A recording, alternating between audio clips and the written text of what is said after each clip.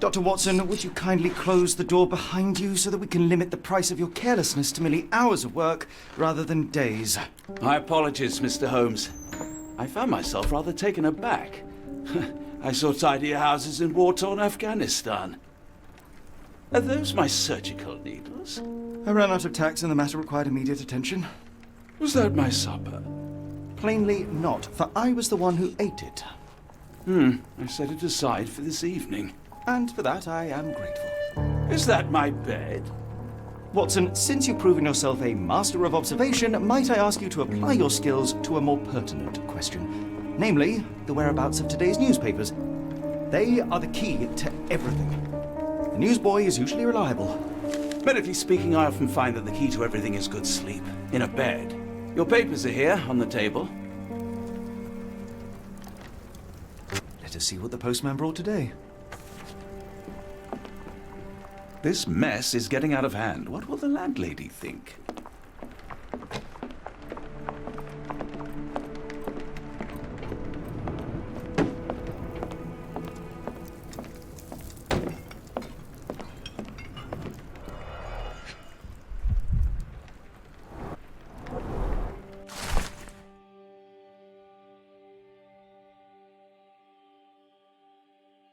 Local gossip, all of it uninteresting.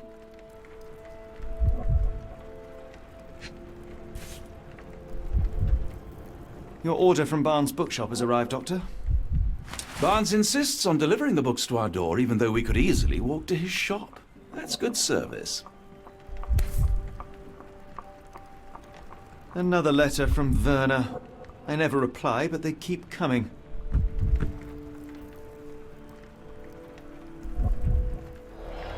I don't see the Strand. Where is it? Pardon me? I am on the precipice of uncovering a pattern of crime across London spanning many months and involving many men. The missing paper cannot be a coincidence. That's preposterous. My dear fellow, life is infinitely stranger than anything which the mind of man can invent. Well, life used your newspaper to wipe its posterior, so after that unpleasant discovery this morning, I disposed of it. But in lieu of the Strand, perhaps I can deliver you something equally tantalizing. I have just returned from a patient of mine, Captain Stemwick, who... No, that will not do. Grab your coat, Dr. Watson. Let us hope nobody has collected the dustbin.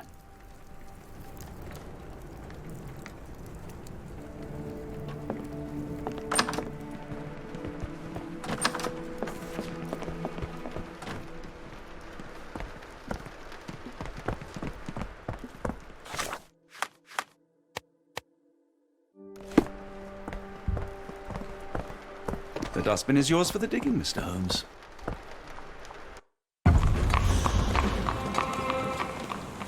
Don't look at me. If you want the newspaper, you'll have to get your hands dirty.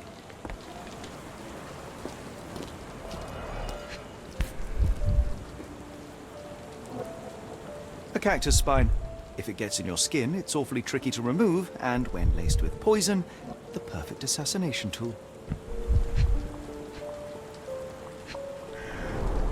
You were mistaken, Dr. Watson. The paper was indeed dirtied, but not how you implied. It's potting soil. See, Watson? The conspiracy is real. Someone tried to poison me. Poison? You? That's madness. Get the Strand! Get your copy of the Strand here! Sorry, Mr. Holmes. I just sold my last paper. Blast. Then why are you still here? Boss pays by the hour. No sense in returning early. You're a bright child. I presume you see everything that goes on around here? Nothing gets past me, mister. Then tell me, did you notice anyone suspicious at my door this morning? Like the man with your newspaper? Precisely. What do you know? I know the value of a shilling. Dr. Watson, Cool, now I can take the day off. did you see what he was up to? Nah, not really. I saw him approaching your house, but I had a customer. Then there's a loud bang. I ducked down. Not because I was scared, because I wasn't. I had to protect the merchandise, and all I could see was him kneeling at your door. Which way did he go? Not sure. I was distracted by customers. Sorry. Can you describe the man you saw? He was carrying a lot of books. Up to his chin they were. Never heard of a well-read assassin. Looks can deceive. Hence the appeal of disguises. All right, you earned your shilling. That'll be all. Thanks, Mr. Holmes. Maybe I could be your eyes and ears, if you have more shillings.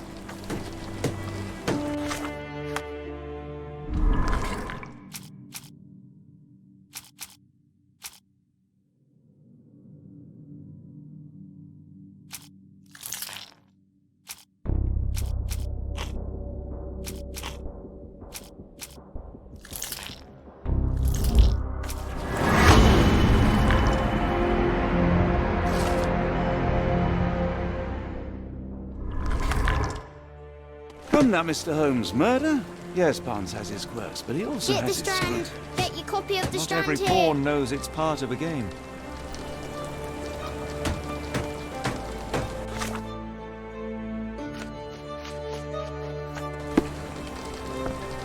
Get the Strand! Get your copy of Do the you Strand even have here! enemies that would want to kill you? Okay, perhaps from Cordona.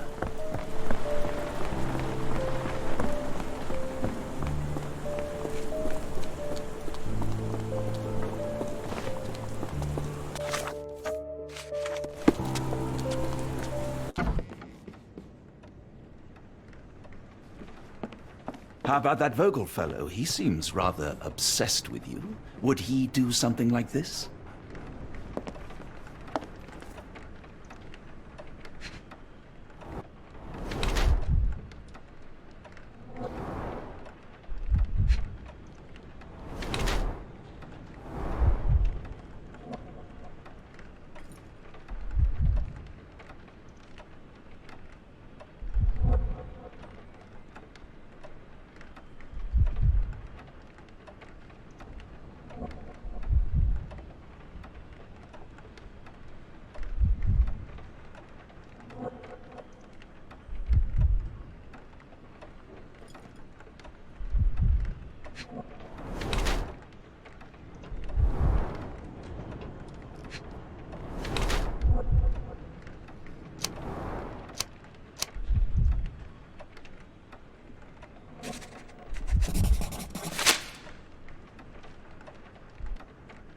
Mr. Barnes, a word.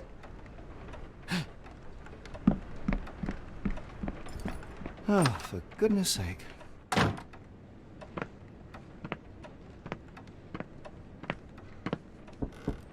Who goes there? Sherlock Holmes. Now will you please... Mr. Holmes. Golly, I did not see you come in. Would you care to answer some questions for me?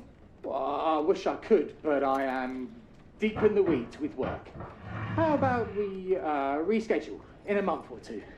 Come now, Mr. Barnes. It will only take a moment. No, really deep in the weeds with important things. Well, help yourself to any book. Just take it and pay later. I trust you, Mr. Holmes. Barnes doesn't seem like himself. Why is he acting this way? You're asking the right questions, Doctor. Let's find a way to coax him out. So, Barnes has a dog now. Who's a good boy? The ladder is broken, recently, judging by the freshness of the wood.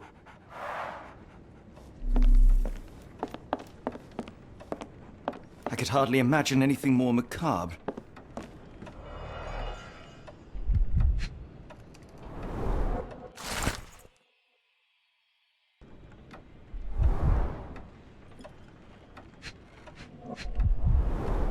Basics of cryptoanalysis, cryptography in Egypt.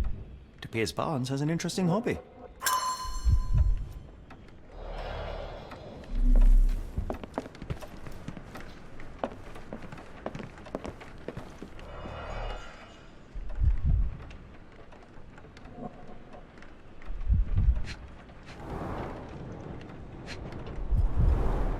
In the language of Mycroft's secret agents, it's a sign. Dried flowers are replaced when the job is done. I wonder who the recipient is. An improvised stand, but it does make the flowers more visible.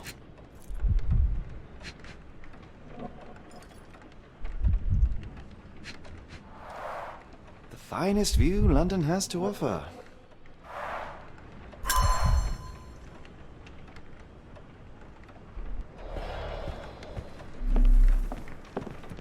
Barnes has always been a little odd, but this is uncharacteristic even for him. The weather is dreary, isn't it? To be fair, my flowers could use the rainfall.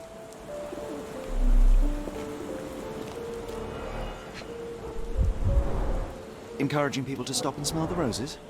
Our national emblem. God save the Queen.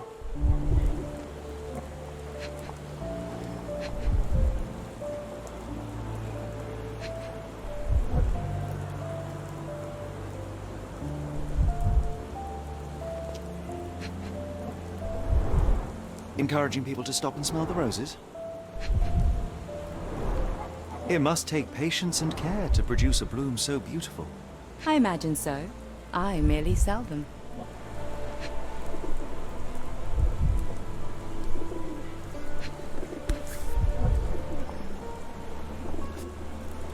Familiar spine? Is this what I found in my dustbin?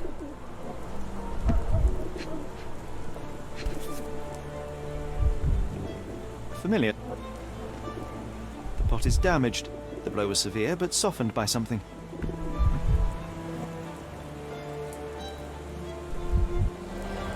Anything tickle your fancy, Mr. Holmes?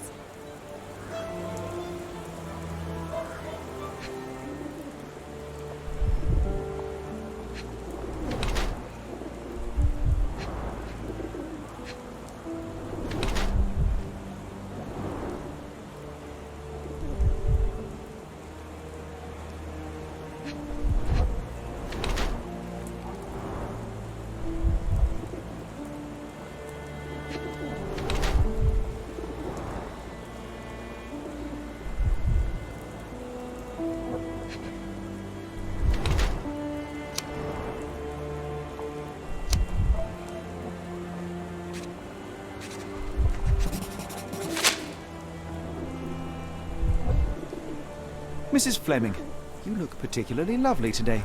Is there a reason? Does a woman need a reason to look or feel beautiful? No, but your distant look suggests you seek one man's gaze in particular. Who told you that? Nobody. Merely a keen eye and some simple deduction. Well, I'll kindly ask you to keep your keen eye to yourself, Mr. Holmes.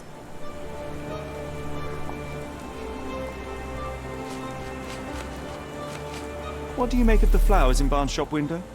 Well, they could use a bit of water. Do they mean anything to you? Mean anything how? I'm not sure I follow, Mr. Holmes. Why do you think they're there? Are you suggesting the flowers are for me? It seems likely, does it not? Oh, I hope you're right. One of these things is not like the other. Come again? The cactus. Those fearsome spines can prove a devil to remove, and the sap is often toxic. And a rose thorn can give you tetanus, but we still grow them. The cactus seems comparatively harmless, though you have me thinking it must be valuable. I was under the impression that you knew its price already. Your guess is as good as mine. The first time I saw this cactus was when I came back from my break.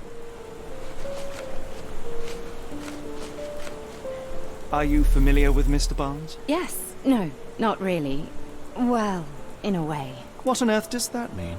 I know who he is, of course, but we haven't shared much more than a look. A look? Yes. Each morning I go for a walk in the park with my dog, and most days I spot Mr. Barnes there with his new puppy, so we see each other. Actually, we once met briefly while our dogs played.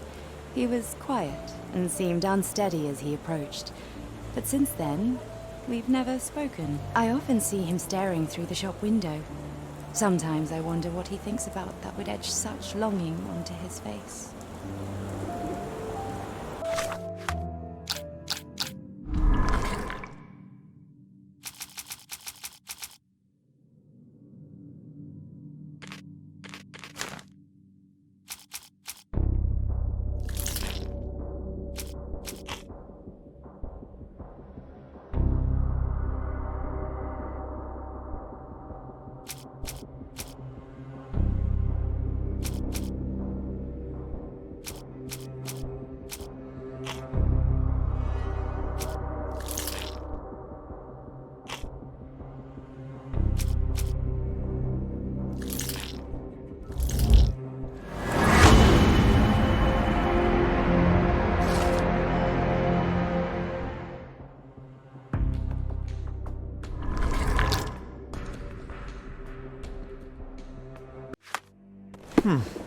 I think perhaps I have been chasing shadows. Do not despair, Mr. Holmes. Even the best of us make mistakes. We better tell Mr. Barnes what we've learned.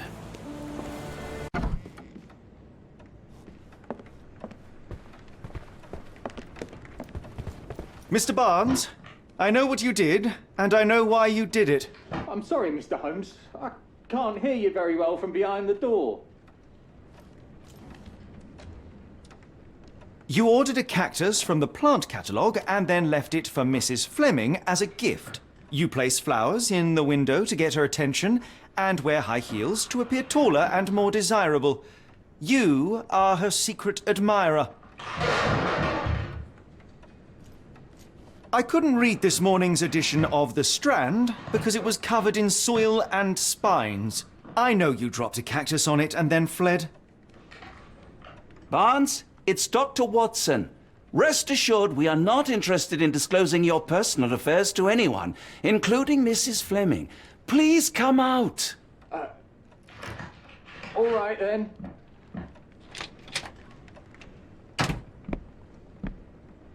So, you know what happened then?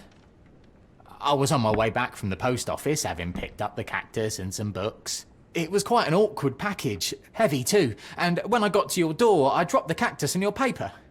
Forgive me. I needed that paper to prove a theory and prevent a crime. Your actions were rather disruptive. Your clumsiness carrying the post is matched only by the clumsiness of your romantic gesture. Oh, it's true. I am useless with this sort of thing. I'm not even sure if Mrs. Fleming noticed. As in most things in life, truth is the answer. Cease with the abstruse signals and anonymous gifts, and simply talk to the woman. What is the worst that can happen? She rejects you, and you are freed from this endless purgatory. That... Yes, you are correct, of course. I do have a slight tendency to overthink things. Thank you. So at last, we return to the matter of the paper. I'm investigating a string of burglaries. Did you perhaps read of any before the edition was spoiled? I don't recall, but you're welcome to read our copy for yourself. You had an issue of The Strand here all along? Well, naturally. I am a bookseller. I have a subscription to every magazine and newspaper in London. So you ought to be familiar with the concept of burying the lead. Oh no, my apologies, Mr. Holmes. I'll make it up to you however I can. I am an expert on obscure languages and translation and Yes, okay. Just give me the paper.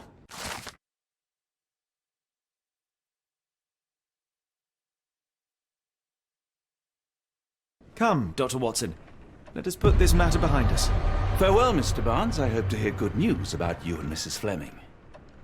Let me know if there's any way I can make it up to you. Tell you what, tomorrow's edition of The Strand is on me. I'm sure Barnes has had enough of our meddling, Mr. Holmes. We best be off. Well, that was an utter waste of time. An assassination did seem rather unlikely. There was supposed to be another burglary. I was certain of it. Something you wish to say, Doctor? No. Well, only that you have a remarkable faculty for deduction and pattern recognition. And that perhaps, if ill applied... I see things that are not there. Yes. It is London. There will always be burglaries. Doesn't have to mean anything. So it seems. Forgive me. Without something to occupy my mind, I turn into an entirely different animal. Which brings us back to my news from earlier. I think I have a case for you, a real one. Truly? Indeed. Though perhaps not as thrilling as your stories from Cordona. A patient of mine, Captain Stenwick, told me that his servant disappeared. I said I knew just the man to help. What do you say? Oh, Watson. Yes, I know it's not the most tantalizing mystery, nor the story to launch my writing career. But... It's brilliant. Let's go. Oh, good. Well, his house is nearby. Come.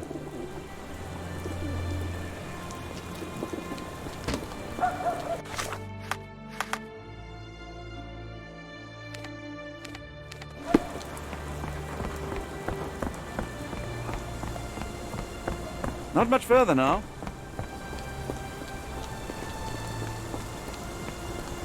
Is this lousy attitude of yours because of my altercation with Inspector Lockhart? Did he put you up to this? Sir, the inspector has nothing to do with it. I'm telling you the same thing I tell anyone seeking a missing person. Good day, gentlemen. Forgive the intrusion. Captain Stenwick, this is my colleague Sherlock Holmes, the consulting detective I told you about. At last, a professional. This useless officer refuses to do anything about Kimmy here, my missing servant. What was your name again? I shall be certain to inform your superiors. Sergeant Ruffles, and it's my superiors who made this decision, sir. Have there been other disappearances lately? Of course, here and there. But when life is tough and opportunity comes knocking, you can't blame those who answer. Why has the police department decided not to help? We investigate murders, thefts, fraud, arson, real crimes. A servant walking away from his master is not our highest priority. That said, if we find Kimahia breaking the law, we'll be sure to notify Captain Stenwick. Now, I must be off. Best of luck in your search. You heard that, didn't you? The way that man spoke to me. I shall need your written testimony, then we can lodge a complaint. Captain, perhaps Mr. Holmes' time is better spent learning about your servant, so that he may begin his investigation. Ah, yes. Quite right. Fire away. When did you last see your servant? Kimmy here normally brings me the morning papers, but yesterday I had to get them myself. He must have escaped the night before yesterday. May I see your servant's bedroom? His shack is in the garden. You can't miss it. Did you search the room? Of course, but only to check he wasn't lying dead inside. Everything seemed normal at a glance. Tell me about Kimahia. He's foreign, a Maori, all the way from New Zealand. Biggest man you've ever seen, and as strong as two. Dark hair and fearsome tattoos. He doesn't speak a whit of English, never bothered to learn. But I made do with pointing. I invested a lot of money in him, so he must be found. I take it this is the first time Kimahia has vanished? Undoubtedly. The man seemed terrified of the city. I think it was all the noise. He never left this estate. Should he cause any damage, I will bear the responsibility, for it was I who rescued him from savagery and brought him here to England in the first place.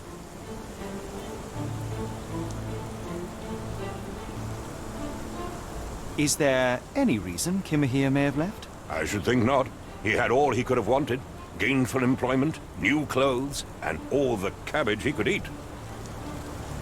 Did Kimahia make off with anything of value? Heavens, no. I would have mentioned it to Sergeant Ruffles. Still, he must have fled with some money on his person. No. I kept his wages in my safe. For security. All right, Captain. I think I have enough to get started. We shall first take a look around the mansion. Go ahead. I'll be here, mentally drafting my complaint. Why are you still here?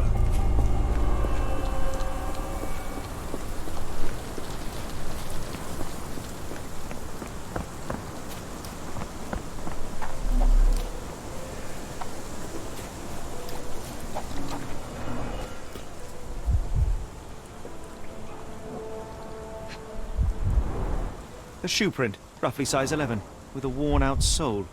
These are a workman's boots.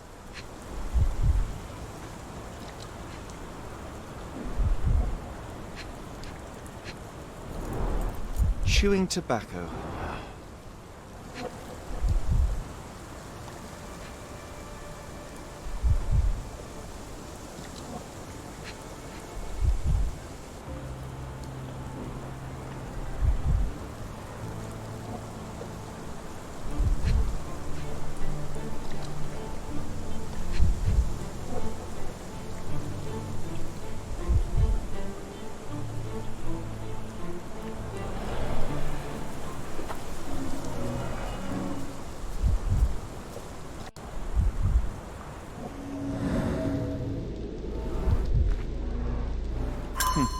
Looks like a knee print.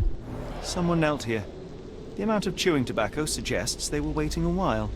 Amazing, Mr. Holmes, to read the ground like an open book.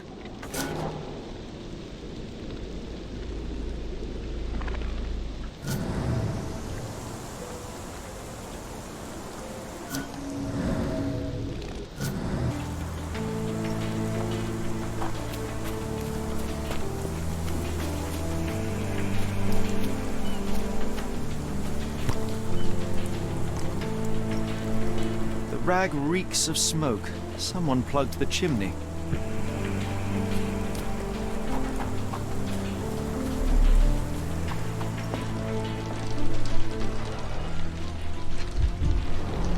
A scrap of Hessian.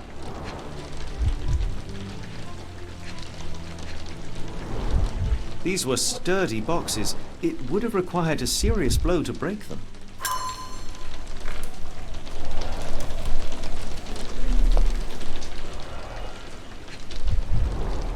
Impressive. The sack of grain retained the shape of an impact. Someone hit their head here.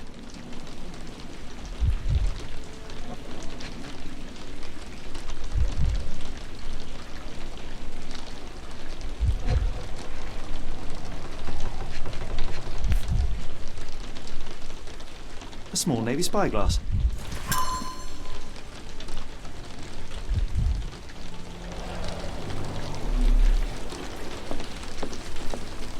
Clothes made of Hessian. Is Sten really so miserly? Is this a Tanifar, a Maori water spirit, or something else? Either way, it's giving me chills. No air coming through it. No air coming through it.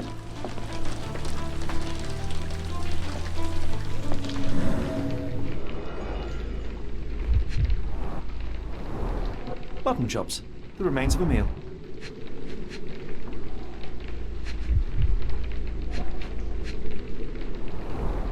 The ashes are long since cold.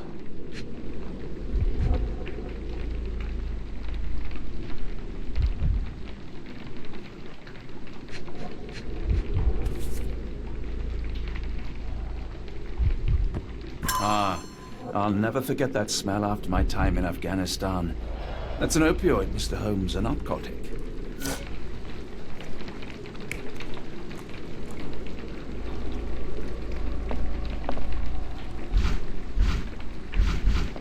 No air coming through it. No air coming through it. Makes his servant live in a tool shed? You think you know someone.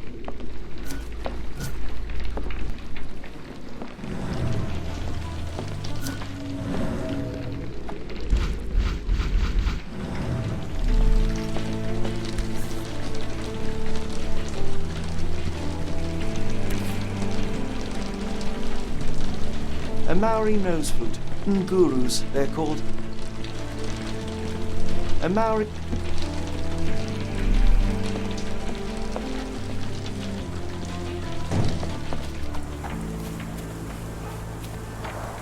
This lock is quite unusual. It appears that the key should be bent to the right.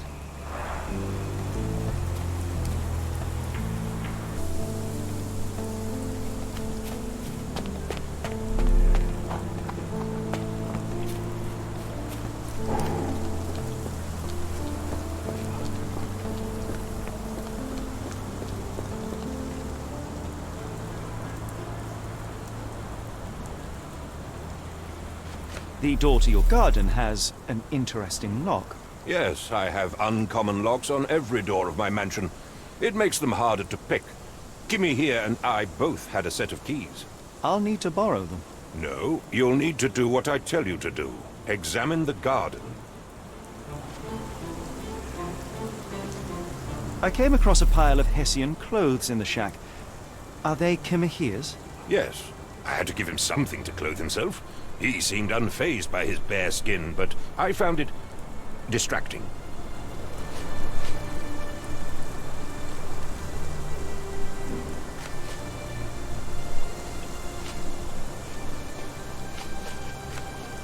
Do you happen to know Kimahir's shoe size? I wouldn't have the foggiest, but I'm sure it was enormous. Not that it matters. He spent his life barefoot. Despite my best efforts, he simply did not take to shoes. Is this spyglass familiar? I don't recognize it. Could it be Kimahir's, perhaps? I doubt it. I never saw him with it, nor could I suggest how he might have come by it.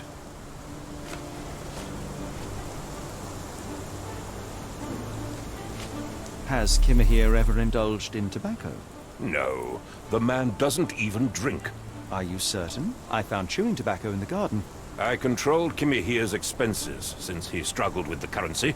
I would have known if he used tobacco.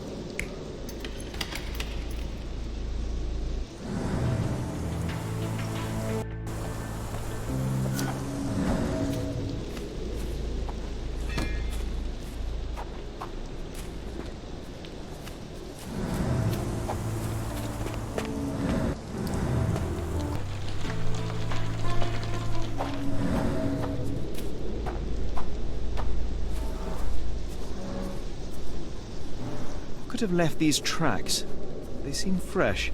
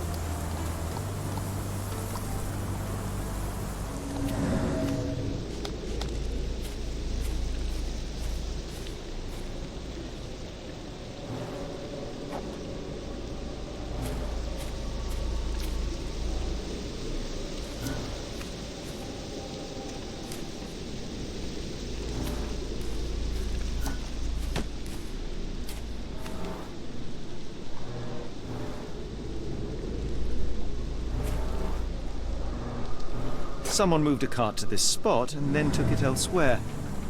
Can't see it anywhere in the garden.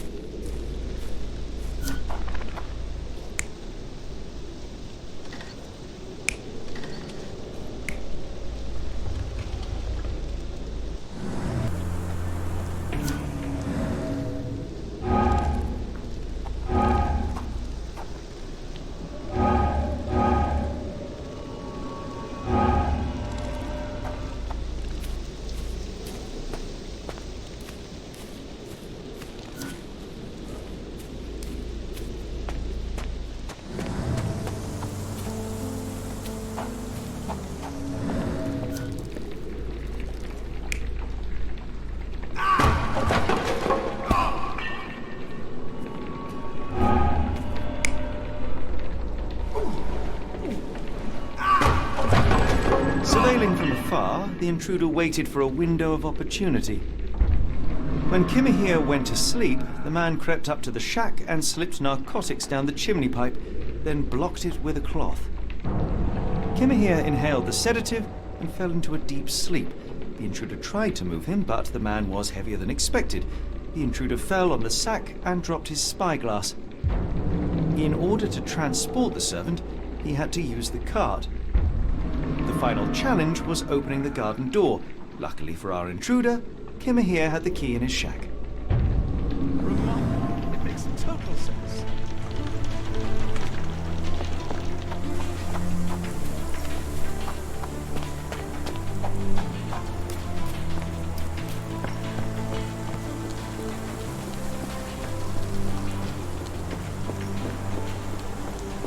You'd best have found something by now, gentlemen.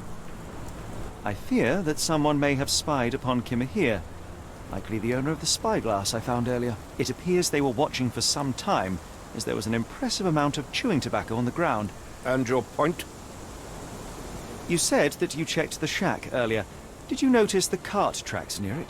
Now, one ought to expect a servant to make regular use of such a thing.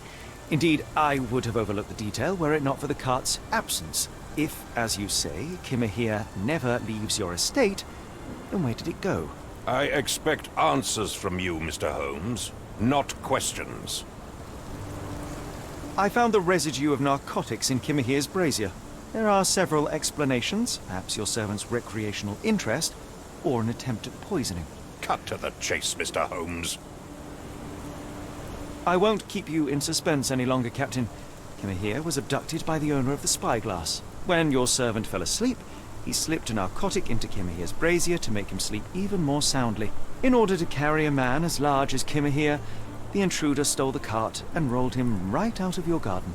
Now, hold on. All this simply to tell me what I already know? Why haven't you found him yet? I only arrived a moment ago. It is, frankly, incredible that I have already deduced so much. Every second you dawdle here, waiting for me to stroke your ego, is another second wasted. I'm not interested in the how, the why, or the who. I am only interested in recovering my investment. Spare me the claptrap, boy, and go and fetch my servant.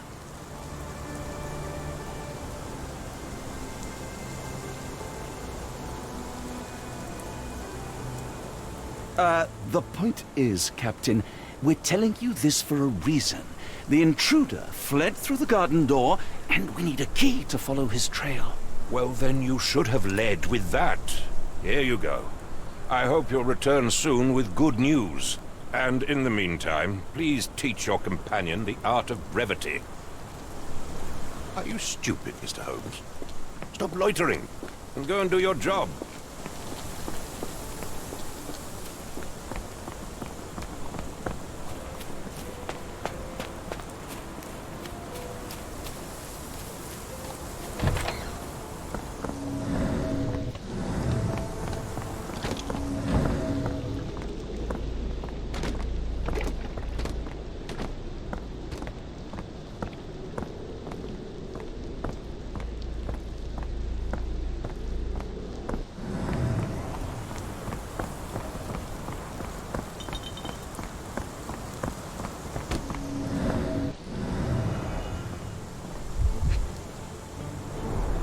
Wheels picked up grass along the way. Kimahir's cart, I gather.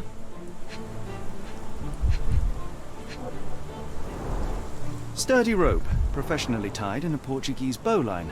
This knot is often used by sailors to create a bosun's chair.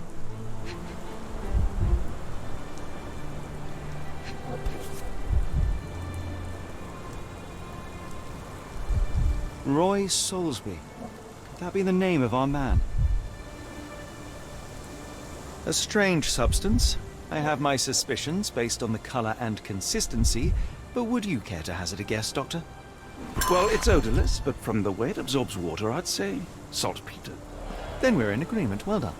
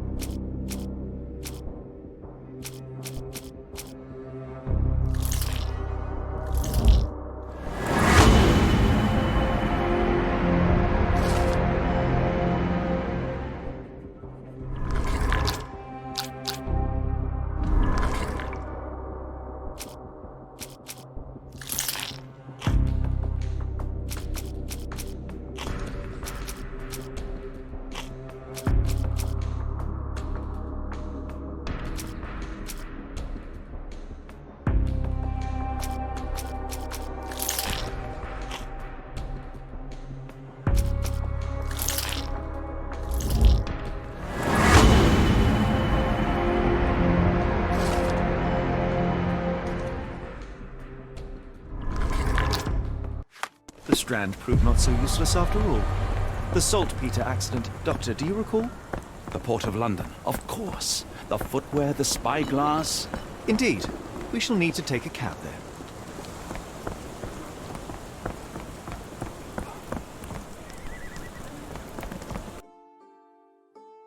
Where to, Gav? The Port of London, please. I will show you where to stop.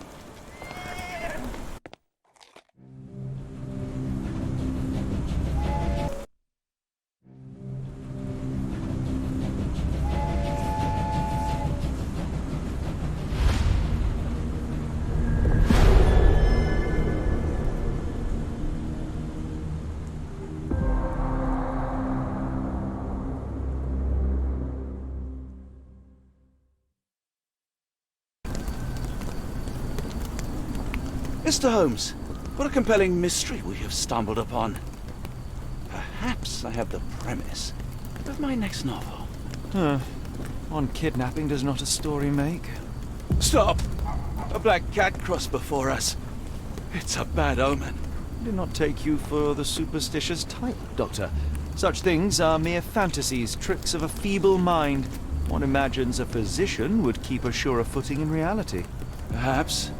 Before the war, my time abroad was difficult. Once, I came across an Afghan, bleeding, who I could not save. He pressed a rosary into my hand. A gift, he said, so as to gain God's favor. After that... Dr. Watson? Yes, well, I shan't get into details, but sometime later I found myself lost in the desert. Dehydration set in, and things grew ever more dire. The man's words came to me.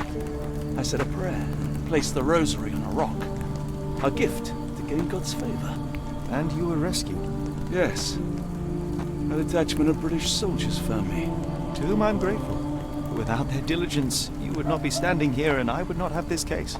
I'm sure you have another explanation prepared, Mr. Holmes, but I think I shall cling to the occasional superstition all the same. To each his own, Dr. Watson. So long as it does not interfere with my methods, do it. We must press on, cat or no cat. The question remains, why abduct Kimahir?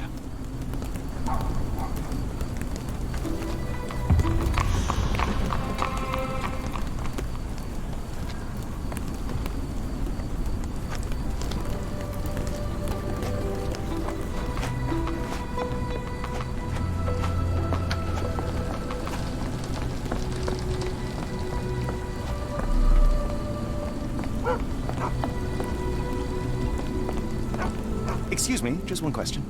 I think I can help you.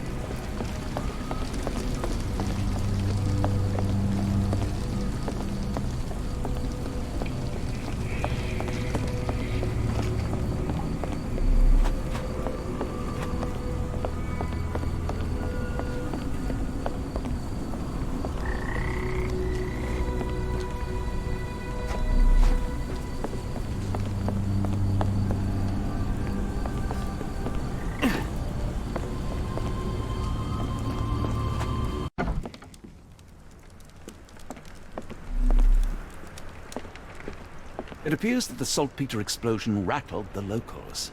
Can't blame them for staying at... Hello, lad. Is this where I may find Dea? You read the poster? Yes? You know where my brother Girves is? Sadly, no. Well, not yet. I want to speak to Dea. Is she around? Amma, my mother. She got sick after the fire.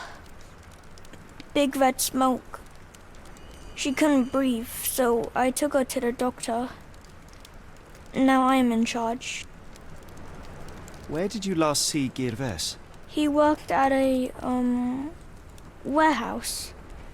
This man, Roy Solby, gave him the job. He paid him a necklace. Do you still have the necklace that Soulsby gave to Girves? Girves left it near the, shrine. I tried to sell it to buy Amma medicine, but no one wanted to buy. How would you describe this Soulsby? He was big and strong. He had a big scary eye. Scary, you say? Yes, like it was made of metal. Don't go anywhere.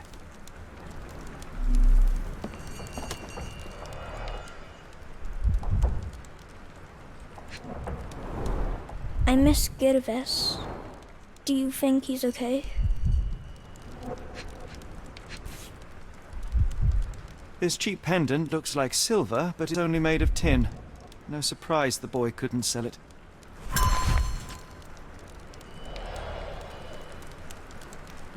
I should have helped Amma put out the posters. If she hadn't been in the smoke so long, maybe she wouldn't be sick.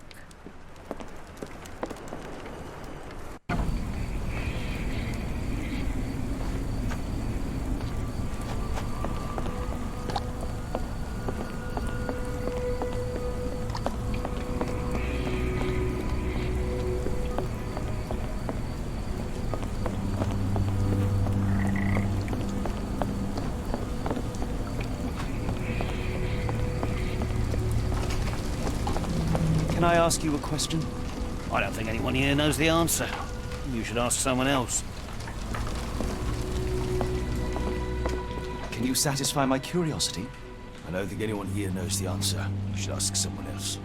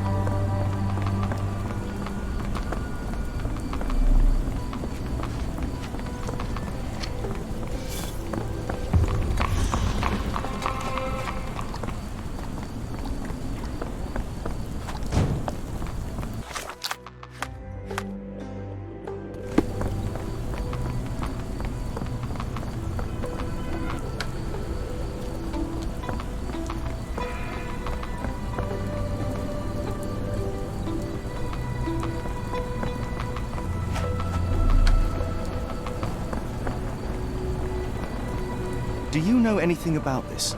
Sorry, sir, I can't help you.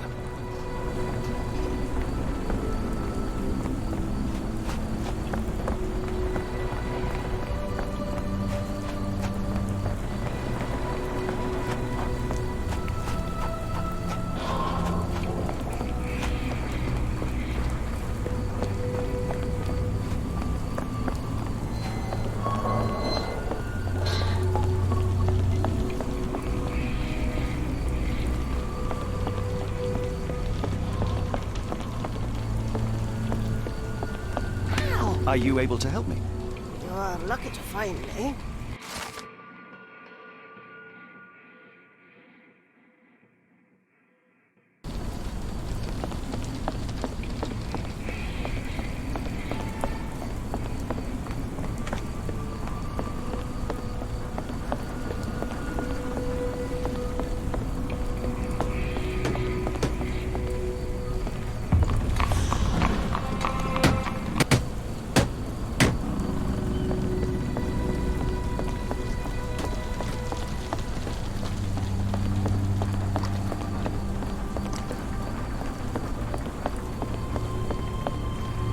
Not in the mood, mate. Shoo!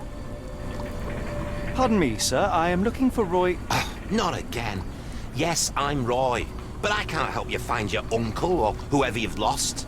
Now, what makes you think I would inquire about missing people? You are the fourth person to ask this week. Just because I work at the port doesn't mean I keep track of everyone who comes here. You say we are not the first to ask you about a disappearance. Do you recall anything about those who came inquiring?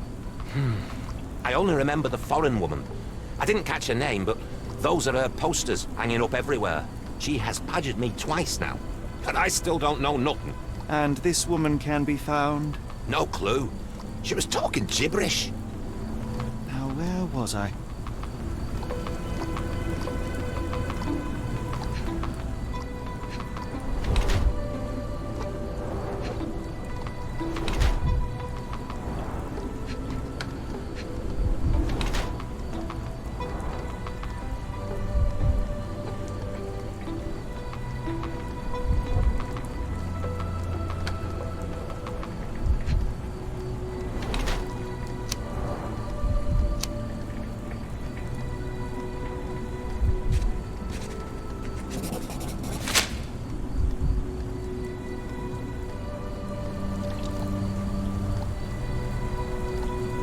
I shall take my leave.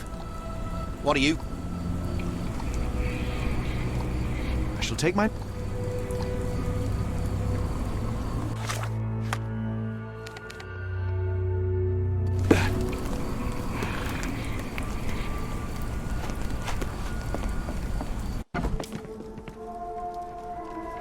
It's a large harbour. If our kidnapper is hiding here, find... Oh, hardly a reputable establishment. I've seen worse. Greetings, miss. I'm hoping you can help us. We shall soon see.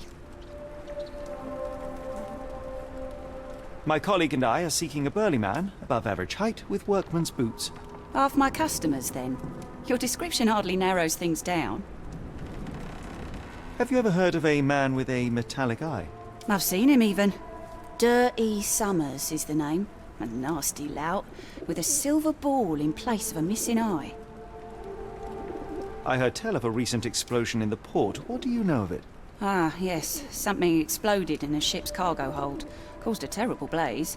The sky was red with smoke till morning.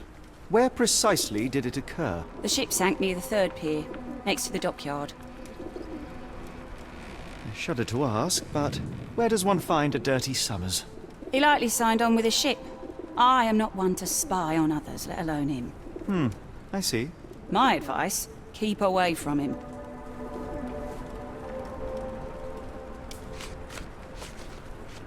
Are you familiar with a Roy Soulsby? Roy Soulsby? I know the name, but he's not one of my regulars. My guess is that he works somewhere around here.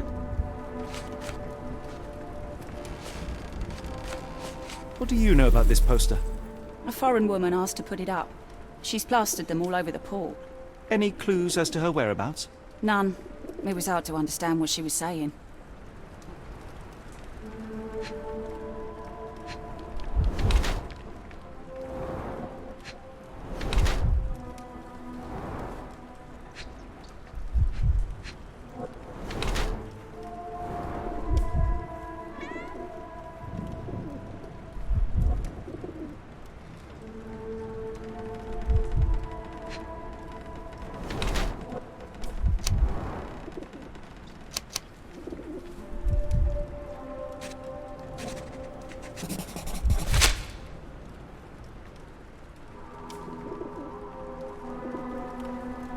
Your clothes are already tight and soon they won't fit at all. How far along are you? I thought I'd hidden it better. How did you know? Are you a doctor? In a manner of speaking. He's not. He merely has the ego of one. I apologize, miss. Mr. Holmes is fond of his observations, but I am the doctor here, not him. Do you need any help? I'm fine, thank you. I would rather not discuss my condition, nor let word of it spread.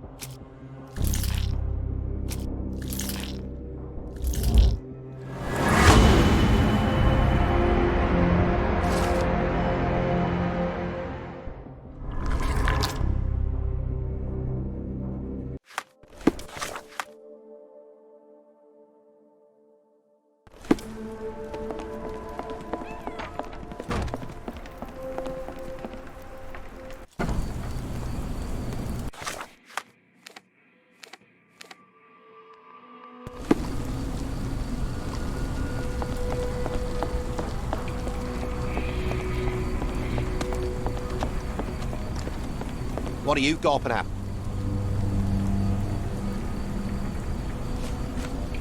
Can't help you there, mate. Mr. Soulsby, you know more than you're letting on. What makes you say that?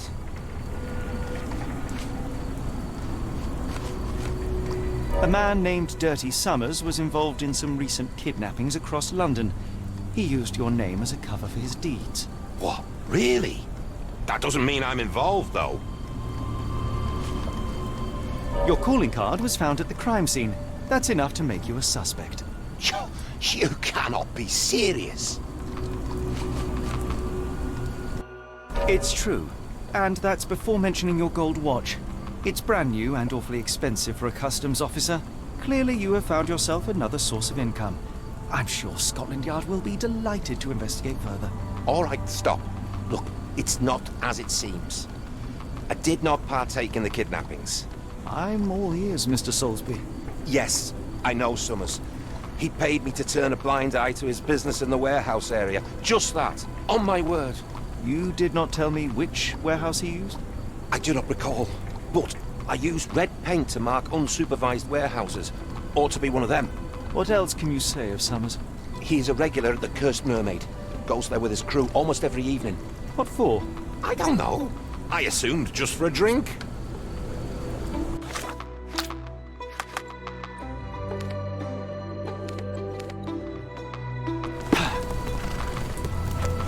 How can I help? I could try and flag someone down.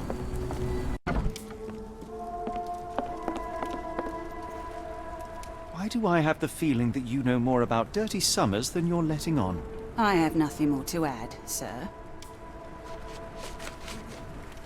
Enough. I have hard evidence that Summers was involved in recent kidnappings across London. I'm not surprised. So what?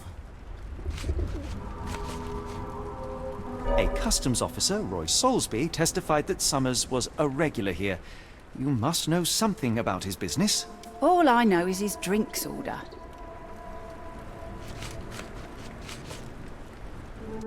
If the lives of the missing do not concern you, then I would urge you to think about your unborn child. Are you threatening me?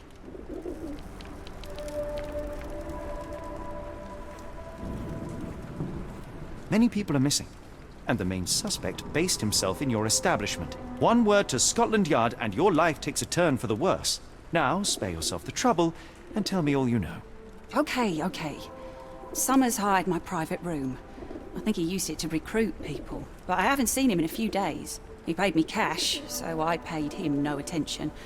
Nor did I touch anything inside. Here's the key, go and do what you will. Just leave me out of it.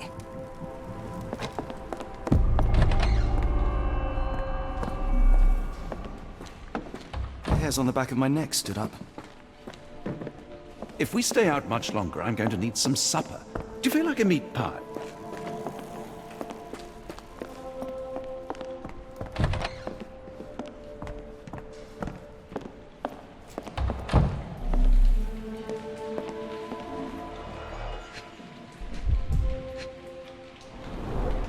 5 shillings. That won't go far.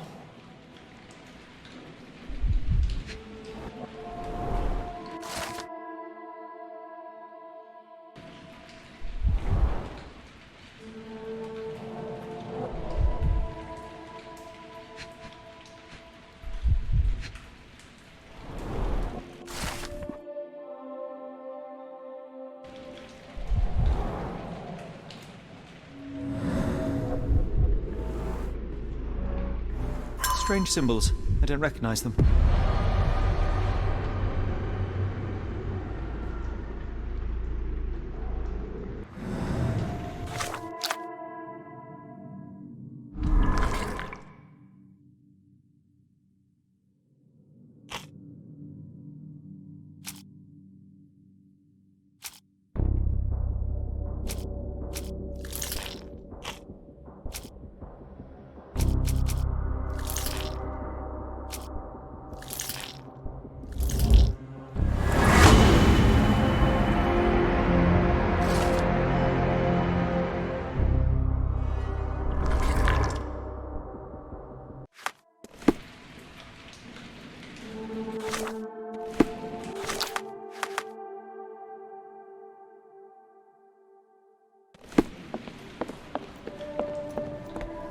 If we stay out much longer, I'm going to need some supper. Do you feel like a meat pie?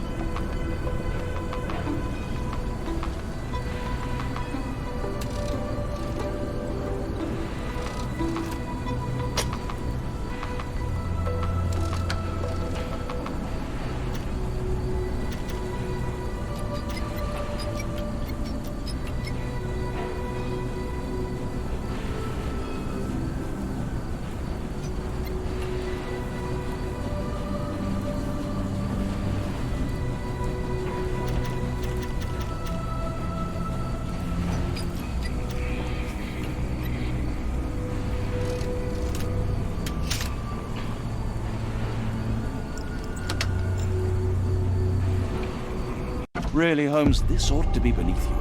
As my brother would say, it is for the greater good.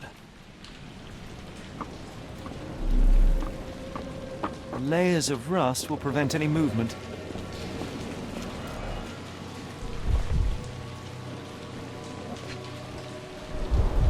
Good quality, but torn in many spots.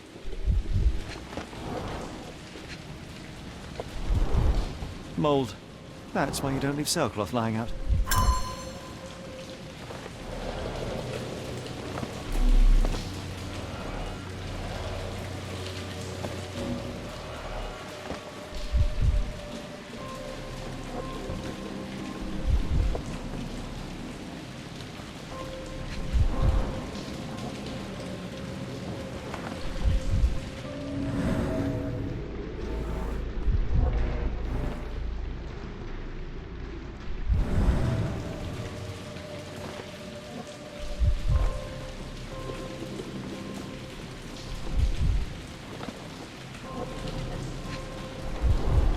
The scratches are fresh, left by something metallic.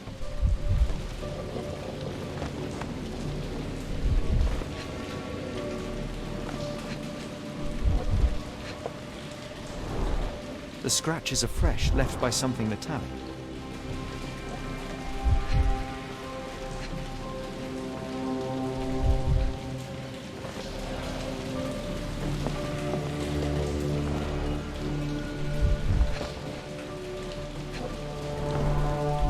couple of marks on this end.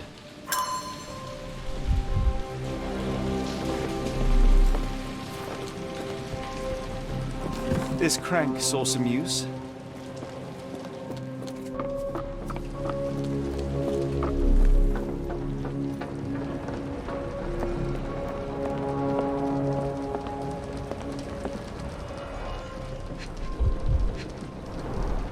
Well oiled and well maintained.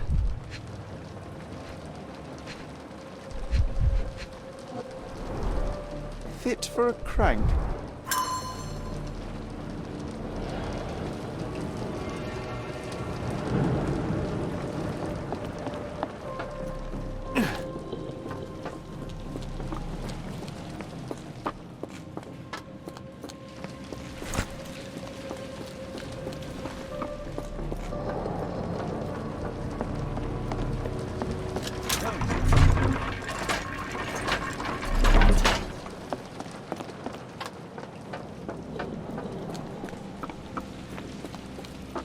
If we stay out much longer, I'm going to need some supper. Expected. Do you feel like a meat pie?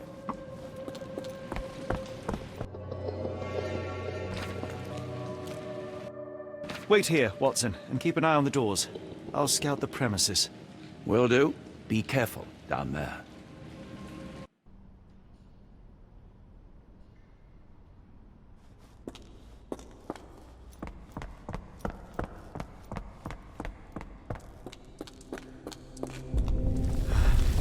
Wait. What's happening?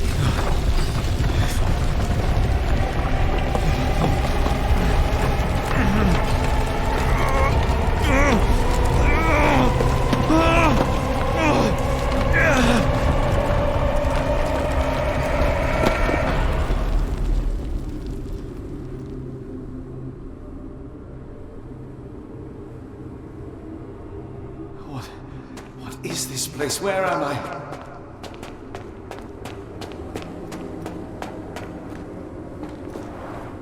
Strangely cold. Something is missing.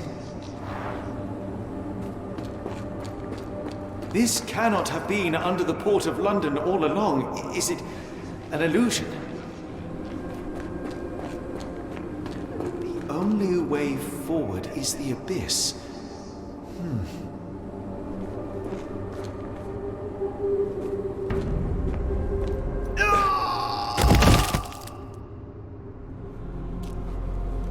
Phew, I didn't die.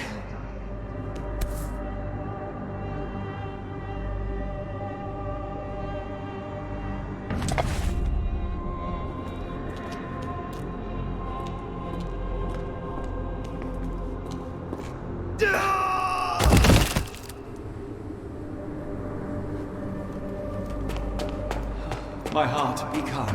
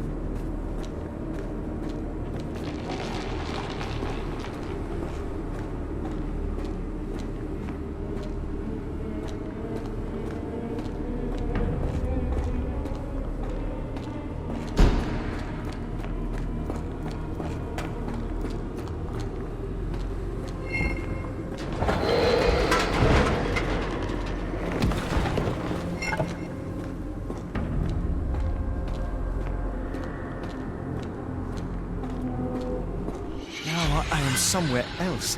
How? It's harder to breathe here.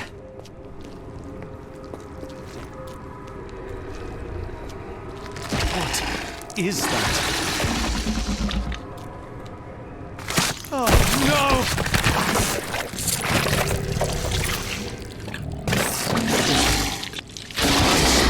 Revolting.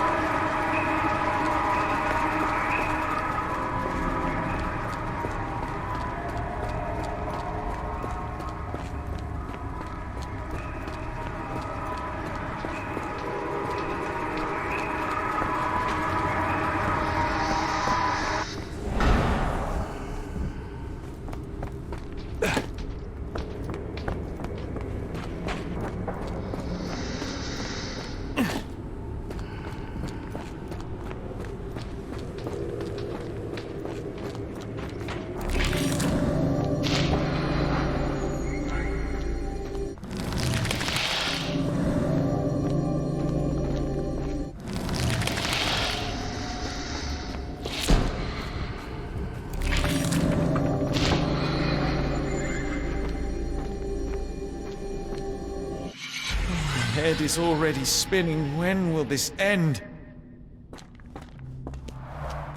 There are 2 recesses.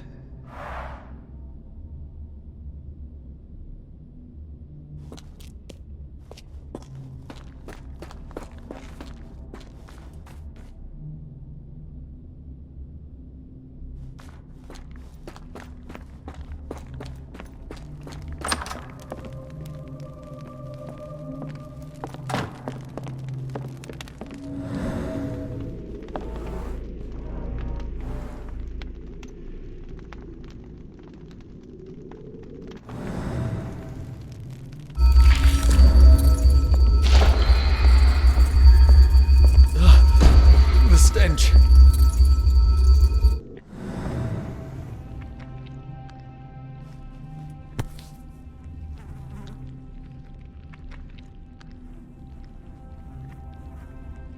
A strange stone. It almost feels alive.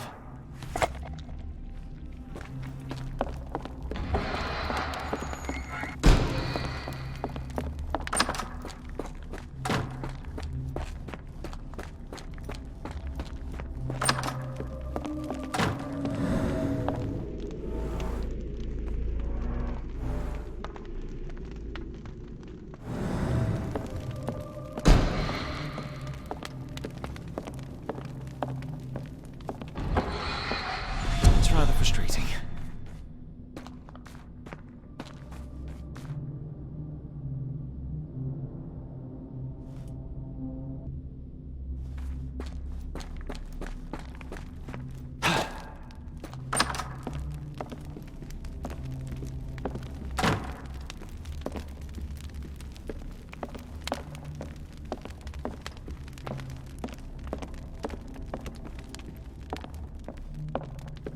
Oh, that's just truly revolting.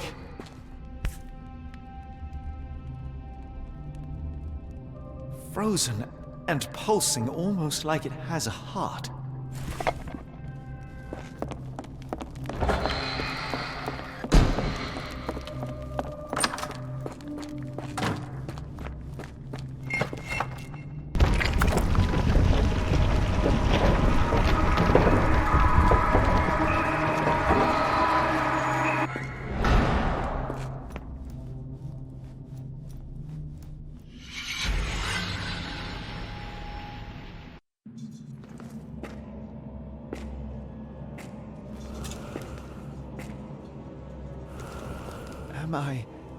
Did I get out?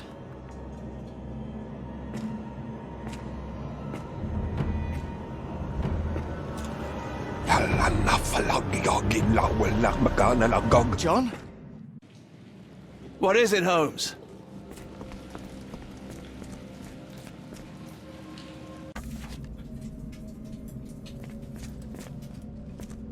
Watson! Holmes, where are you?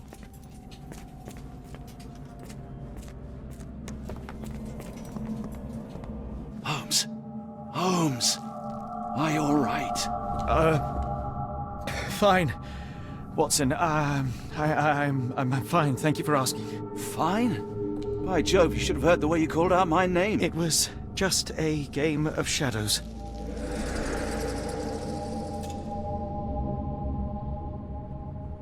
I'm glad. This place gives me the chills. What are we dealing with? Something that's finally interesting.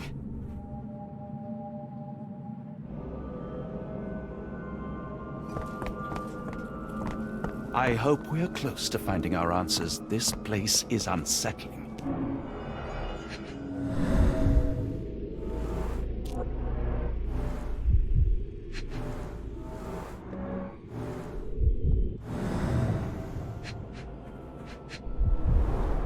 His abdomen is severely bloated. Cyanosis of the lips, marks on the neck. This man was strangled.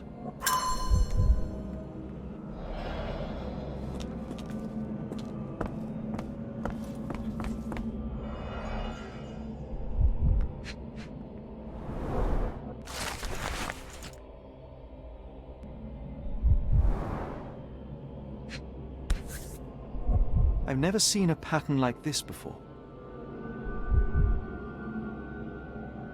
Old blood stains.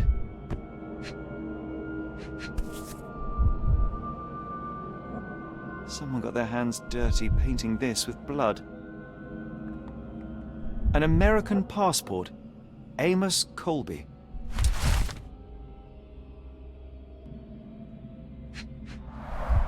At least 24 pendants, all identical and made of tin.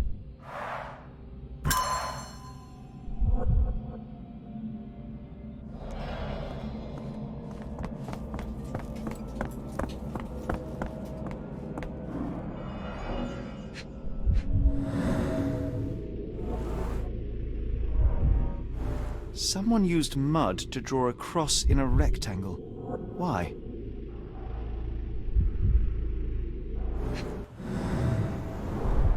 These clothes were crudely cut off someone. An American, judging by the style.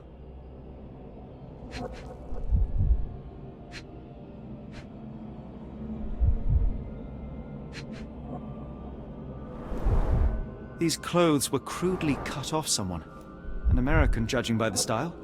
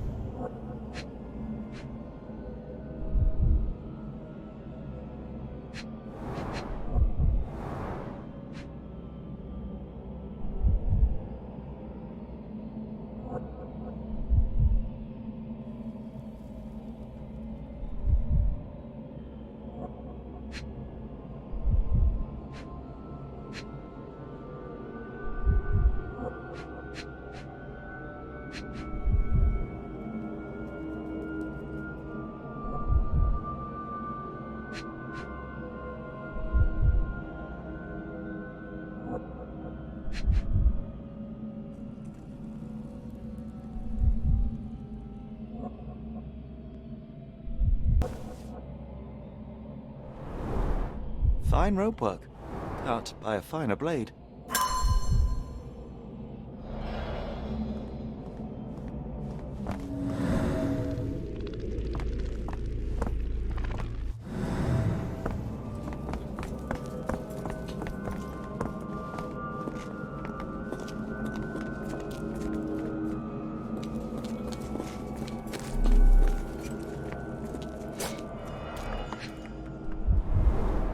These clothes are missing buttons. They were forcefully removed. Dumpra, a staple of lecturemen's attire in Nepal. Gathered from dozens of people at the very least. must have seen this one before. That explains my hallucinations. Oh, potent. This sensor has more narcotic residues. Miserable food, mass-produced. Miserable food, mass-produced. Oh, potent. This sensor has more narcotic residues.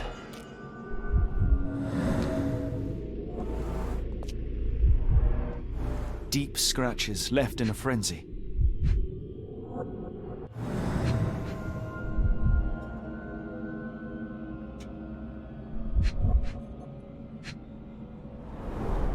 The strength it would take to carry this crate, let alone break it. A small bloodstain, but not serious.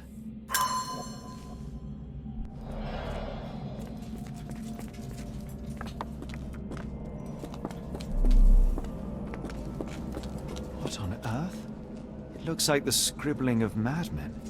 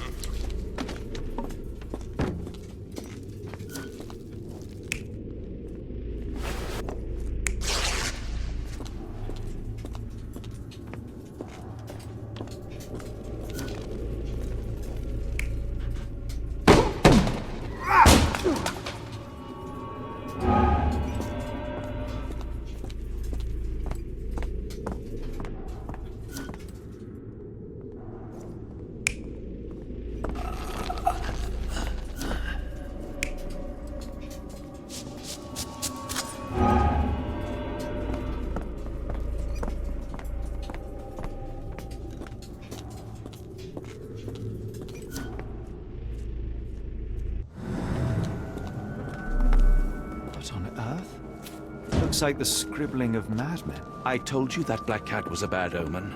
We shouldn't be here.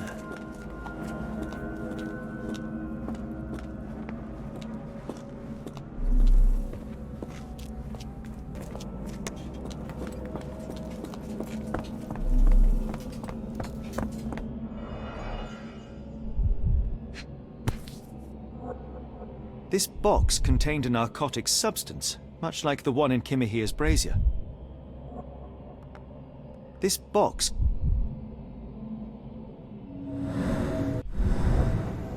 Black Edelweiss Institute, established 17-something.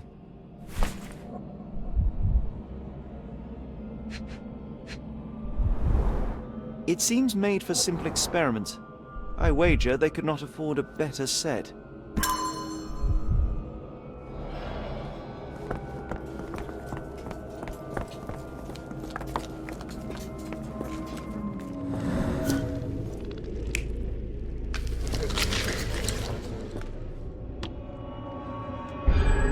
Many people were brought to this place. Their abductors stripped off their clothes and discarded them in a pile. The prisoners were kept in a soporific trance by the use of narcotics. A few tried to resist, but alas, in vain. After a few days, everyone was stuffed in a crate and sent elsewhere. Only one captive was left behind. He was strangled to death on this altar.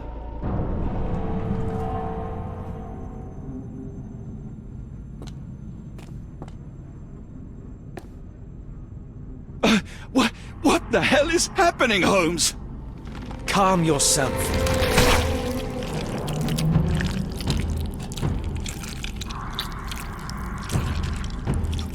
Cannot be.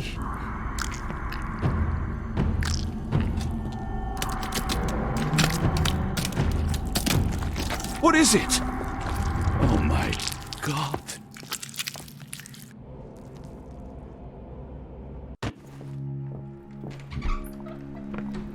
Please tell me we found all we needed to, Holmes.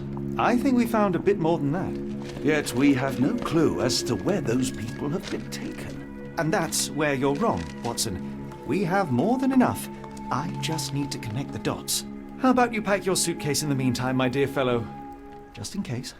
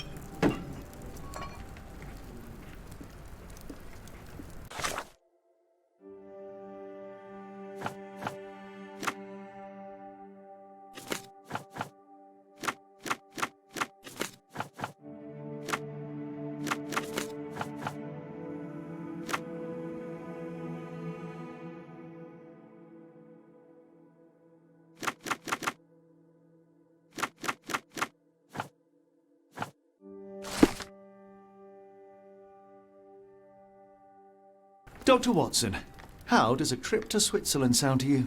It sounds unexpected. What makes you think we should head there? It's all about the box with narcotics and Mr. Colby's clue, the cross inside a rectangle.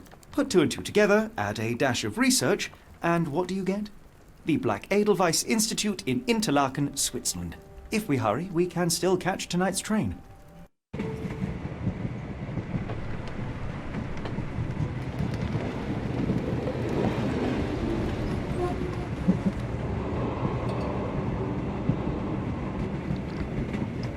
As grateful as I have been for your company, Dr. Watson, I'm afraid you shall have to investigate Edelweiss alone. Hello? Mr. Holmes, I fear you overestimate my abilities. Nonsense. You are a military man, a bastion of British courage. I'm no such thing. As a doctor, I avoided most combat, save for one dreadful day. My troop was ambushed in a village with innocents caught in the crossfire. Too many to help. The man with the rosary. He was one of them? A translator, yes. We were trapped. 6 soldiers and myself. I thought it was the end. But Lieutenant Paget refused to go quietly. The men prepared for a final stand. I rose to follow, but Paget shook his head. He told me to run. That I had other men to save. They charged, and I fled through the rear. So you see, Mr. Holmes, I am a coward. The logic seems inescapable. Yes. You, a surgeon by trade, would have been perfectly useless in that conflict. What? No. And how many men have you helped since? Ailments eased, troubles tended? No more than a handful. Truth be told, I have become somewhat of a recluse. How many people could you help with 30 years ahead of you? Dozens? Hundreds? Paget was correct. You can cease your self-recrimination. Holmes, I don't know what to say. I would start with, I am Dr. John Watson, may I look around?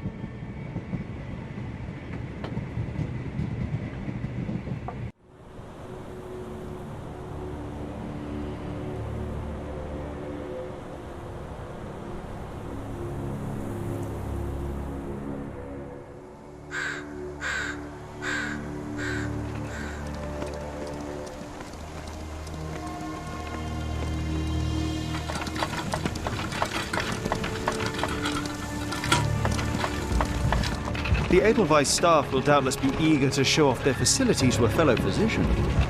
I have already taken the liberty of sending a letter on your behalf to request a visit. And what of you?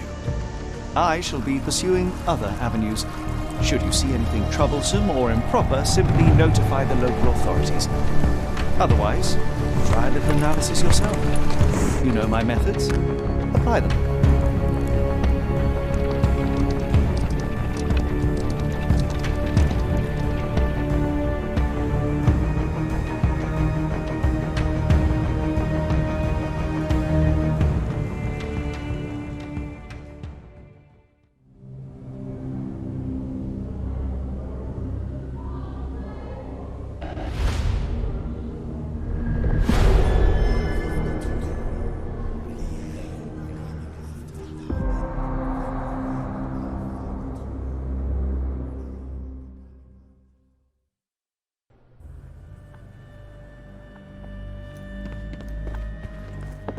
Salutations, madam. I am Dr. John Watson.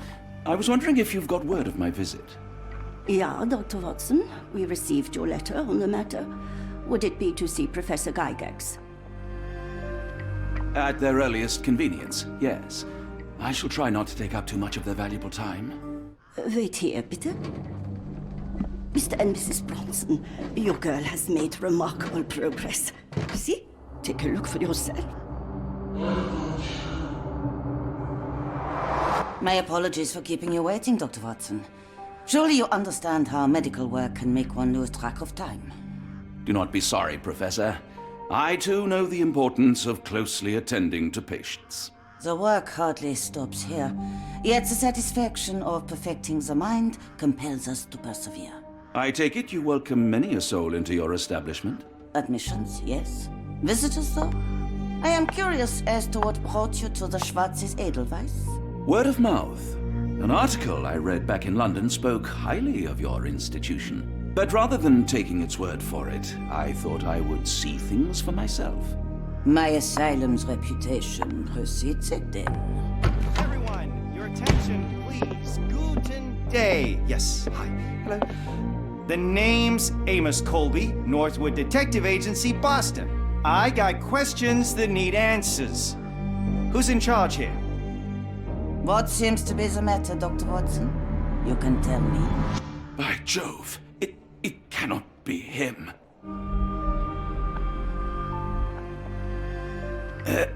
Right. Yes, I was surprised because that man is a celebrity. Yes, that's it. Very famous, Mr. Colby. I couldn't believe my eyes. No. In my line of work, it can't wait. The longer it takes If you wish to recuperate, Dr. Watson, you may avail yourself of the guest room. But I have so much more to discuss.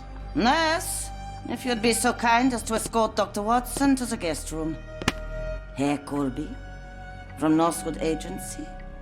How unexpected. I am Professor Gygax. I would be happy to answer your questions in the examination room. Look, Professor, unless you got any clues as to the whereabouts of...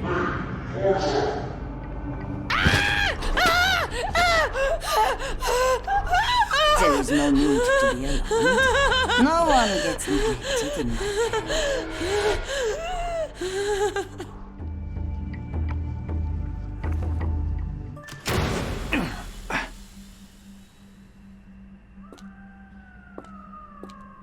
Now, let's not resort to brute force. Do not worry, Herr Colby.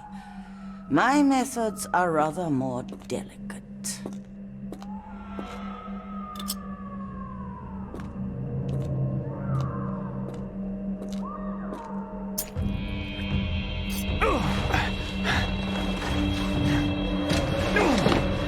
Search him thoroughly. Then take him to the holding chamber. We need to decide precisely what to do with our guest.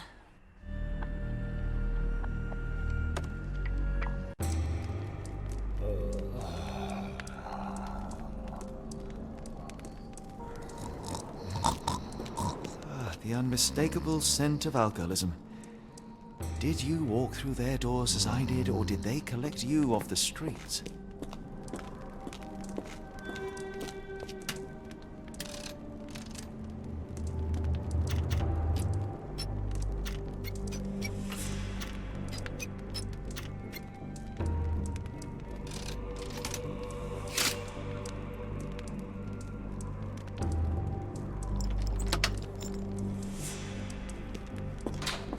Truncheon, not the typical tool for a nurse.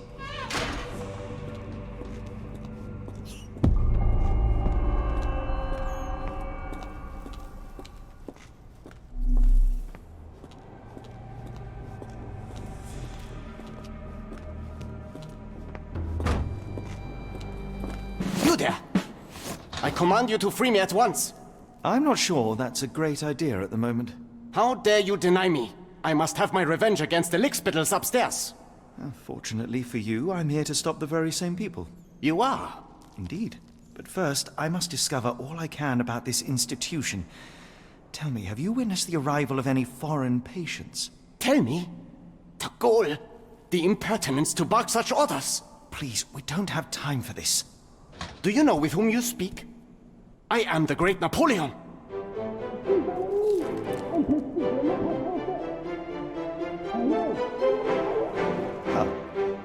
Napoleon Bonaparte? The one and only. Emperor of the French, First Consul of the Republic, leader of La Grande Armée. Once I am free and have exacted my revenge against the guards who ridicule me, I shall rest happy in the arms of my beloved Josephine. Right. Well, I will leave you to your scheming, Emperor. I command you to let me out!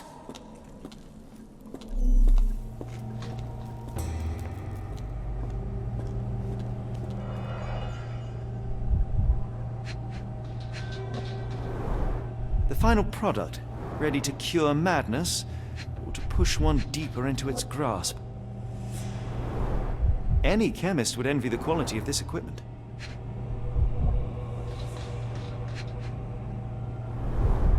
Raw materials used to formulate medicine. With this equipment, they can create any type of medication. Very sturdy. I might borrow it.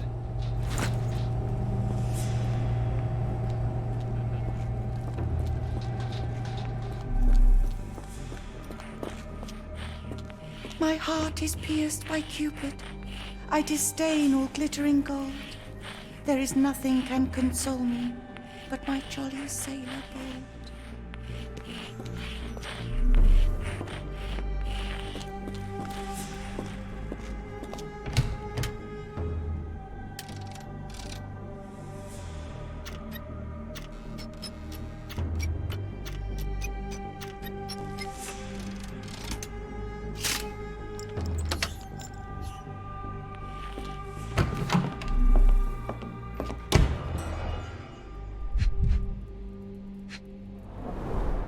A simple toolbox, yet capable of repairing anything.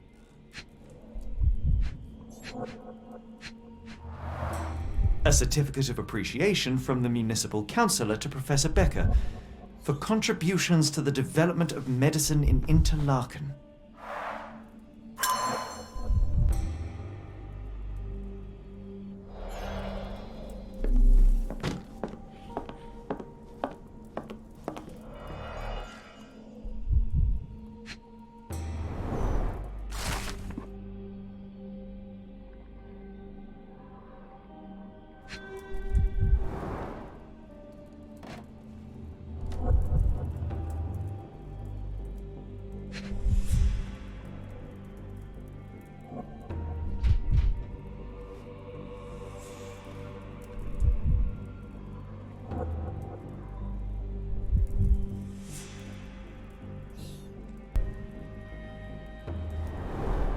Tubes of varying diameters. Interesting.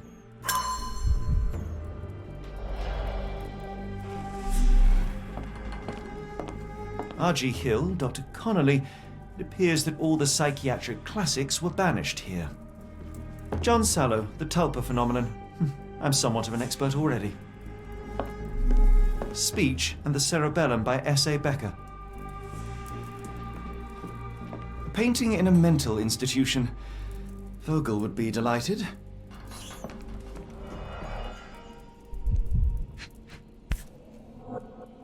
This photo was damaged, seemingly by oil.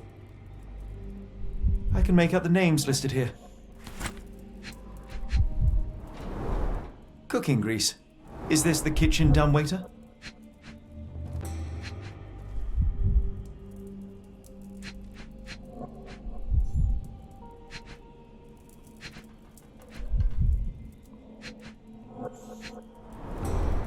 Looks like it's still operational.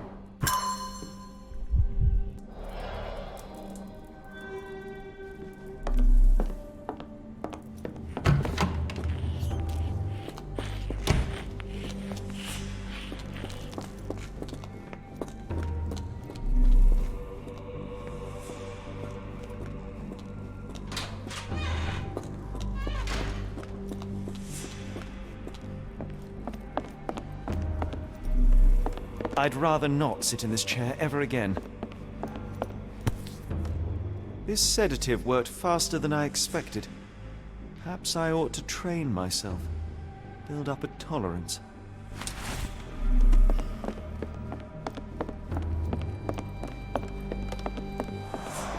There's the guest room. I wonder if Watson was able to speak to Gygax. Darn. No way I can get past him without being noticed.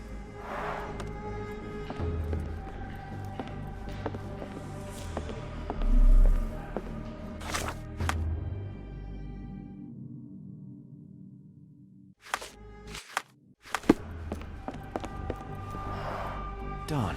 No way I can get past him without being noticed. Locked. I suppose the reception will be guarded anyway.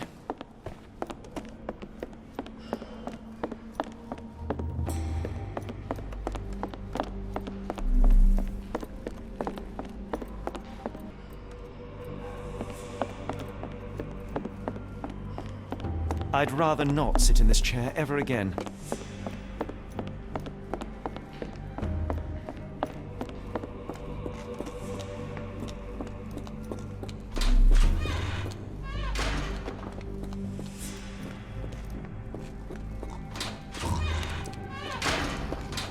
Truncheon, not the typical tool for a nurse.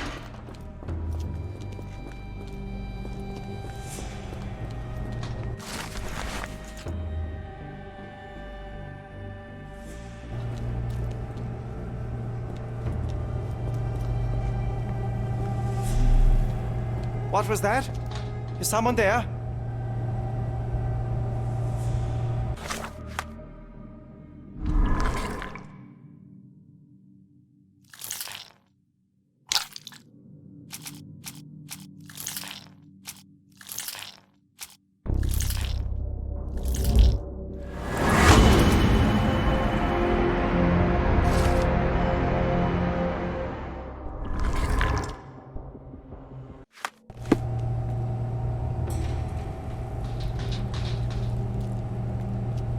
I'm sure.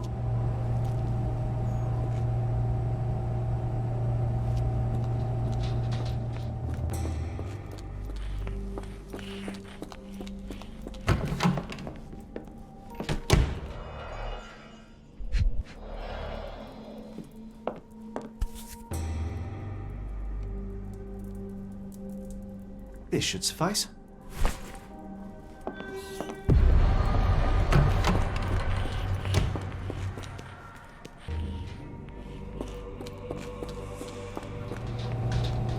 Who's there? Show yourself.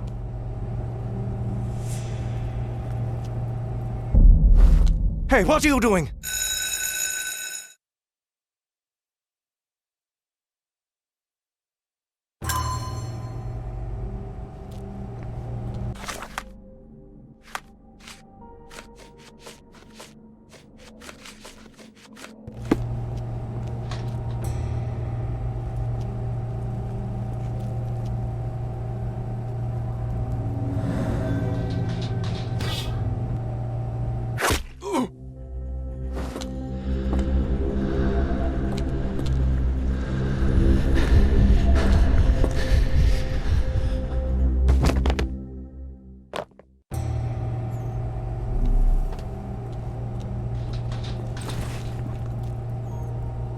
This should be enough to avoid unwanted attention, at least from a distance.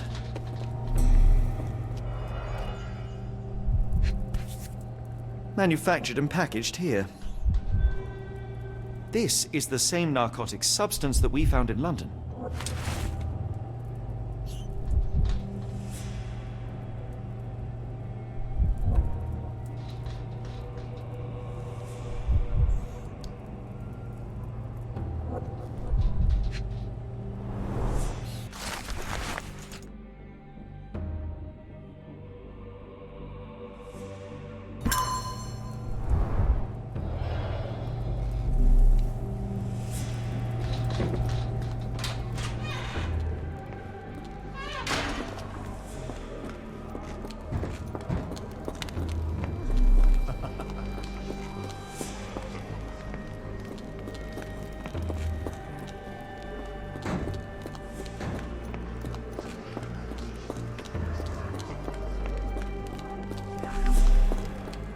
Go away, or I will tear your lips from your skull with my fingernails!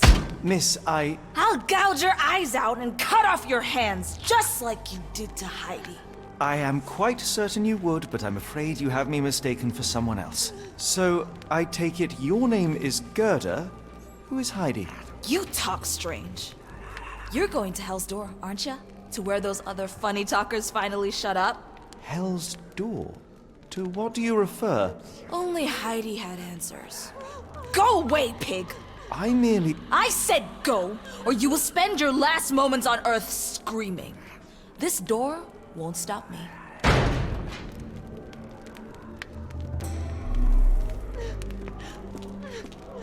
They took you away, and I'll never forgive them.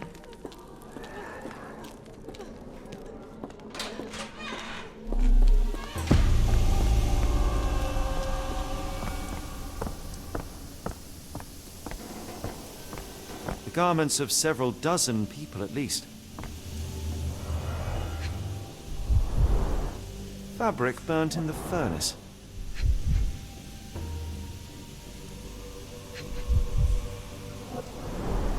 A jalabia, a traditional garment from northern Africa.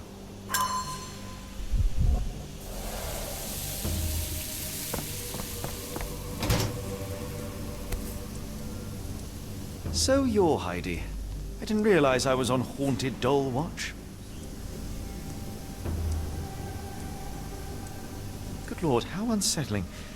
The damage seems intentional.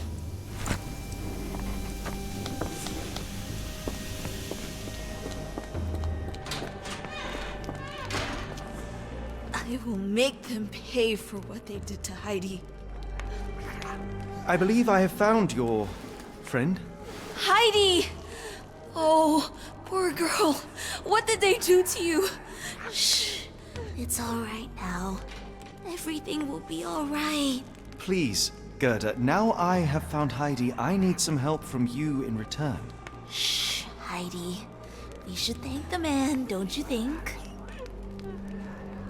Tell me all you know about those funny-talking people.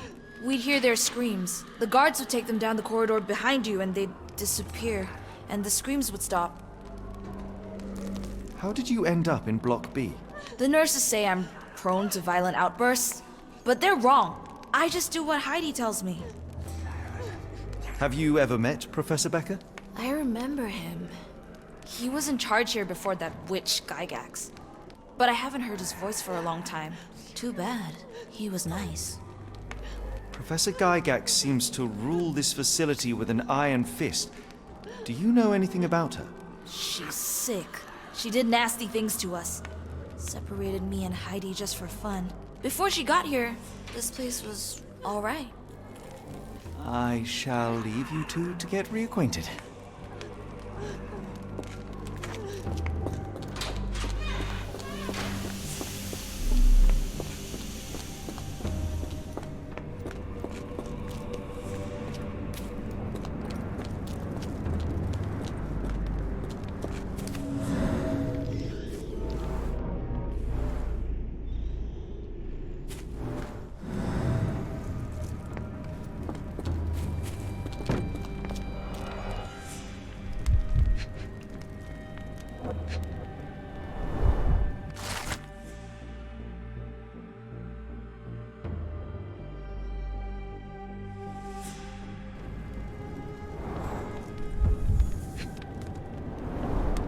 So this is how they kept the prisoners docile and harmless.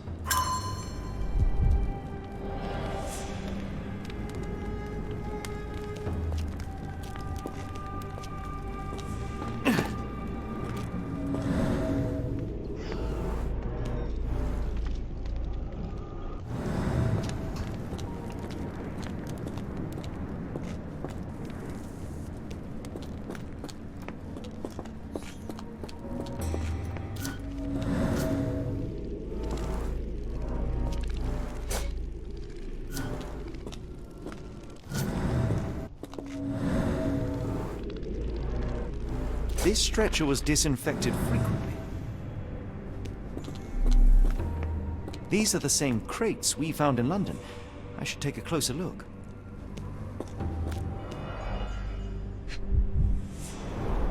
Dirt and sweat. They were locked in here for days, judging by the smell.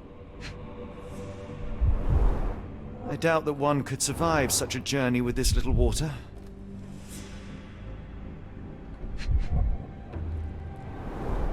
The kidnappers even provided airflow. How generous.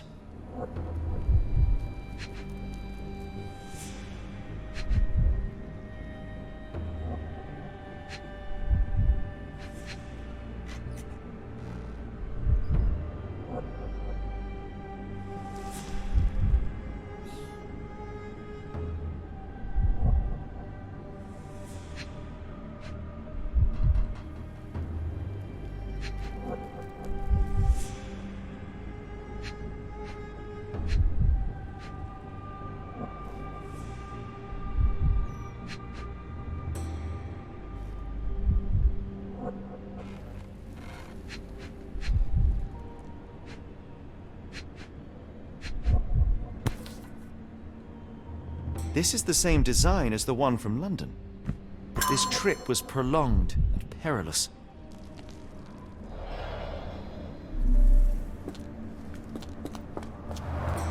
The stamp on this crate confirms it came from America. That's quite a distance to travel. The doors can be opened for deliveries.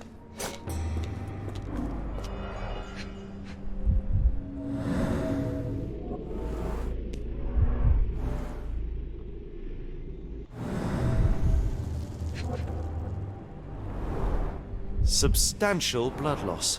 One poor soul found another way out.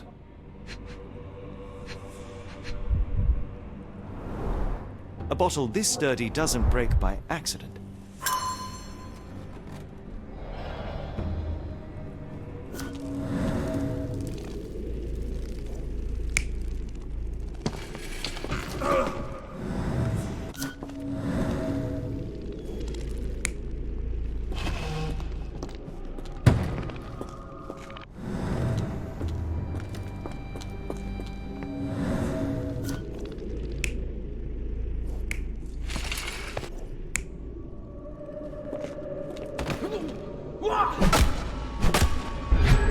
Carriages were backed through these doors, and they began to unload their cargo in secret.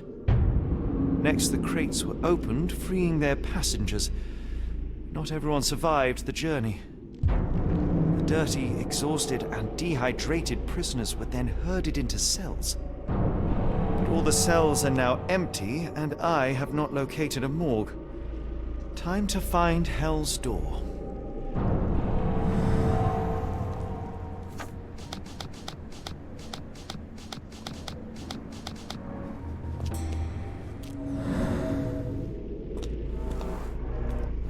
Scratches. Something has been moved through here.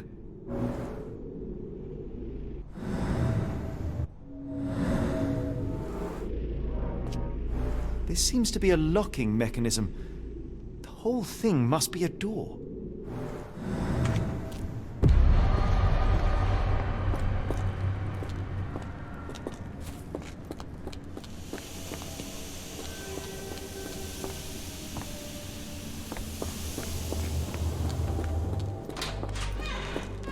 I will make them pay for what they did to Heidi. I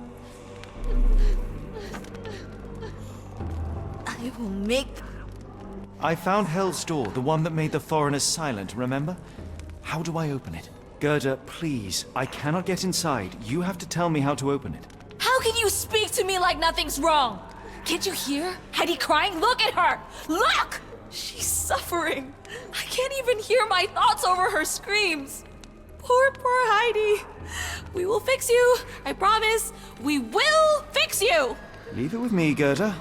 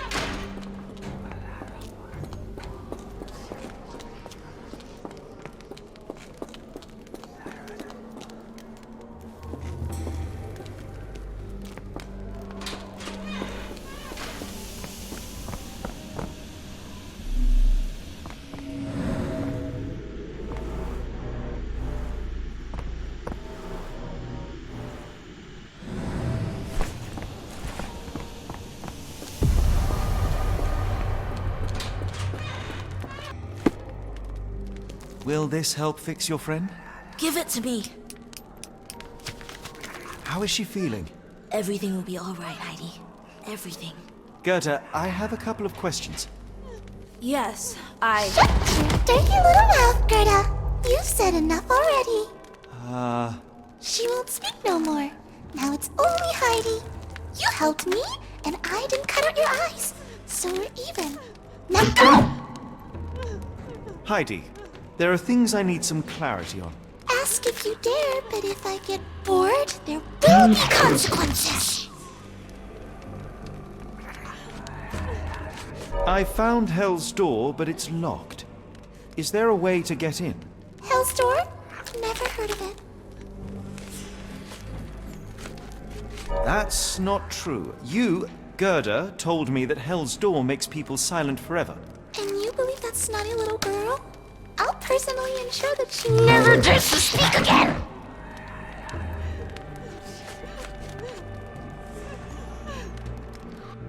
Professor Gygax hurt you repeatedly, scarred your body and mind. You are not protecting Hell's Door. You are simply afraid of the consequences were I to enter. I could tap your teeth out with a hammer until you choked on the blood in bits. You could. But then you would live the rest of your life in fear of Professor Gygax. I can make that feeling go away. How? I can stop her. But the key, Heidi, the key to Hell's Door is critical to stopping Professor Gygax. And I think you know where it is. Tell him! but you said... And now I say tell him! The professor. She has a special key. Keeps it close and only brings it down when you people go through. Behind those closed doors, those people start to sing. Oh, they sing in so much pain. Gygax. Of course. Thank you, Gerda. Heidi. I must leave. Leave? You joke. Nobody leaves the Edelweiss. Now you will be with us forever!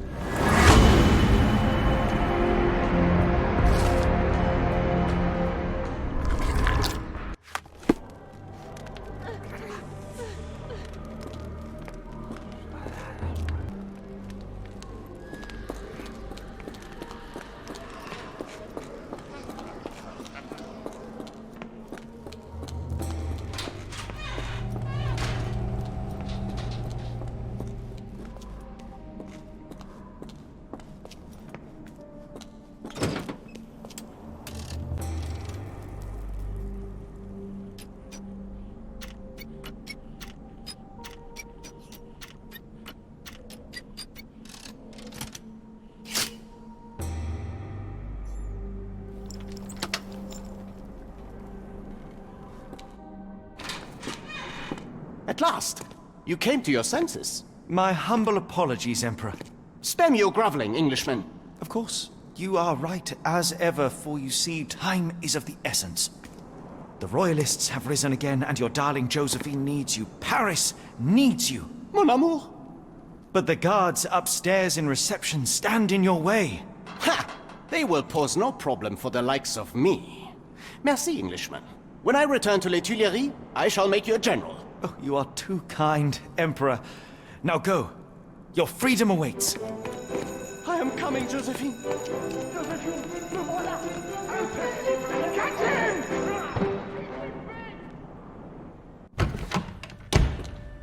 Psst.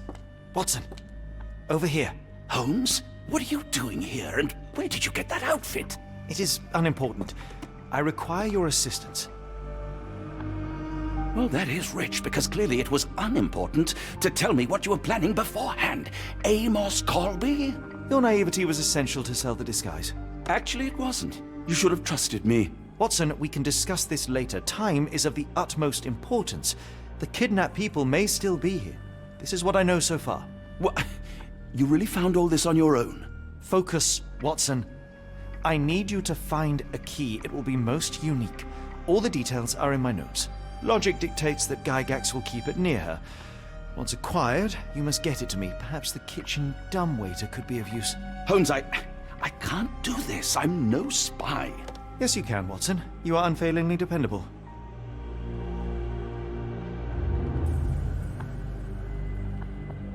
Dr. Watson, visitors are not permitted back here.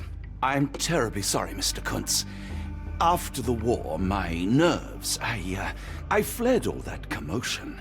It is nothing. A patient attempted to escape. He will not get far. Now, if you would like to follow me.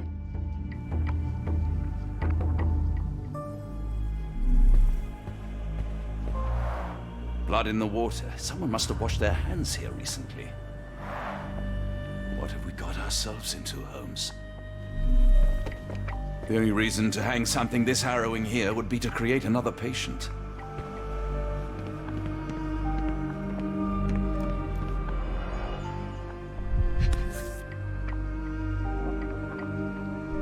Perhaps I should take this. For all I hope it won't be needed.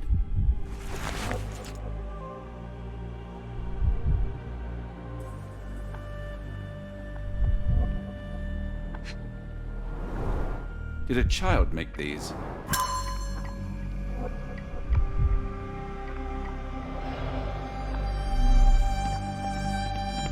The only reason to hang something this harrowing here would be to create a blood in the water. Someone must have washed their hands here recently.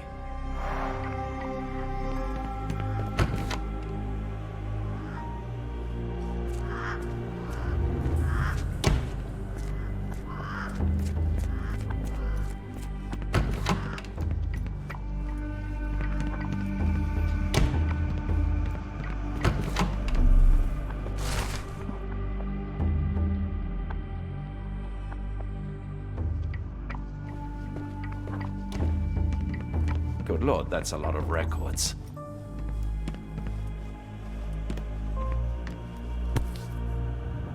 The photograph seems recent.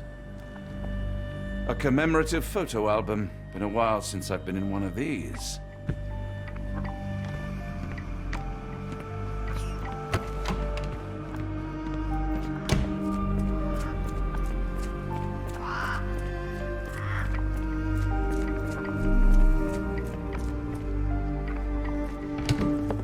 Ah, Dr. Watson. Just the man I wanted to see. Professor, I'm surprised you're not trying to catch that escapee. Please, my time is far too valuable. I hope Nurse Kuntz has been taking good care of you. He has certainly kept me out of trouble. Professor, it is time for your appointment with your next patient, Mr. Wolf. Herr Wolf can wait until tomorrow. I wish to speak with Dr. Watson. As you wish. You still see patients yourself, even as the director of this entire facility? Only the important ones. And yet I rarely get to pick the brain of a man like yourself. I think it is time we got to know each other, no? I'm afraid there's not much to know. I'm just an average chap living a rather prosaic life these days. Dr. Watson, those of us who pursue knowledge are anything but average. Now, who are you? I think once a soldier, always a soldier. For all I wished to help others, part of me changed when I was abroad. Broke, perhaps. So when I read about the Black Edelweiss and your work on the healing of minds, I simply had to learn more. I suppose my Edelweiss was always destined to attract other curious minds. But before we continue, I want you to understand one thing. A broken mind can never be truly healed. Ah, I see. So, what exactly do you do here? It is simple. If you cannot fix a person's nature, you must force them to forget it. Surely there are other methods of treatment. How naive. You remind me of a man I once knew, Professor Becker. But we do not speak of him anymore. A colleague? The former director here. One day he realized that Edelweiss had outgrown him and had to leave his house.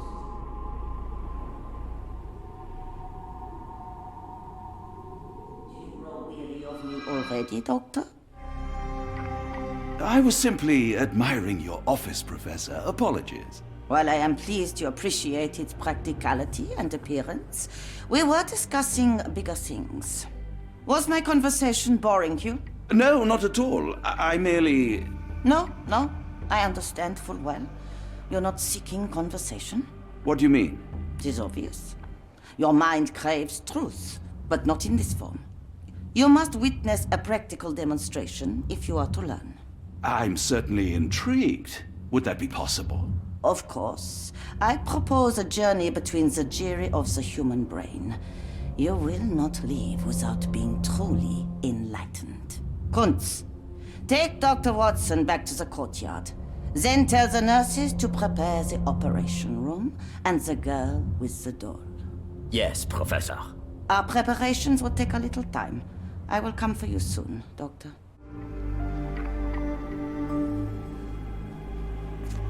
I hope everything is to your liking, Dr. Watson.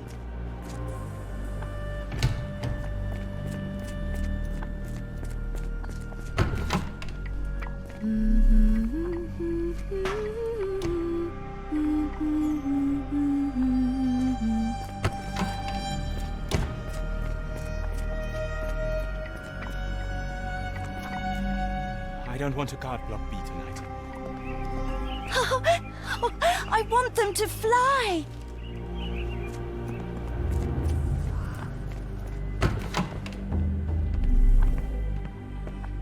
You are Mr. Wolf, am I right? Oh, hello. Who might you be? My name is Dr. John Watson. I wanted to talk with you, if you didn't mind. Ah, Doctor. I don't suppose you could help. I seem to have forgotten where I am. We're in the Black Edelweiss, Mr. Wolf. It's an asylum in Switzerland, and you are one of its most important patients. But why am I here?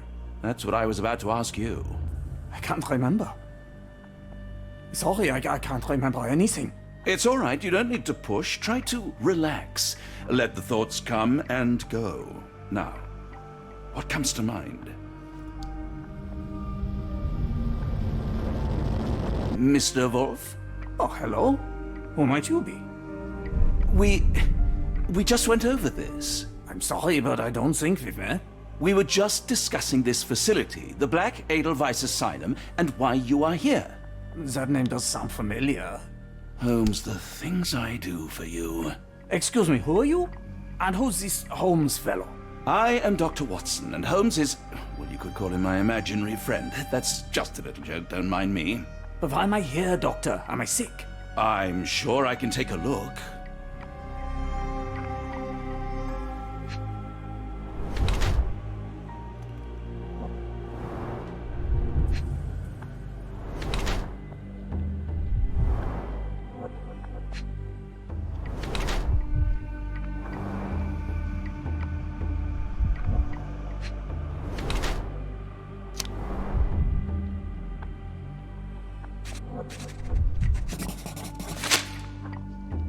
Dear Lord, what did Gygax do to you?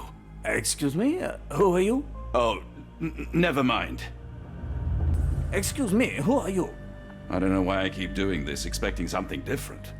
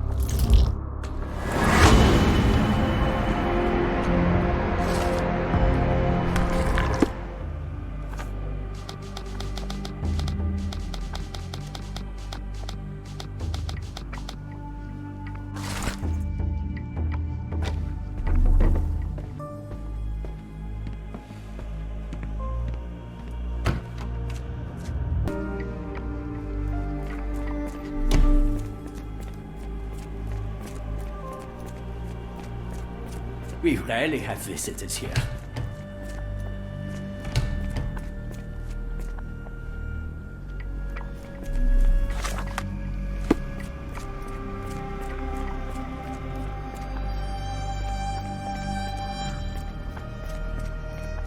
This area is off limits. A patient has escaped. One of the patients there whispers to me all the time. He tells me such horrible things. A visitor? No, you shouldn't have come here.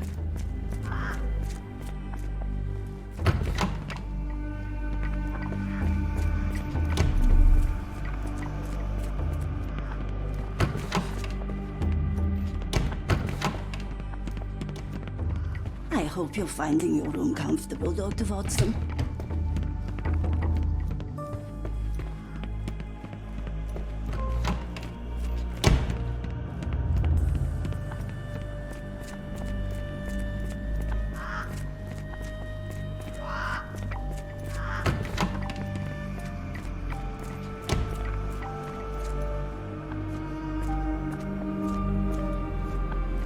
I wonder how Edelweiss compares to your clinics in England. Did you hear that a patient escaped? All the guards rushed to find him.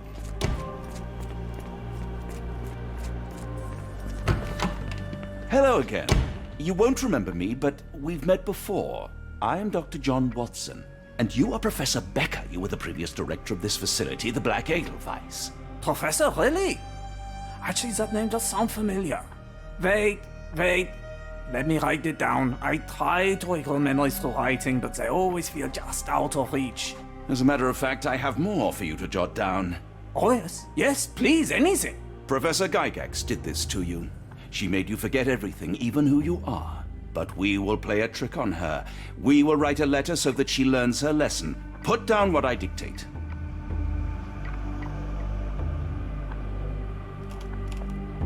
Dear Professor Gygax, your vile work has ruined countless lives through needless suffering. Your methods serve nothing but to show your own sick emotional state.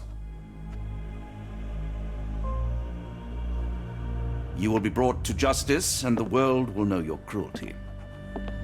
And by the time you make it to my cell, the police will already know the truth of how you came to be director of this asylum. Signed, Professor Becker.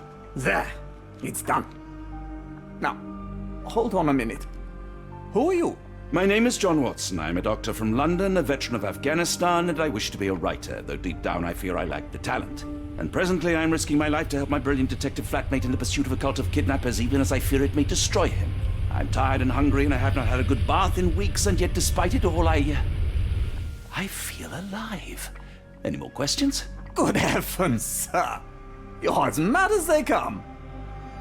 You really are a strange man. Have you ever been mentally examined?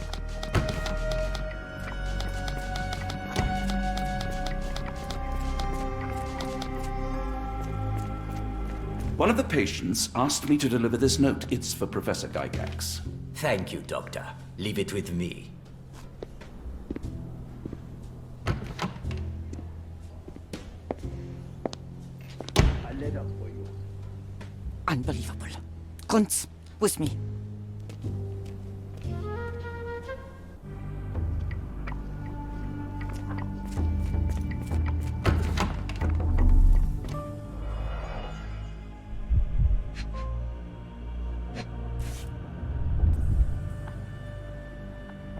Close, but I don't think this is the key. This is too small to be what Holmes asked for.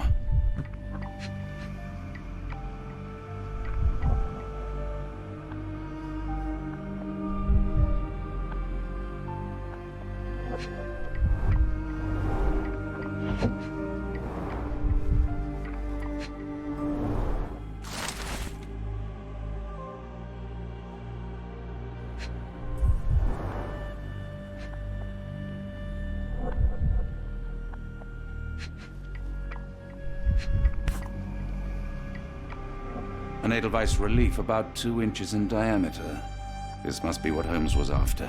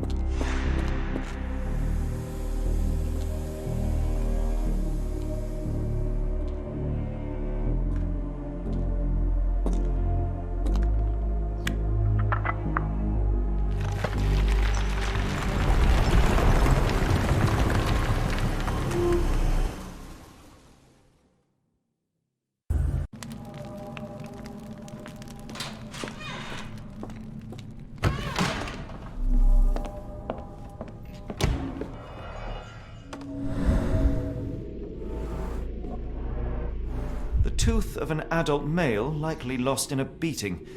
Only a couple of days old.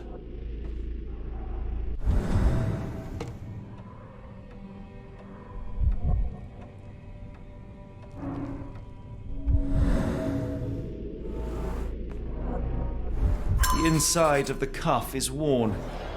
It's been used often.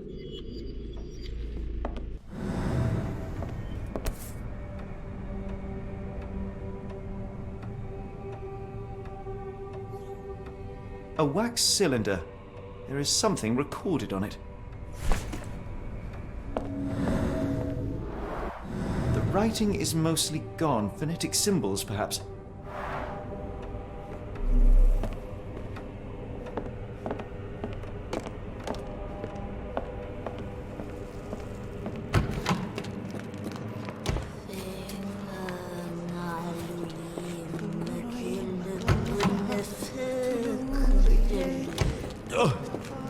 Oh, the spell.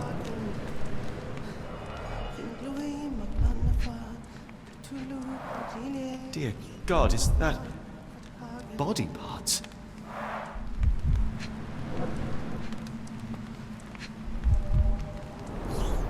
Judging by the remnants of blood and flesh, these instruments were used for dismemberment. Utterly inhuman.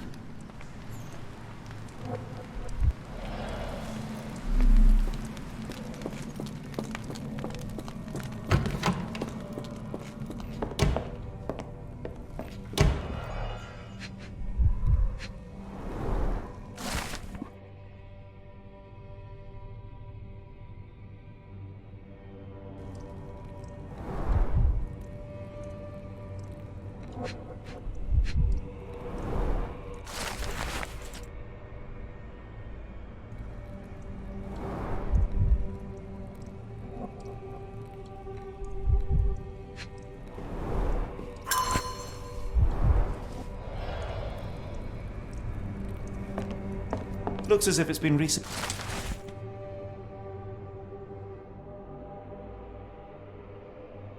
used.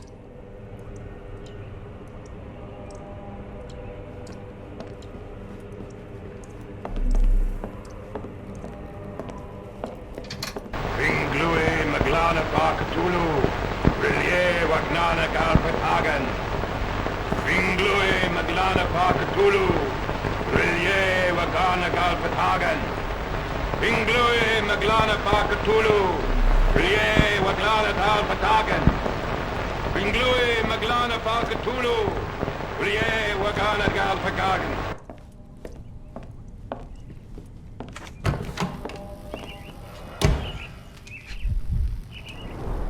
Dynamo machine. Provides electrical stimulation for the person in the chair.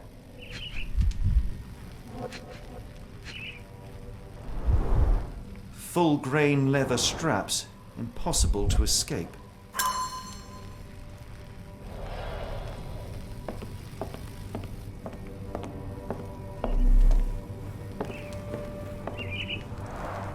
A very professional brain dissection.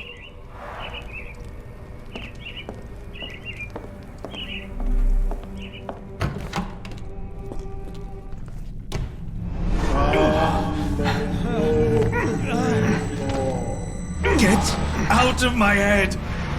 Your iron-fisted, devoid of soul. Find reverence for the one that trembled. Great Lord!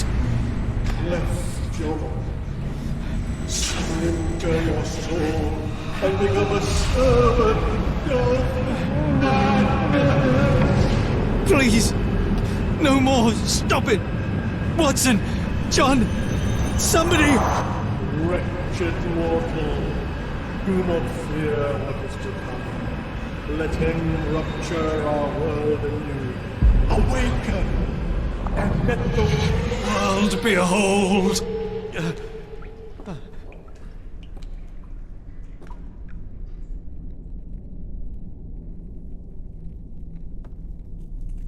The light of the abyss is the light from the abyss. Get out of my head!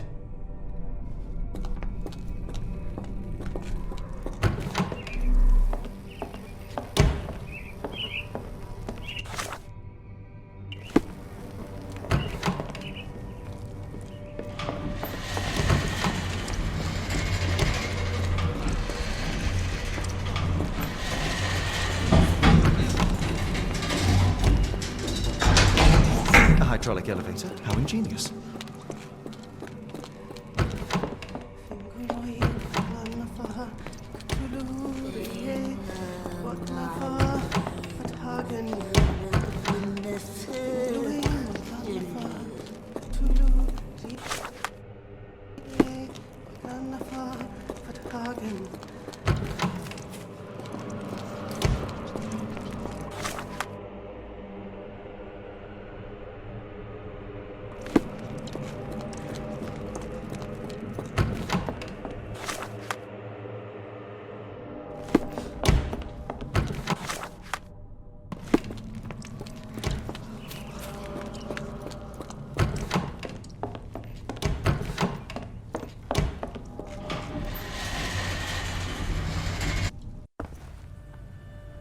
Watson?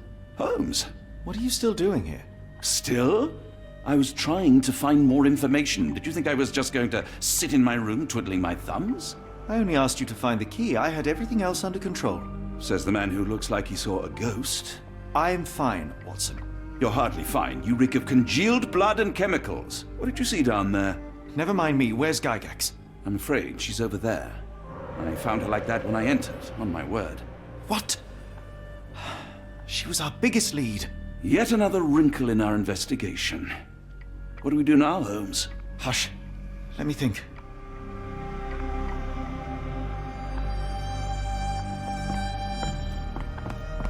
I had nothing to do with this, Holmes. I swear it.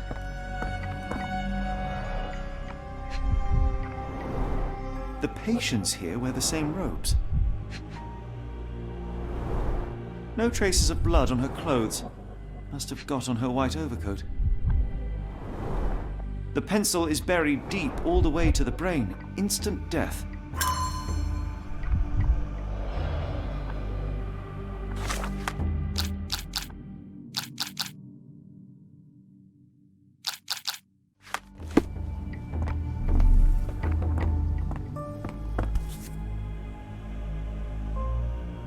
Heidi, how did it end up here?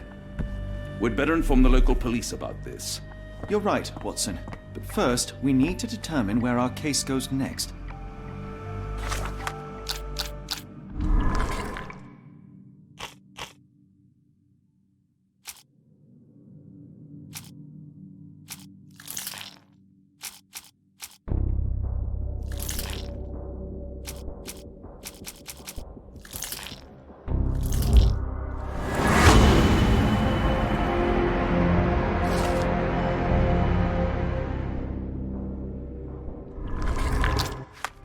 We've got what we needed, Watson. This conspiracy reaches further than we thought. I don't suppose you've ever been to New Orleans? You are joking. I seldom do. Let's go. There's no time to waste.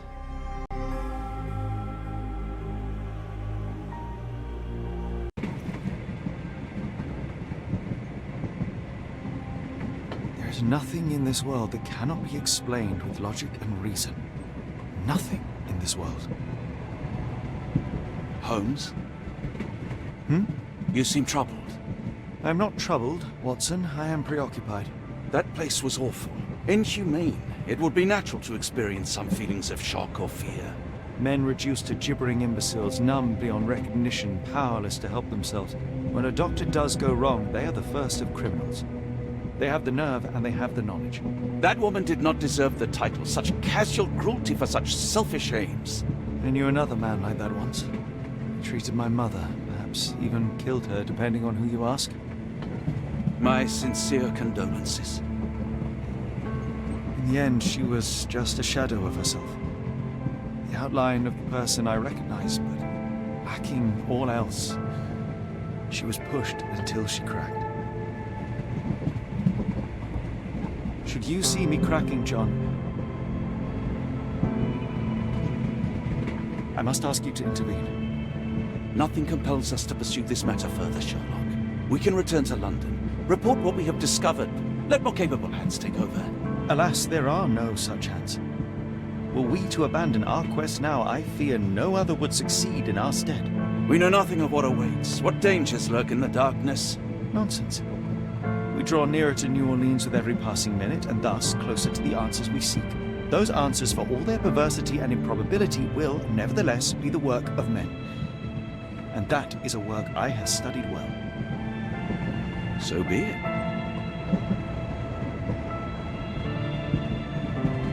I know you to be a diligent author, but if I may make one request.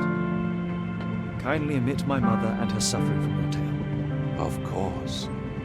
Thank you, John.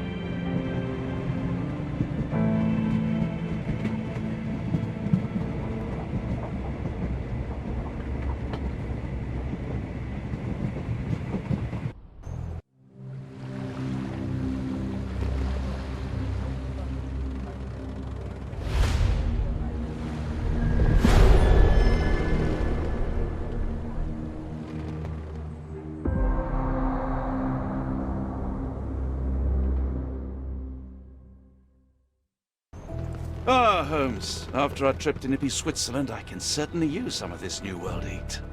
Do not get carried away, Watson. What we could certainly use are answers to my questions. I know, but you look exhausted. Why don't we find the hotel first? We shall rest when our investigation is over, and not a moment sooner. I shall ask you to handle our bags while I search for the bank. As you wish. Oi! Stop it, you! Our luggage!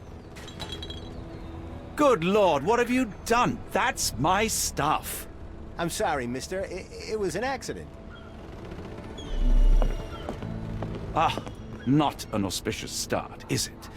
Never mind. I'll handle it. You go on ahead. It's fine, it's fine. I'll just put everything back. Where are the socks?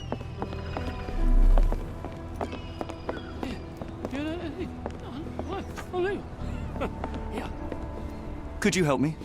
My dear fella, you're talking to the right man. Yes, it really not very happy. Awesome.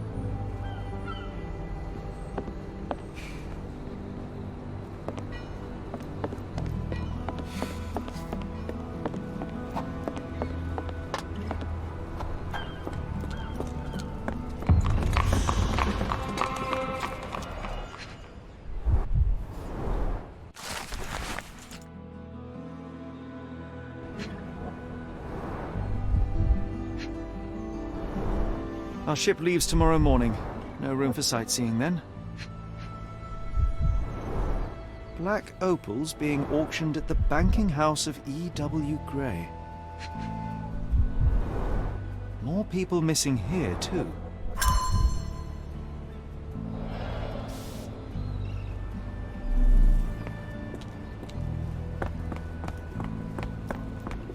Got a spot in mind? Actually, I'm not sure yet.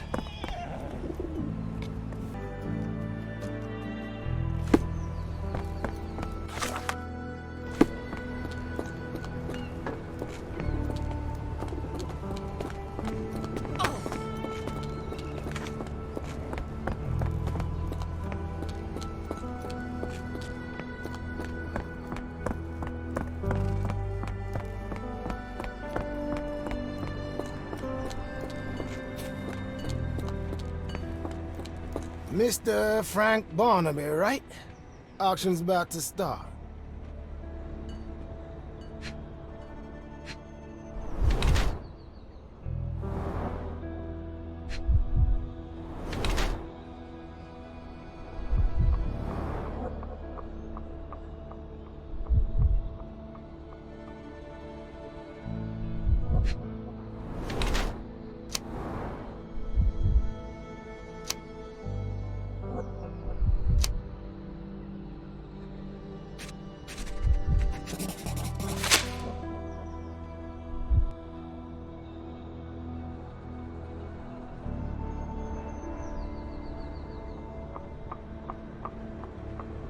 In the flesh. Now, if you'll excuse me.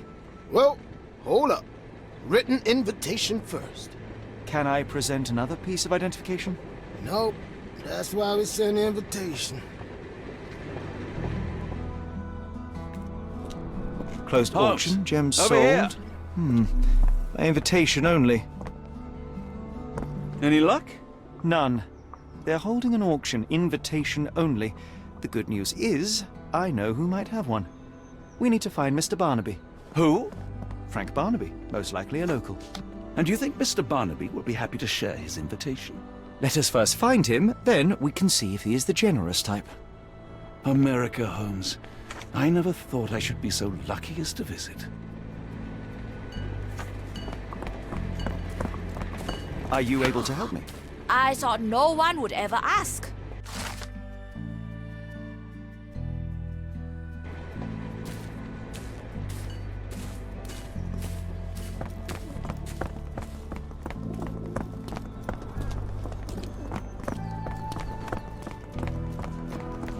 How marvelous, Holmes. A city within a city. Indeed.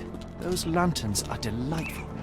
It is as though we've been transported to the Orient itself.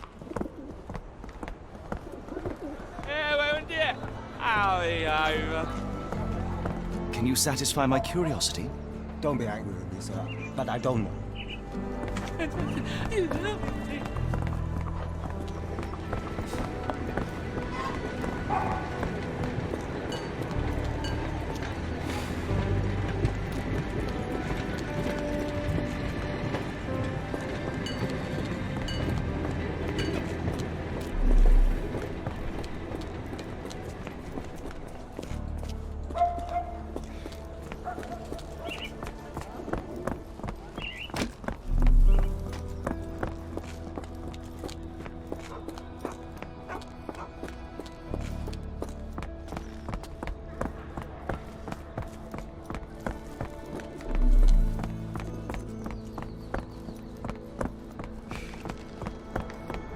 Locked. No one's here.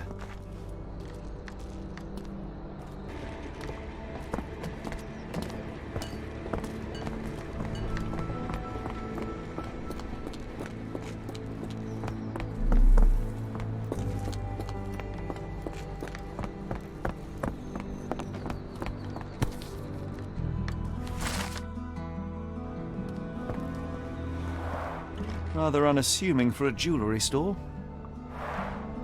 Damn, he at it again. Barnaby still owes you. If he can't pay in greenbacks, he'll pay in blood.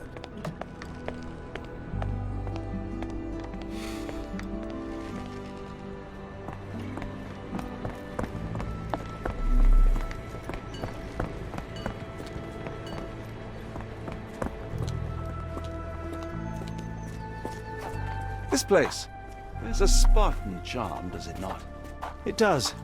My soul will always yearn for London's gloom, but it reminds me of Cordona in a nice way.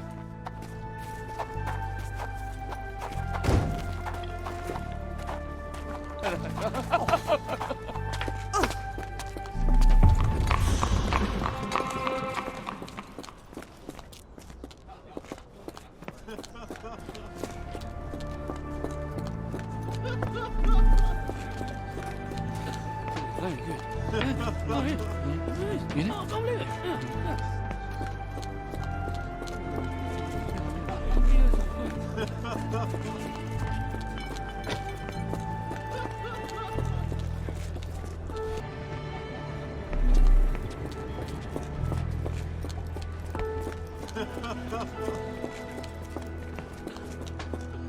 Oh, we will.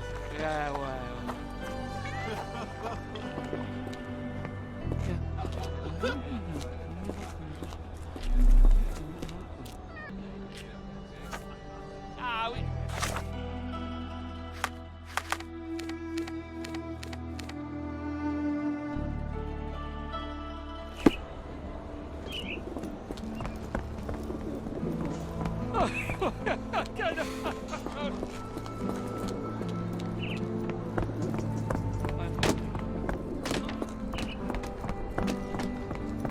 Help me, please.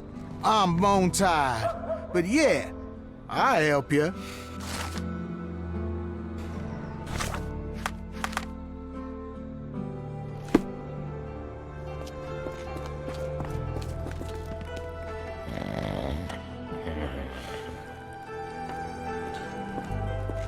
Barnaby, unconscious but with his eyes open. Look, Watson, the two of you are just alike. Oh, great. So I look like a haggard alcoholic.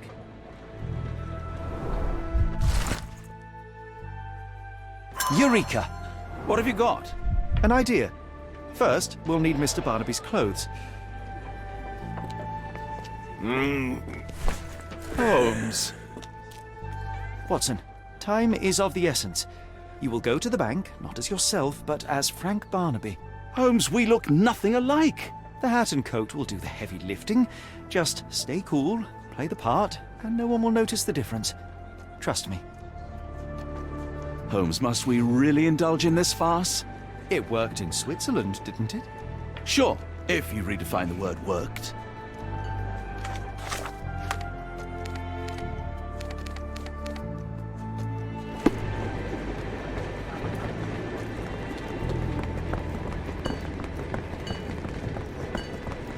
Where's the money, Barnaby? I'll wait here so as not to arouse suspicion. Right you are, shop owner. Right. Your invitation, sir? Here you go. You okay, sir? Seem to have the jumps. I'm in a rush. Come on in.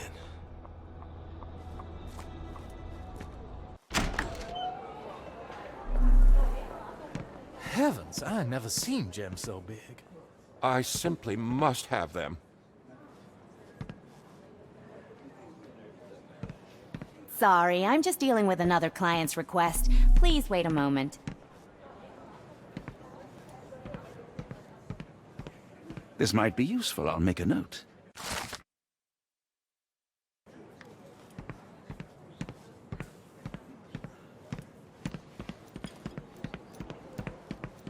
Morning, sir, and welcome to the E.W. Gray Banking House. The auction will begin shortly.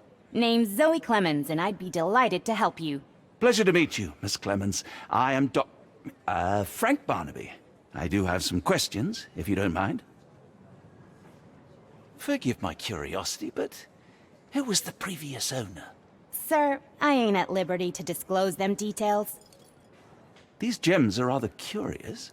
What can you tell me about them? These rare beauties are black opals, all the way from Coober Pedy, South Australia. When they catch the light, the dark stone becomes a brilliant rainbow. It's something special. It doesn't say where these stones came from. No provenance, no previous owner. I'm starting to suspect they were illegally procured. What? We would never.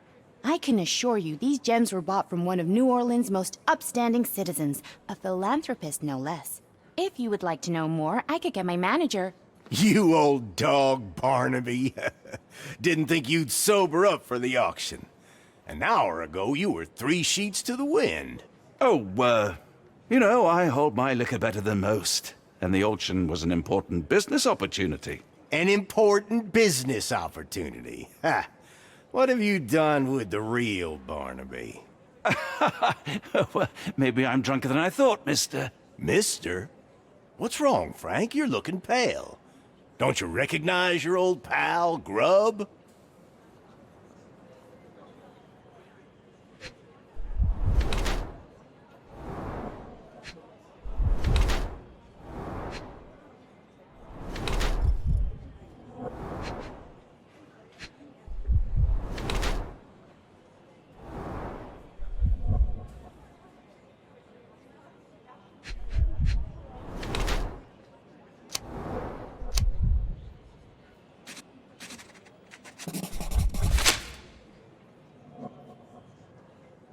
Of course I know you, Sheriff.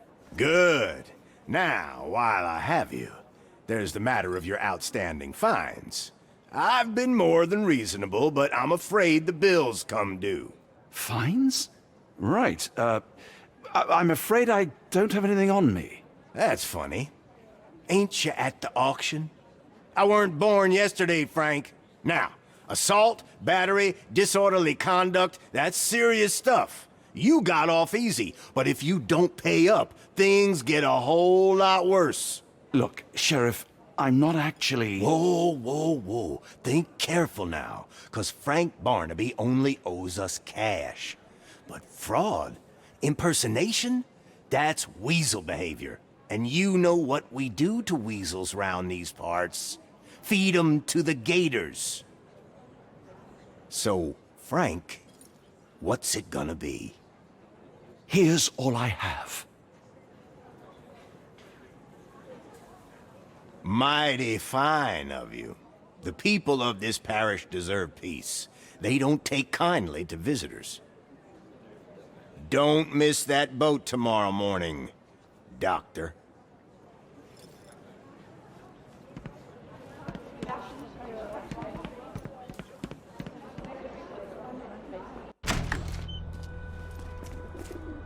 Don't want to be rude, but even the man upstairs can smell you.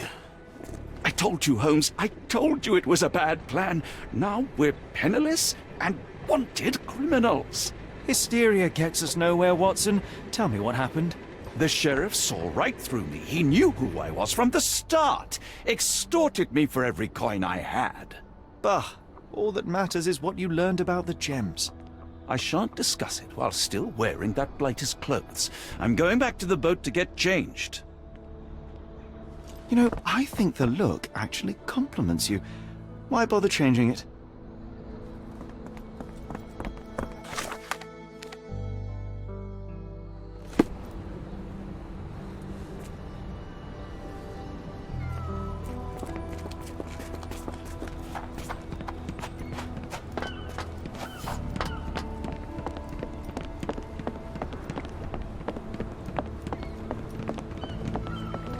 No. No! Was that your luggage again? I don't understand. We just got it back in order.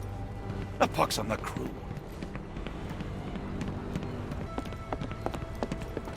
Oh, bollocks, now our clothes are in the bloomin' water. It was like the luggage had legs of its own. Oh, Mr. Pratchett will have my head. I ain't sure what you did to the sheriff, but it must have been something real hairy to have him chuck your luggage off the pier. With respect, miss, have we met before? If you were the real Frank Barnaby, yeah, we would have. But where are my manners? I'm Lucy. And you are? John. I didn't mean to be rude. I've just had a difficult day, miss. Well, it's barely noon. And you've already made an enemy in Sheriff Grubb. The man starves his gators just in case someone crosses him. John who? Watson. Well, Johnny, if you plan on sticking around, you better change that suit, or Frank's reputation will catch up with you. And then you'll be a John Doe. Alas, I think one of those gators is currently devouring my spare clothes. You've got yourself in a fine pickle.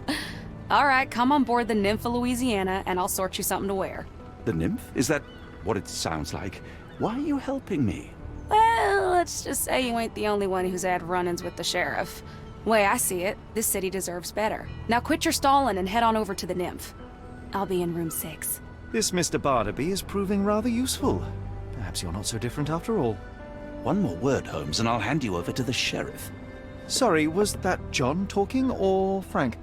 Oh, go annoy someone else while I visit the nymph. Forget the sheriff. I'm sure it was simply bluster and bloviation.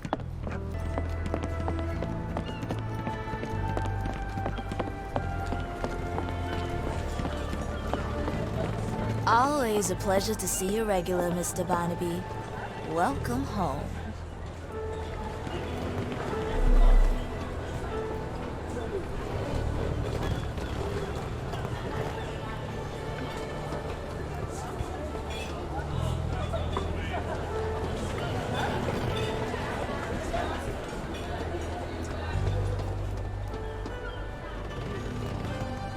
Well, look at you. All dressed up with nowhere to go. I can't thank you enough. As I was saying, our journey has hardly gone to plan. We seem no closer to finding our missing people than when we left. Well, if there were anything to know, Champagne'll know it. She's across everything in New Orleans. Look for her in the fisherman's village behind the Creole Quarter. Thank you again, Lucy. I shall make my way there now. Good luck, Johnny. Keep out of trouble.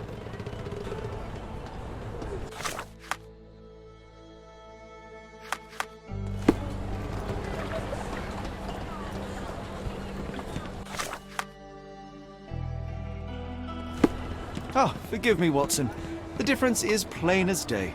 What a remarkable transformation from Barnaby. If we're critiquing wardrobes, Holmes, maybe you can explain why you used to roll just one sleeve up. Did you get bored halfway through?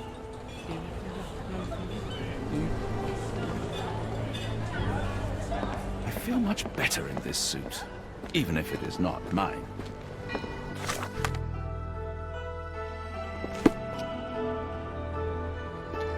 Lucy told me to find champagne and avoid the sheriff. She has been truly generous.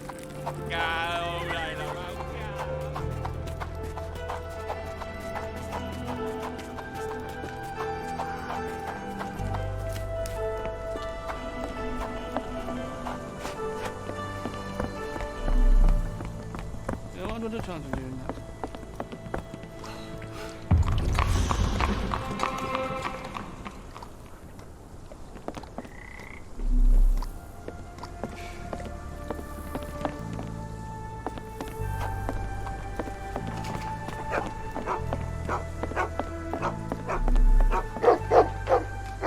Tocqueville? Lafayette! Hush now. No offense, Sheriff. Them two don't take kindly to gents. Especially foreigners. How can champagne help you? Trip to the bayou? Feeding a huge crocodile? Some other time, perhaps. Word has it you know everything that goes on round these parts. Maybe. Maybe not. What you want to know? The bank in town recently purchased a valuable collection of gemstones from a wealthy man. What do you know of it? Sure. I hear everything. This time I tell you for free. Next time, you pay. Thank you. May have been 2 weeks ago. Rich man's butler sold him some black opals. And this rich man is? Don't know his name, only that he from the French Quarter. Folk back in town could take you there. That's all I know. You need a boat? I hire 'em out for dollars. Or a bottle of you-know-what. Thank you for the offer and the help. Careful. Nolans may look welcoming, but not every smile is friendly.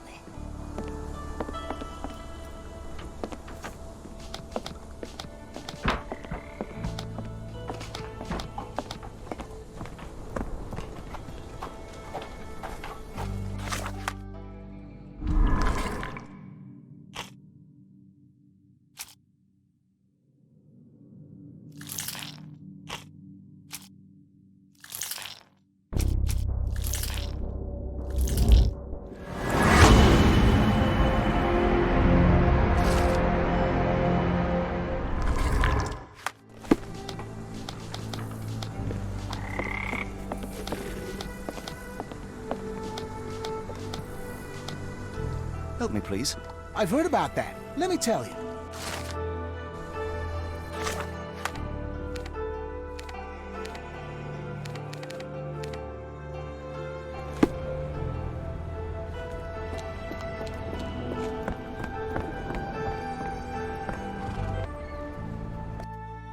French Quarter, and get us there fast.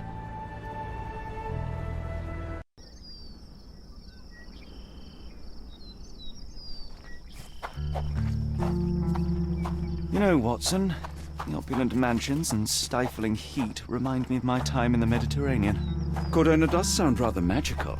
Do you think you shall ever return? I don't know. That place was home to some of my greatest memories and some of my lowest moments.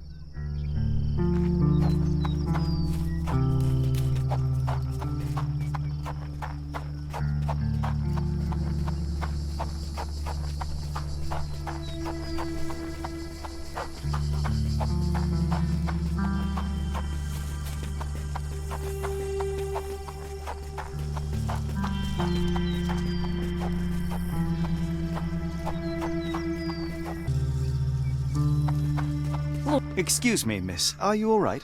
What is your name? Eula, sir. Waiting for someone, Eula? Yes, sir. My brother Davy.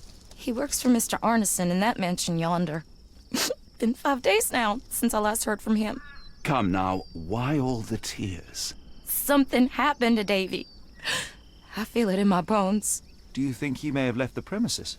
No, sir. Davy, he ain't like you and me.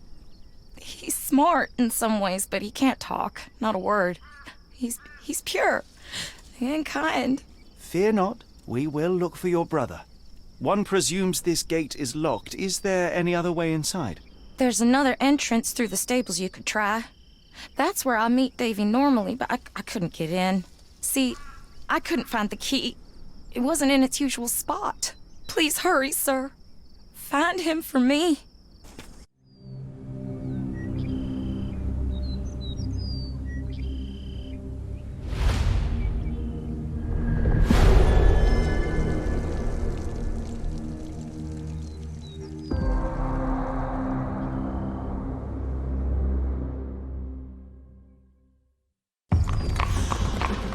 Please, Lord, protect my brother. No way in.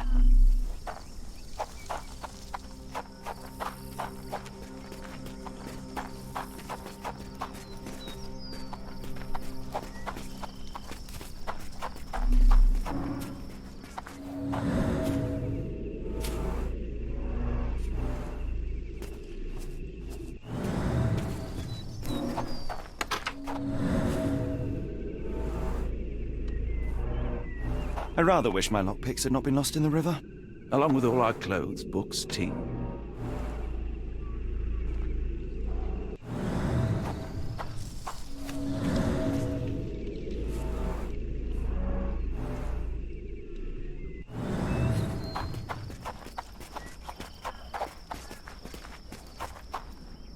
So quiet.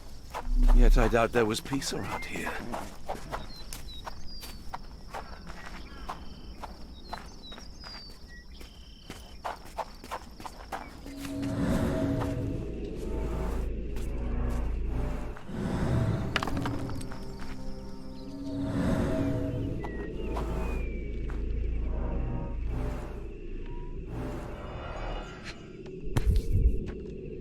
This must be the key to the stables.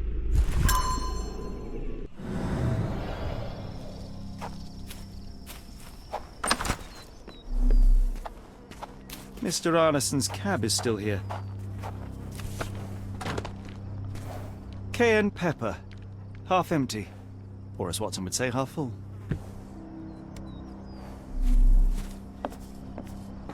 So quiet. Yet I doubt there was peace around here. Poor animal has been suffering for days. It's dehydrated, Holmes. Without water, it will die.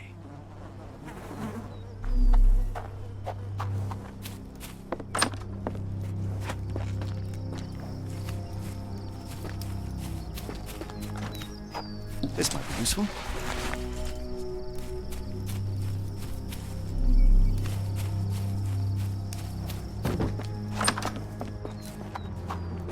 At least that's one life saved.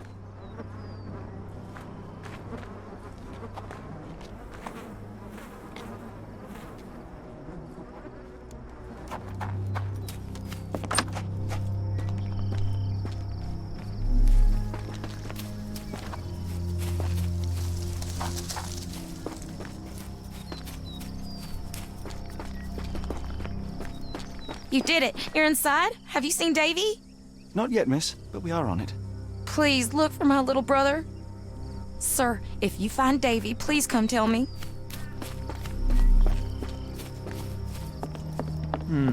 No way in.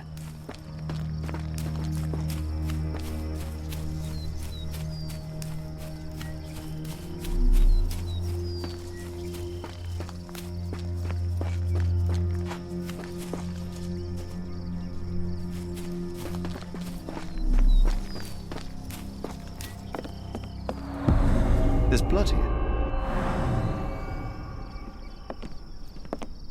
Ah! Do you smell that, Holmes? Something bad happened here. I know. Be prepared for anything.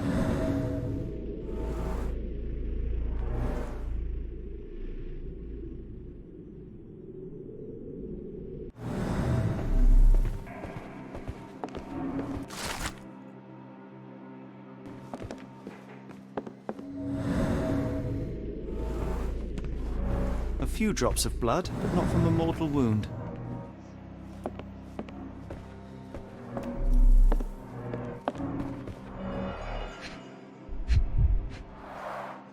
A trail of wax leads to the door. Someone smaller walked over these boot prints.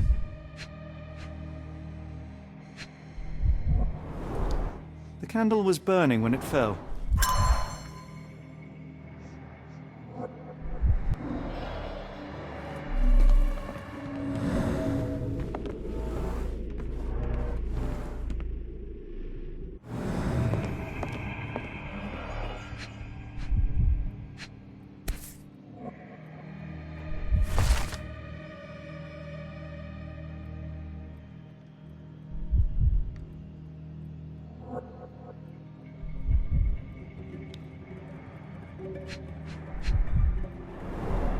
Burnt papers, now completely unreadable.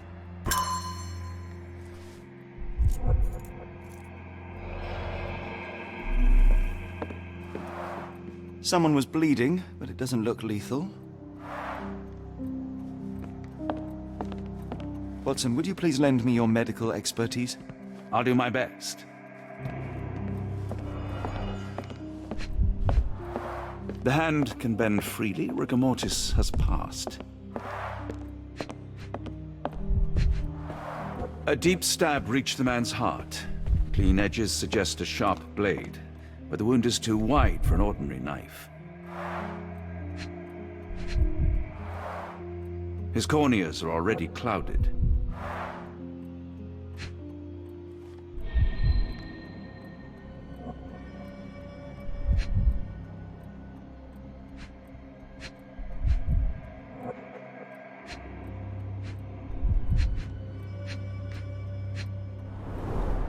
Hay on his trousers suggests a gardener or groom. This man has been dead for a week. The result of a sharp object piercing his heart. You are mostly right. But I would bet he died 5 days ago. Heat and humidity will have accelerated the decomposition.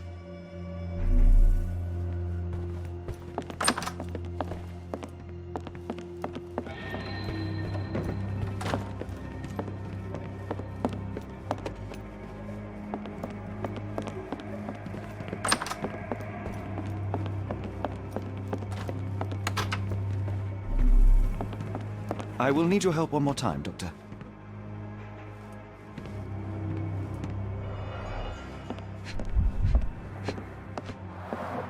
An enormous blow shattered her ribcage.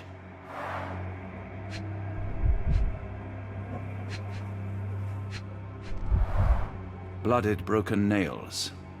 The poor woman tried to put up a fight.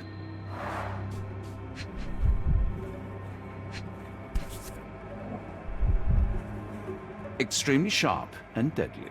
A wound like this could only be dealt by a man of incredible strength. And cruelty.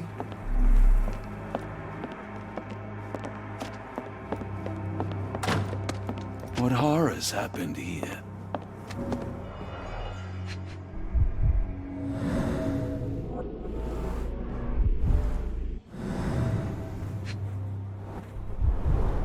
Tea for two. An odd glimpse of normalcy amid the horror. A used kitchen towel.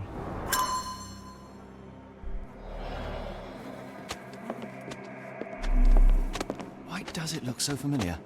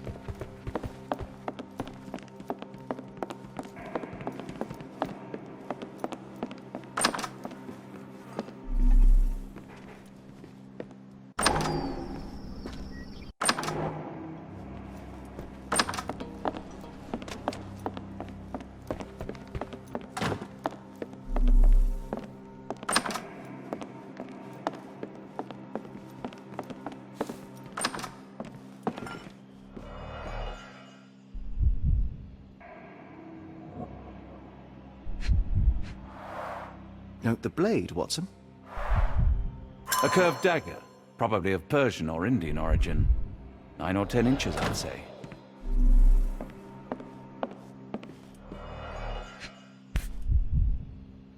Arneson and Davy seem to have got along well. He looks more like a son than a servant. Arneson and Davy, 1881.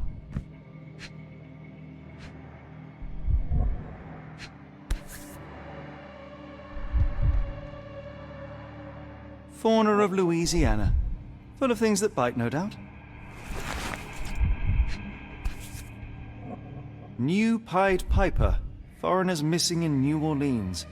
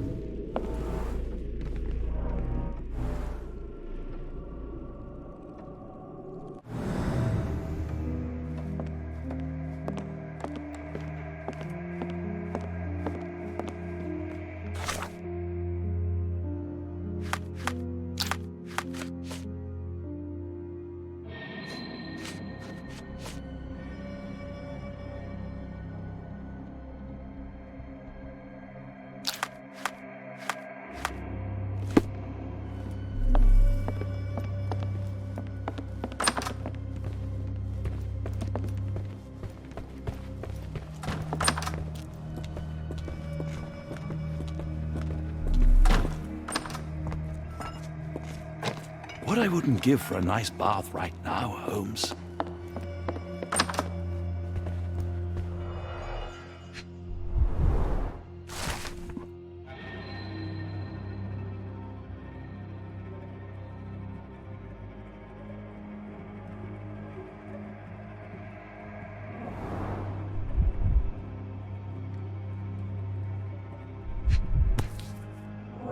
A dull book about local geology.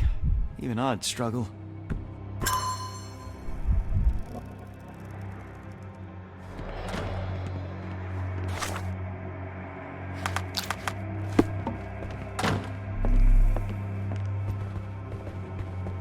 The dashing portrait of Mr. Arneson.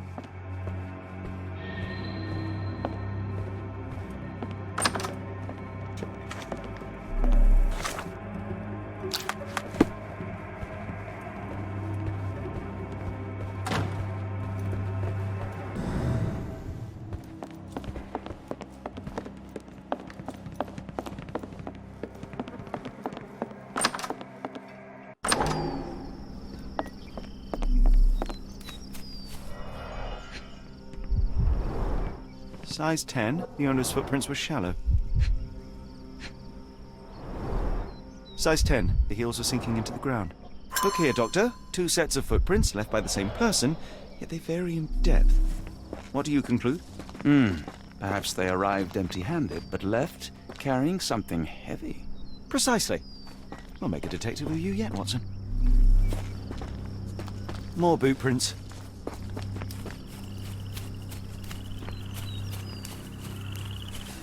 More boot prints.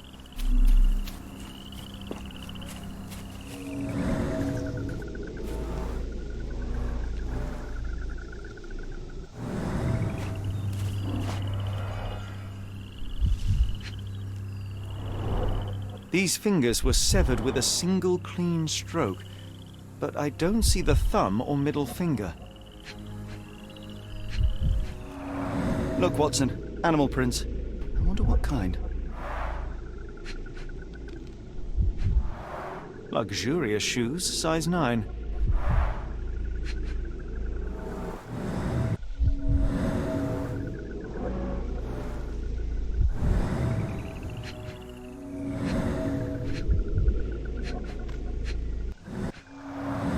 Boots, size 10.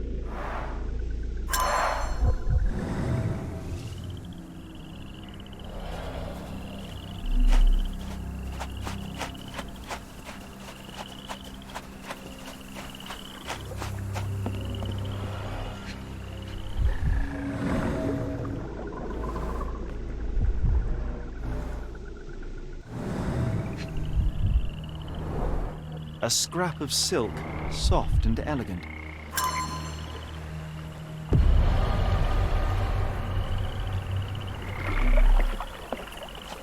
This place sets my teeth on edge, Holmes.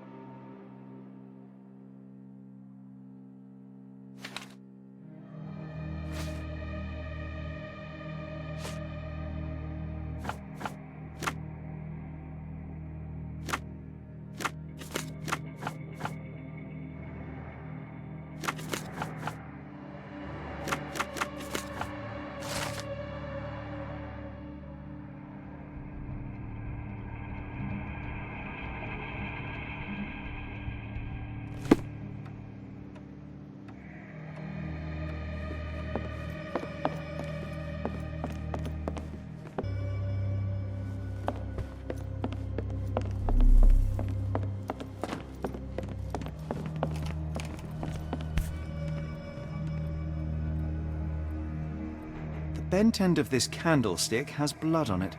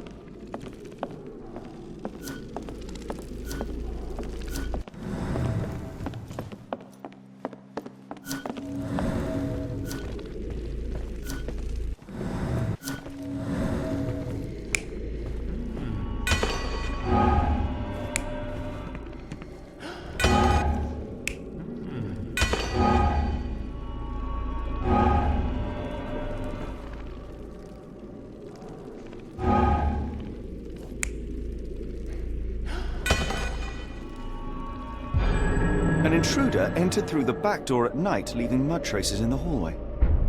Without being noticed, they picked up a candlestick and struck the man in the chair from behind. In the kitchen, 2 people were drinking tea, the workman and cook. They were startled by the noise of a falling body and went to investigate the parlor.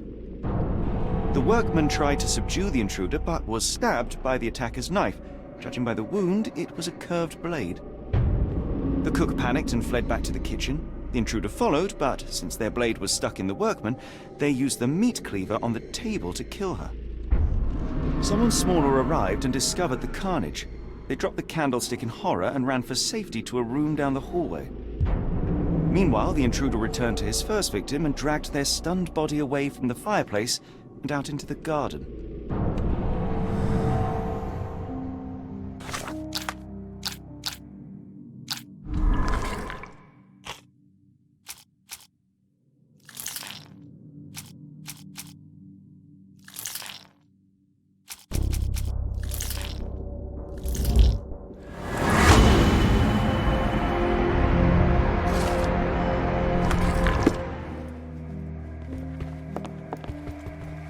Davy, please open the door. After all this, Holmes, I doubt the young man would open the door to a stranger.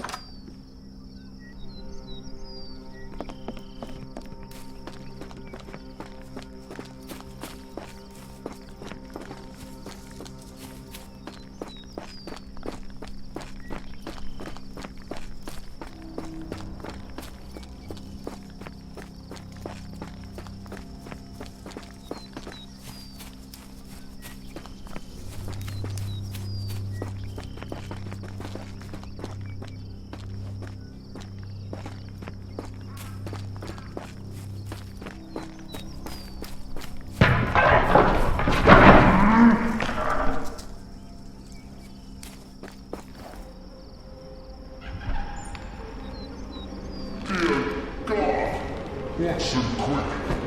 Get her down.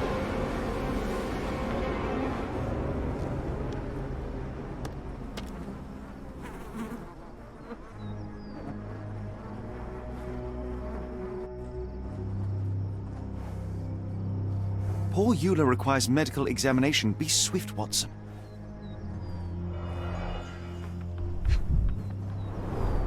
Ligature marks on her neck. There'll be a bruise, but she should be okay.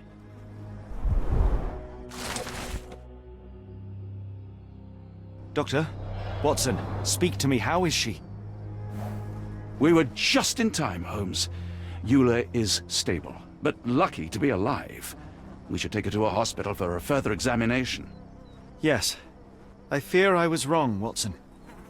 The sheriff is not a man to be underestimated. To lynch an innocent woman just to send a message, it's evil. We're not safe in this city, nor is anyone around us. Then we must not dawdle. Help me get Eula to her feet. No, no. I will not leave here without Davy. Miss, please, we must get you help. No, I will not be deterred. I will get my brother and bring him home.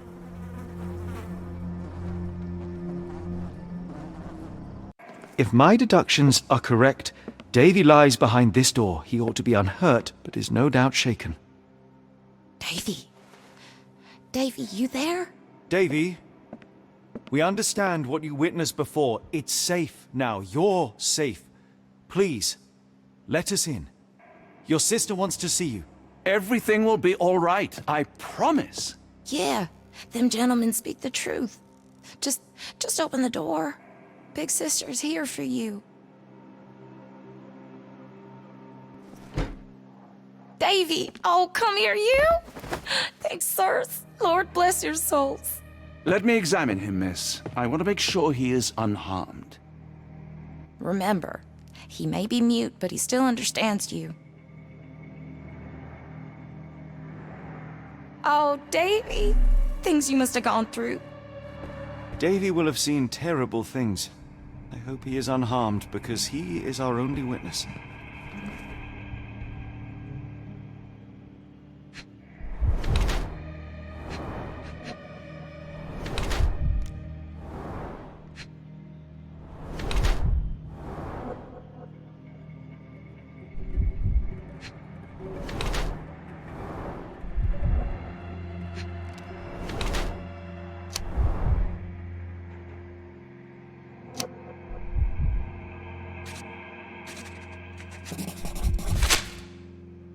Davy seems in good health. The bruise is a remnant of that awful night, perhaps even caused by the intruder, but he is otherwise unharmed.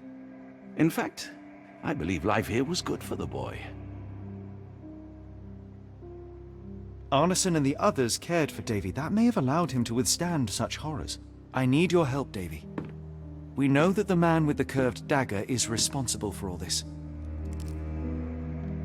You recognized the man, yes? The same one in the photograph in the office upstairs, standing with Arneson. Good. Please, write his name. And one last thing. The room with an image of a bell on its door may hold important answers. Do you know a way in?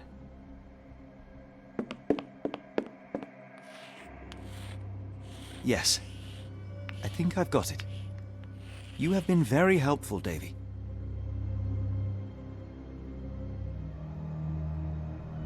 Davy is calm and collected despite enduring all these horrors. An impressive young man. Angels, sirs. All y'all lacking is a pair of wings.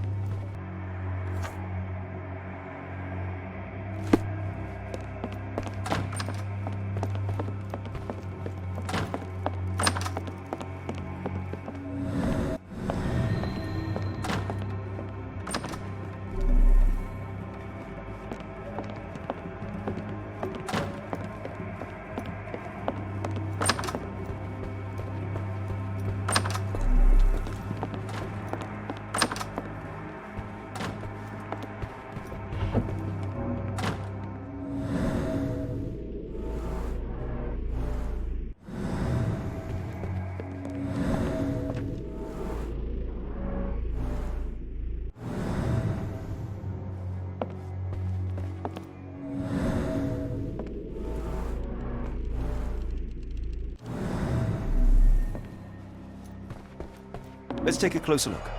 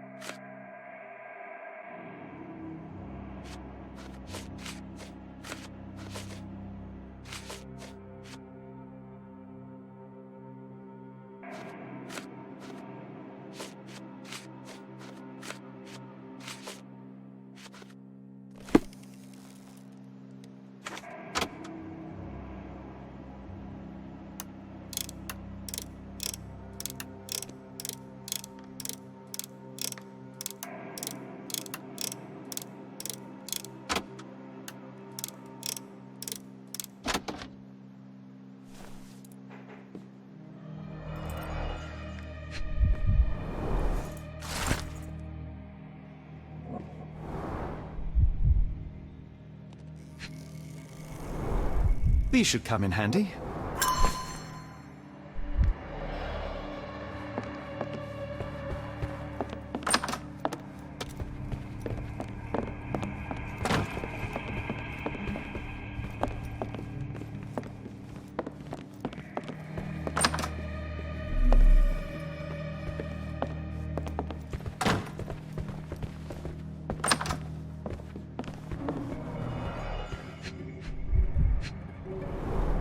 Dense and disturbing notes. It's hard to follow. The scene is impossible, unnatural, but also familiar.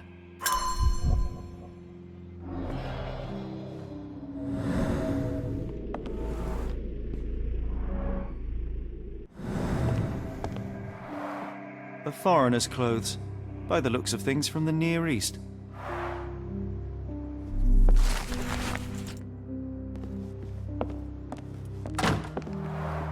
A A foreigner's clothes, by the looks of things from the Near East.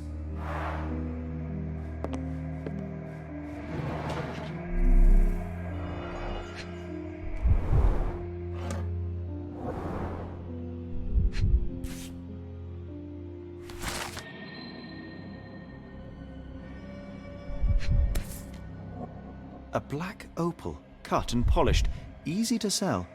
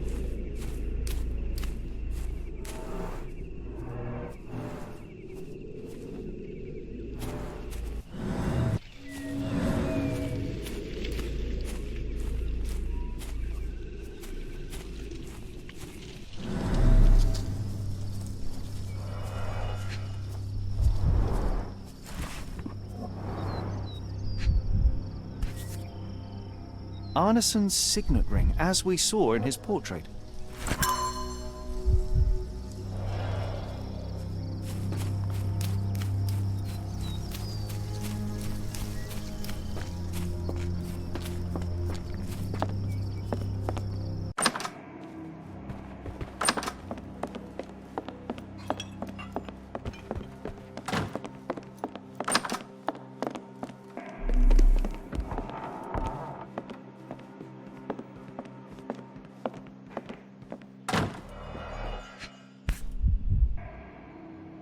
Well, isn't that interesting?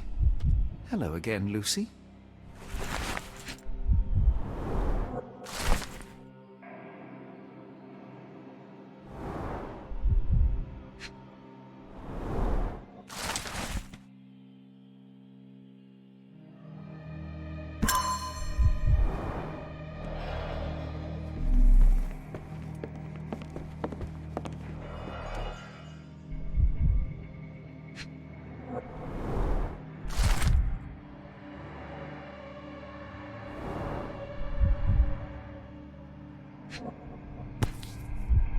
My princess, my love, my heart. Fitting words.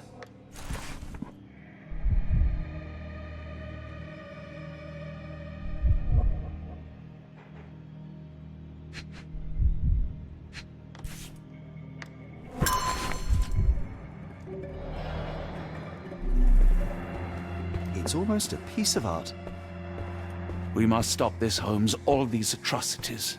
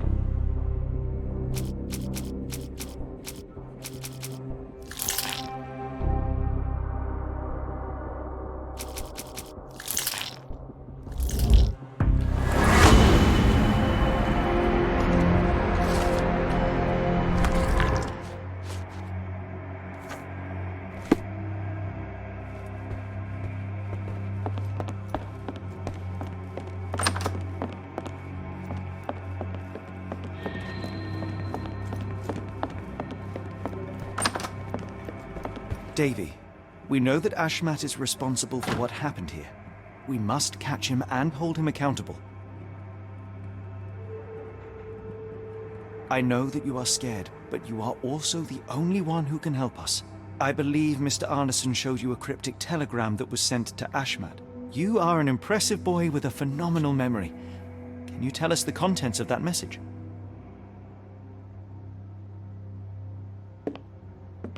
Thank you, Davy. Watson, please copy down everything he writes.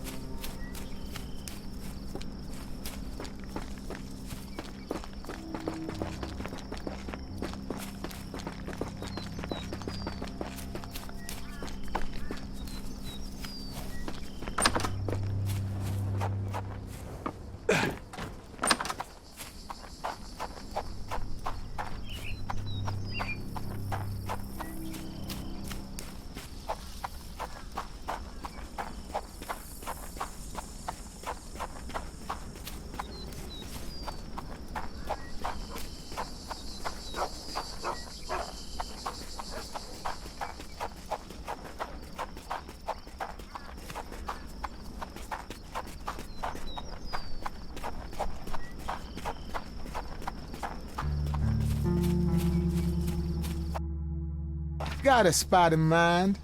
New Orleans port, and quickly.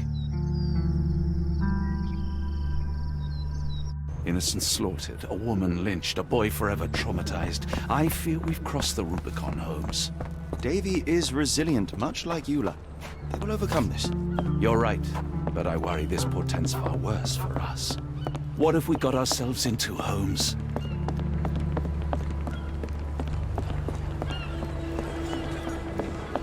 Who's your friend, Frank? We love a new face, and his is particularly lovely.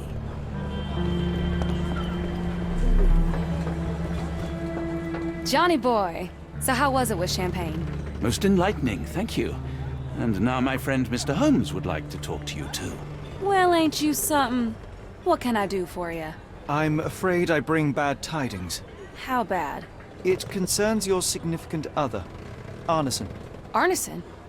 Now, who said we were lovebirds? Lucy, we only mean to help. No word of the matter shall spread. What are you implying? The man in this letter seemed ready to declare his feelings for you. Sounds like he was more than a client. It's part of the job. Men can say weird things when they think they're in love. This photo of you and Mr. Arneson suggests the feelings were reciprocated. Looking interested when with the client is part of the job, Mr. Holmes. I don't even remember the man. You mean to say you take pictures with everyone? If they ask nicely. And pay.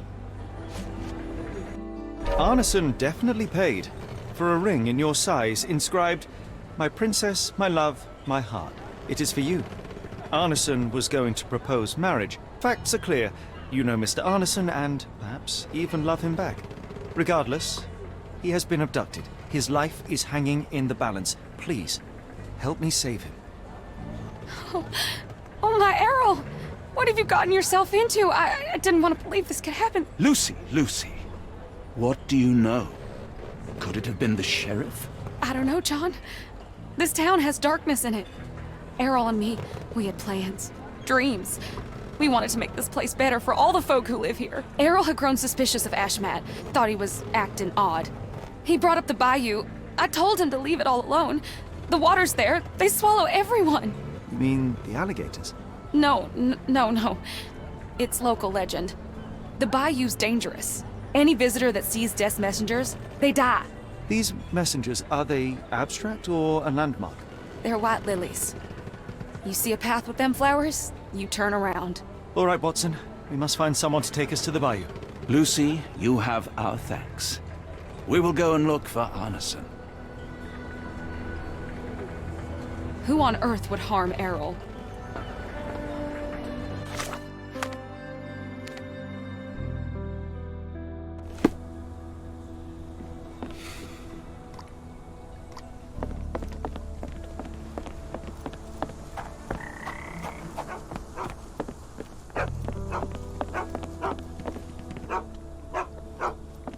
Hello again, and thank you.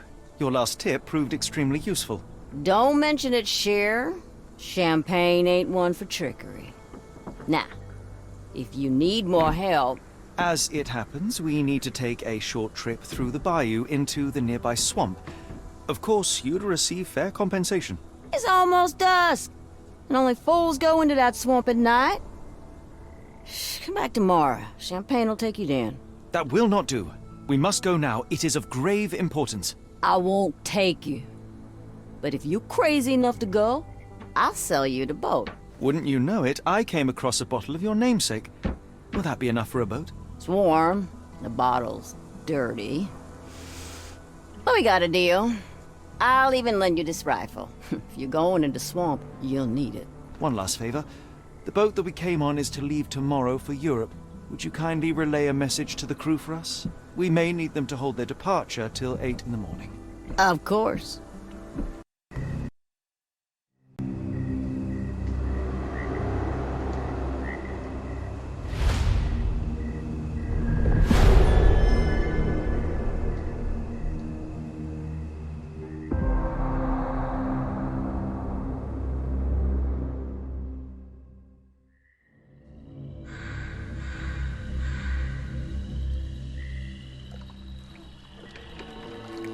At least in Afghanistan, we had nippy nights. It makes one yearn for rainy London. This place, Champagne, did not mince words about it. Keep your wits about you, Watson. We are inching closer to the heart of this mystery, however dark it may be. Hell's bells! I told you to stay away, Doctor.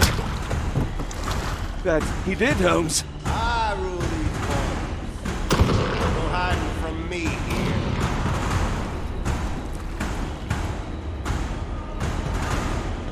No case goes cold on my watch! Settle down, boys.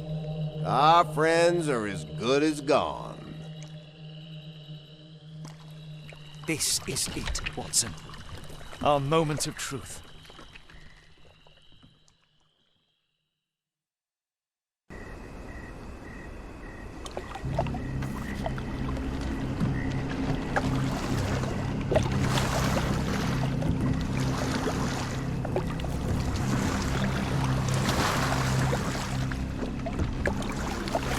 Holmes, do you believe the sheriff that we won't escape?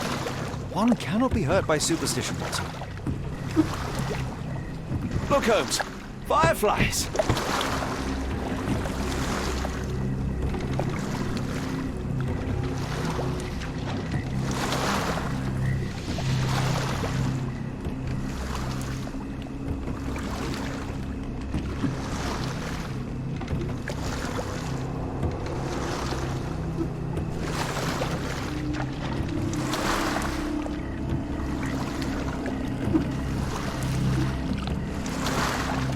You're rowing like a professional, Watson. University of London Boat Club. Silver medalist, 1874.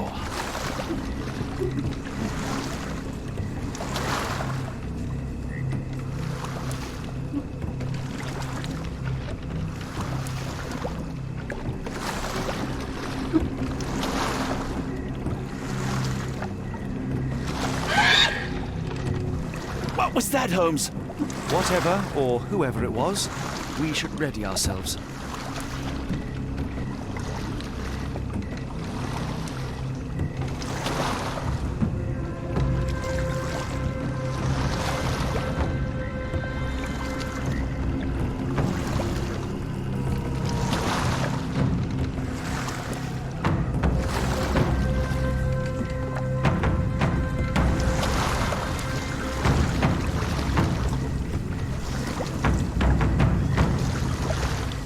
Am I hearing drums? Drums in the bayou?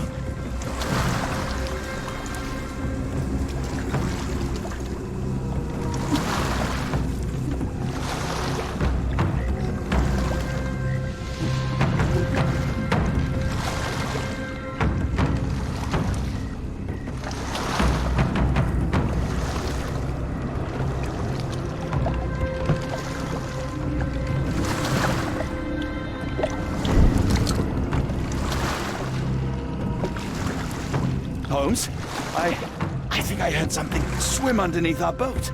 Probably just a rotten log. Did you hear that, Holmes? What do you see? A shadow. Nothing more.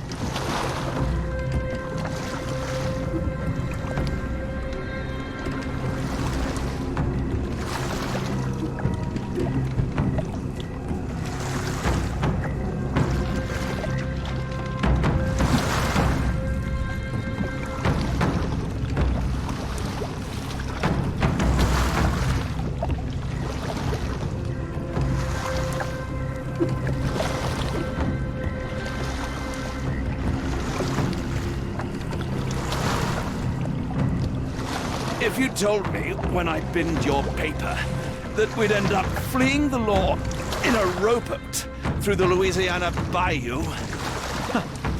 I dare say you would have hardly been surprised.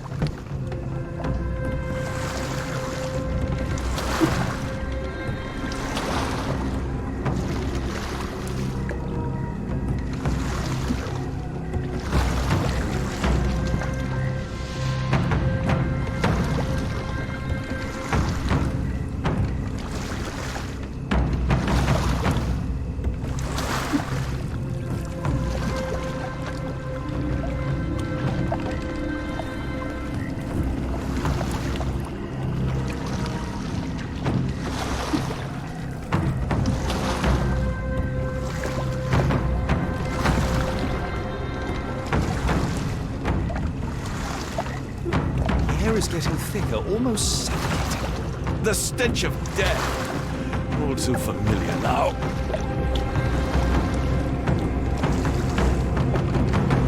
Weeks of damp.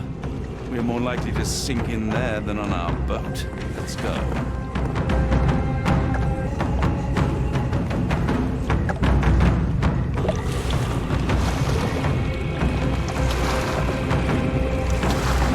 Careful of the gators, Watson. It is stupidity rather than...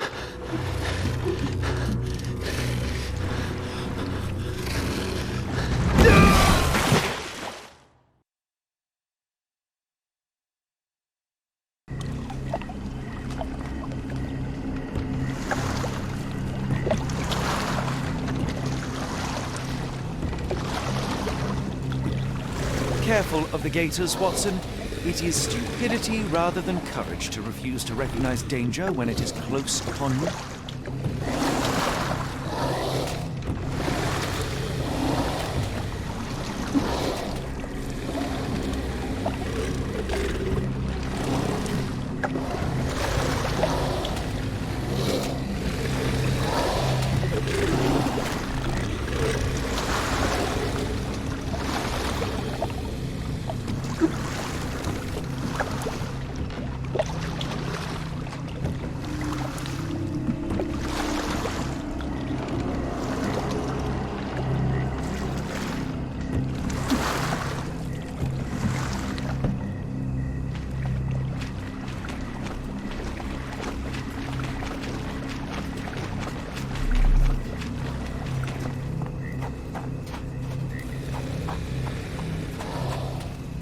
Hope, Watson. Stay calm, but be quick. An alligator has noticed us.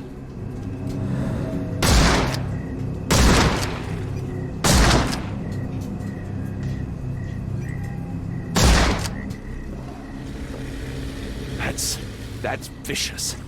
That's nature, Watson. Let's try not to annoy them. Any sign of answer? If not, let's push on.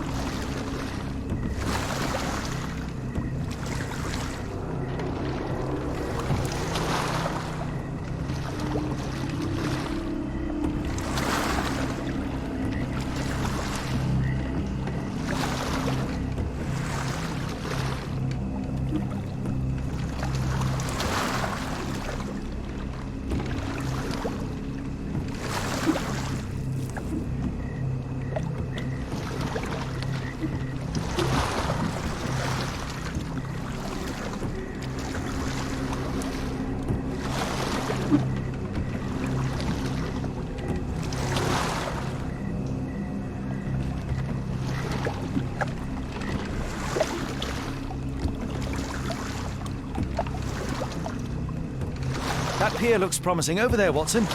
We're approaching the heart of darkness. This place gives me the shivers, despite the muggy night. I should be glad we're out of the water, but I'm not.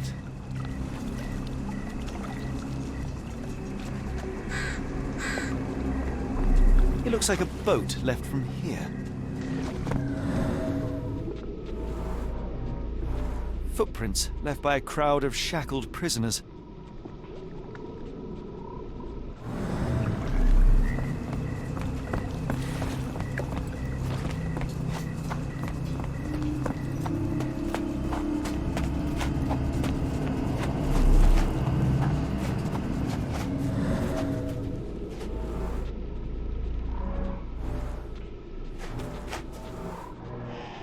Ashmak dragged Arneson here.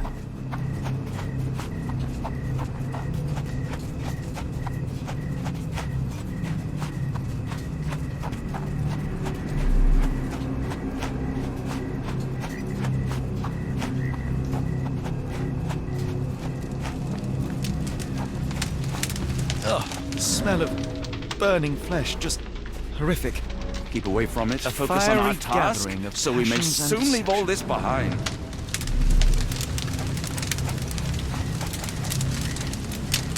If only the sheriff was kind and cooperative, our search for Arneson would be far simpler. Thankfully, it's not Arneson. Arneson the hunter became the prey. A heavy weight scored impressions in the ground 1 inch deep. The wood is swamp cypress, endemic to the area. The blood is dry. The axe has not been used for some time. A simple rope. This is how those poor people were crucified.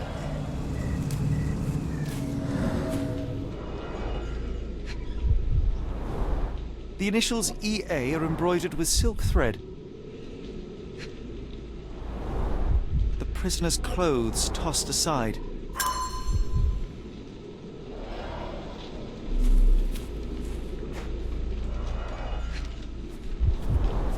Days old and rotten.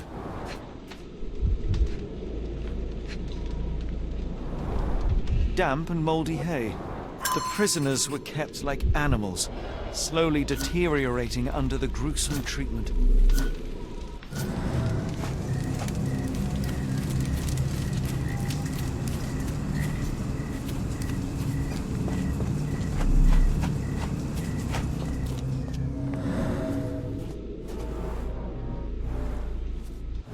Blood was poured over someone, leaving a gruesome silhouette.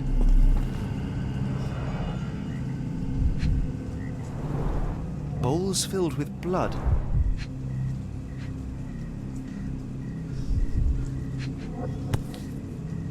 A worn blade, but clean and without blood.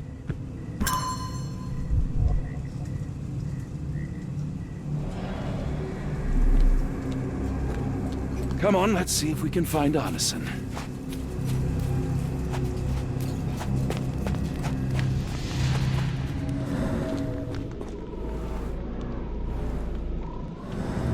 The tracks lead behind the stone slab. Only this indentation was spared from blood.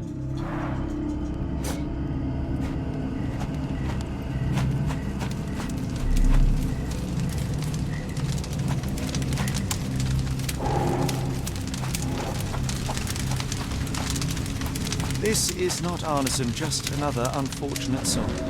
Thankfully, Arneson isn't among the dead. The hand tied here was bleeding in 4 places. This had to have been Arneson.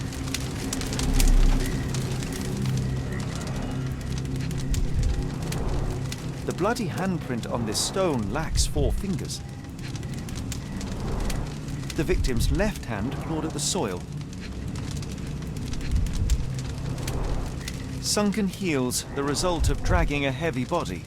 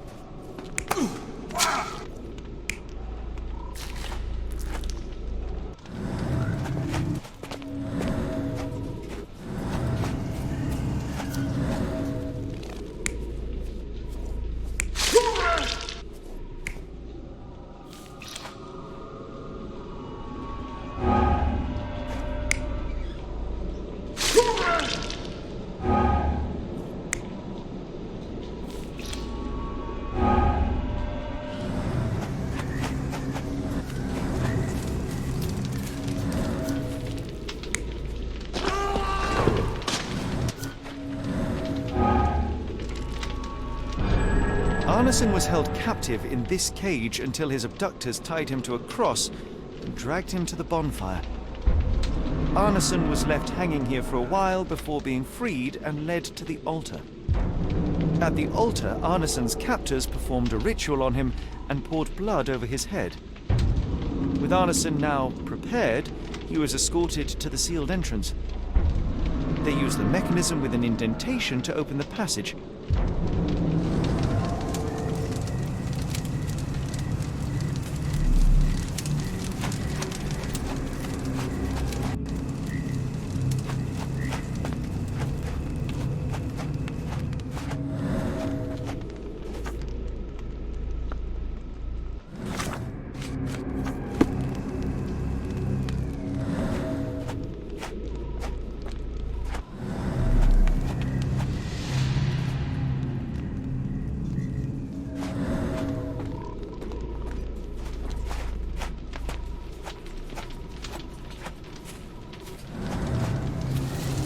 Heavy and covered in blood.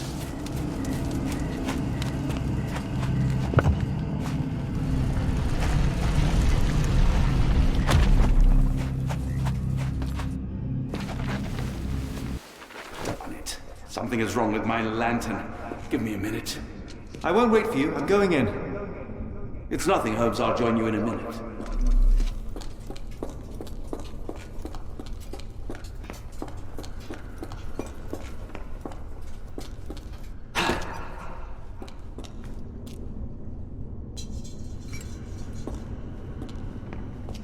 Woe betide those who take it. Walk away. Let the unknown be. That's human skin and still warm. What's happening? Deja vu, and not in a pleasant way.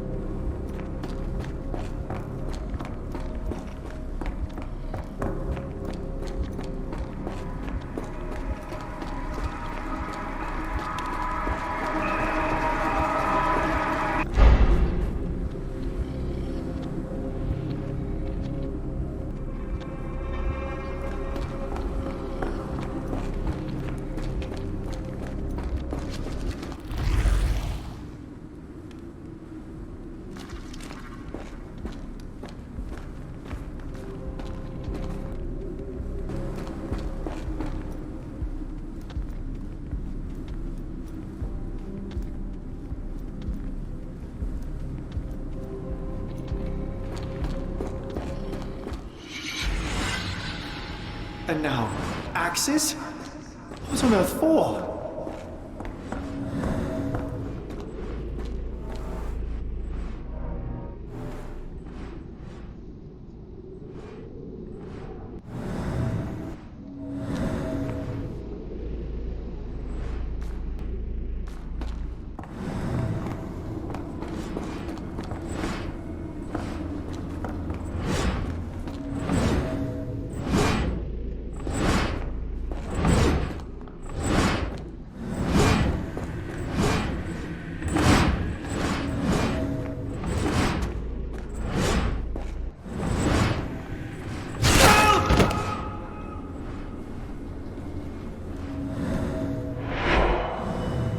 Now it is glowing, but why?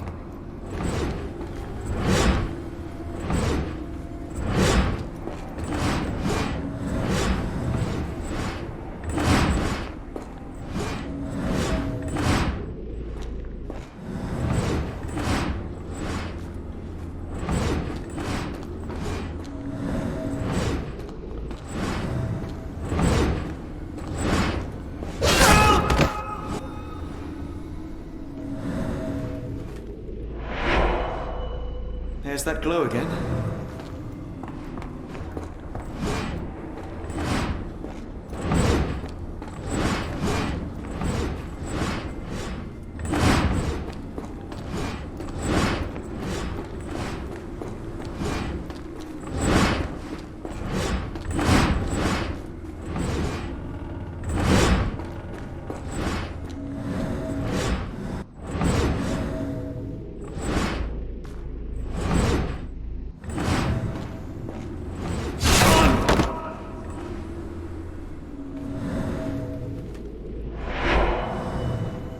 I hope that was all. I can't take any more.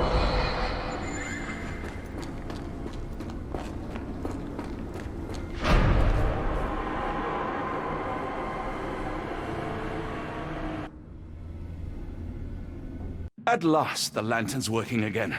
Holmes, I'm coming.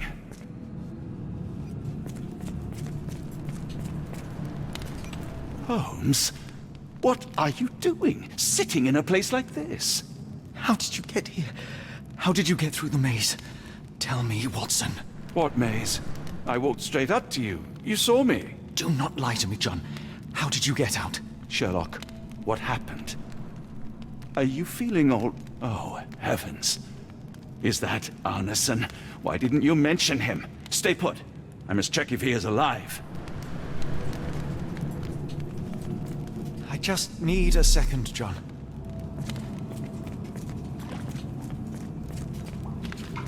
I should examine him before he has another seizure.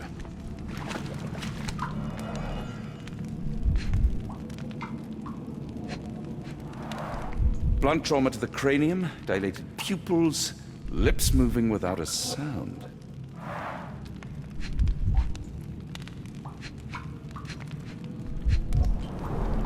Pulse is racing, 110 beats a minute. Severed fingers, the wounds are inflamed.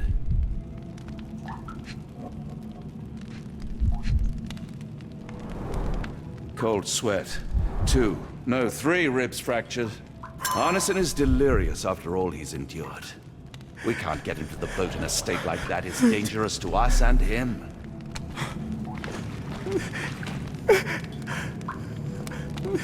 Please tell me there are no wheels inside, Arneson.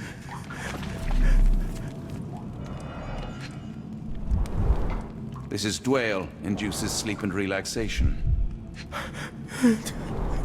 Salvia divinorum, provokes visual hallucinations. A gluey decoction. The smell is herby but sharp. It appears burnt, judging by the color.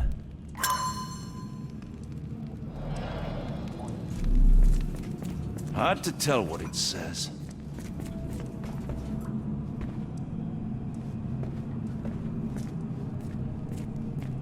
The walls are spinning. Let me catch my breath.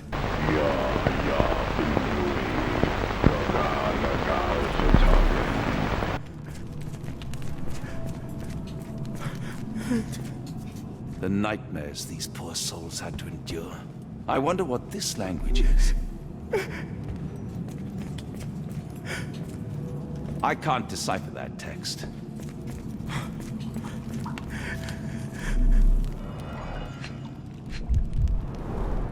Pharmacopoeia, listing drugs, effects, and directions for use.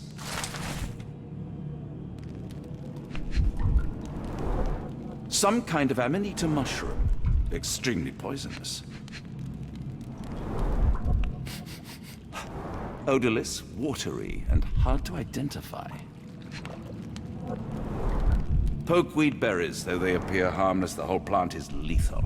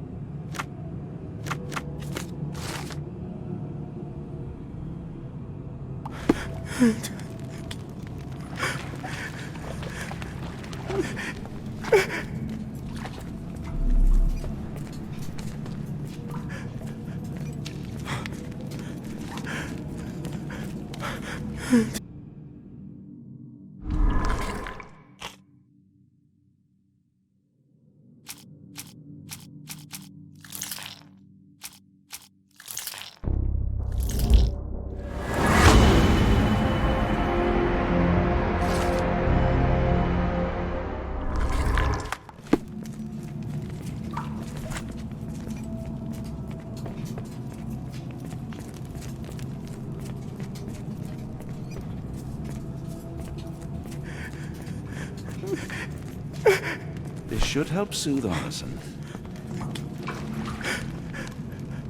I see.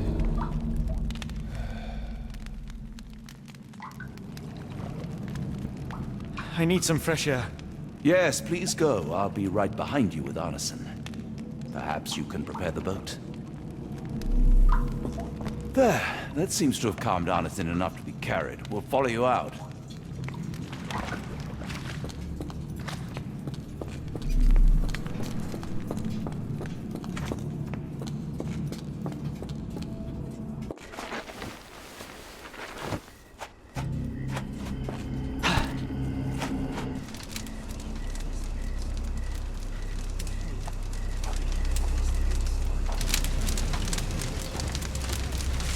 Me festering soul and let me feel.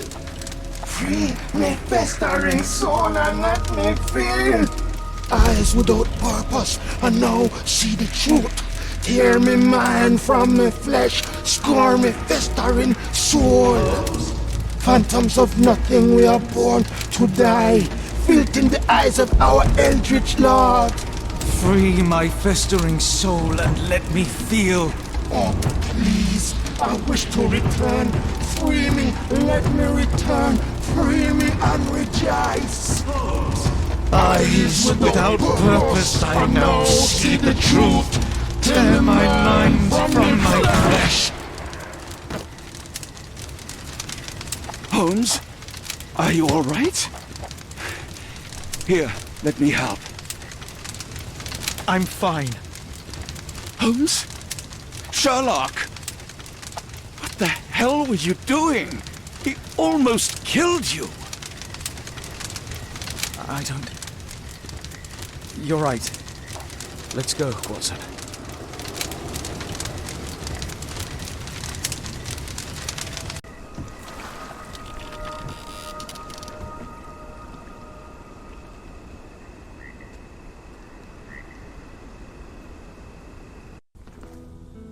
Bon Dieu!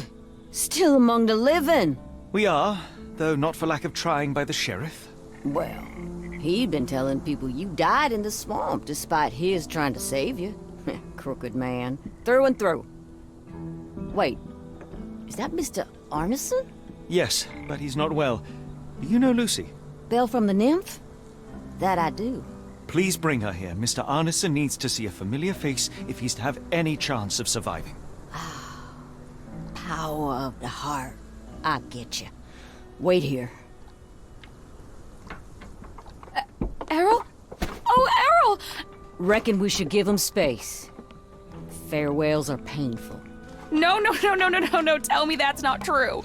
Watson? Mr. Arneson has endured a lot. Lost 4 fingers, a lot of blood, and some of his sanity. But with rest and tender care, he ought to survive those injuries, both physical and mental. Thank you, Johnny. I'll take care of him. Thank you for bringing him home to me. We'll be all right. Are you quite certain? Do you have the space? The resources? I will stay with him at the mansion. It is not a burden to take care of your love. His property is in quite a state. It may not be the best place for recuperation. Hush now. Champagne will see it sorted. Then it's settled. Hear that, Errol? Us living under one roof. Careful what you wish for. Oh, and champagne? I'm about sick of watching that sheriff run riot through New Orleans. We ought to talk. Funny. I was just thinking that grub did nothing to save your man. Together, I reckon you, me, and Errol have the sway to make some changes round here. I like the sound of that. Holmes, our boat. Oh, we must make haste. Farewell all. Take care.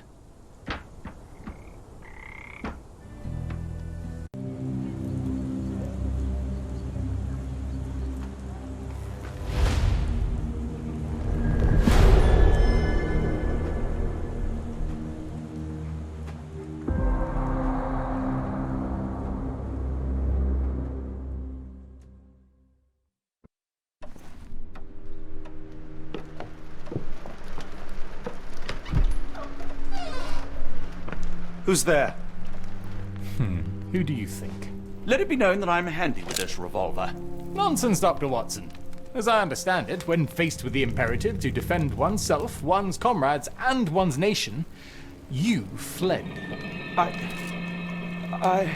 Aren't you going to introduce us, Sherlock?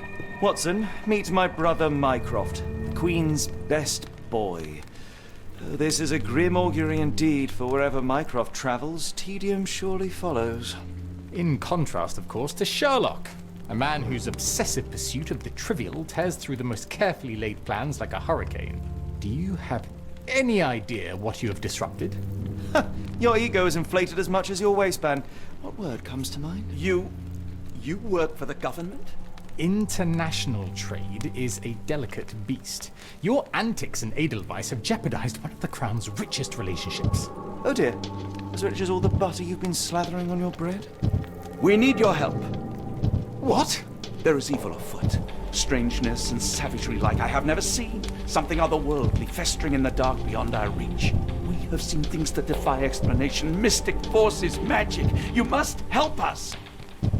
It's true. The British government does not invest its resources in the insane or intoxicated. Pull yourself together. I know men like you. Men like you grease palms, whisper in ears, start wars, and you send men like me to die in them. You and the rest of your corpulent cronies. Ha! Corpulent! That was it. Interesting, Sherlock. But as you again drift away from sanity, you find yourself another John. All right, so the choice is made. I beg your pardon? There is only us. We cannot run from this problem. I shall take the book and Davy's cryptic message to Barnes. See what he makes of it.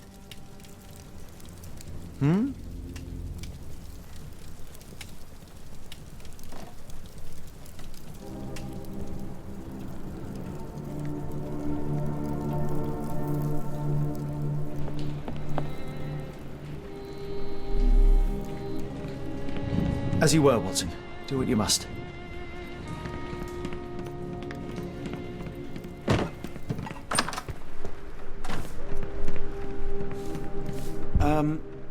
Am I mad? This painting wasn't here last time, was it? Another sinking near Scotland. By the Strand for all the details. Cool. Thank you, sir. Just back from a trip, Doctor. You look exhausted.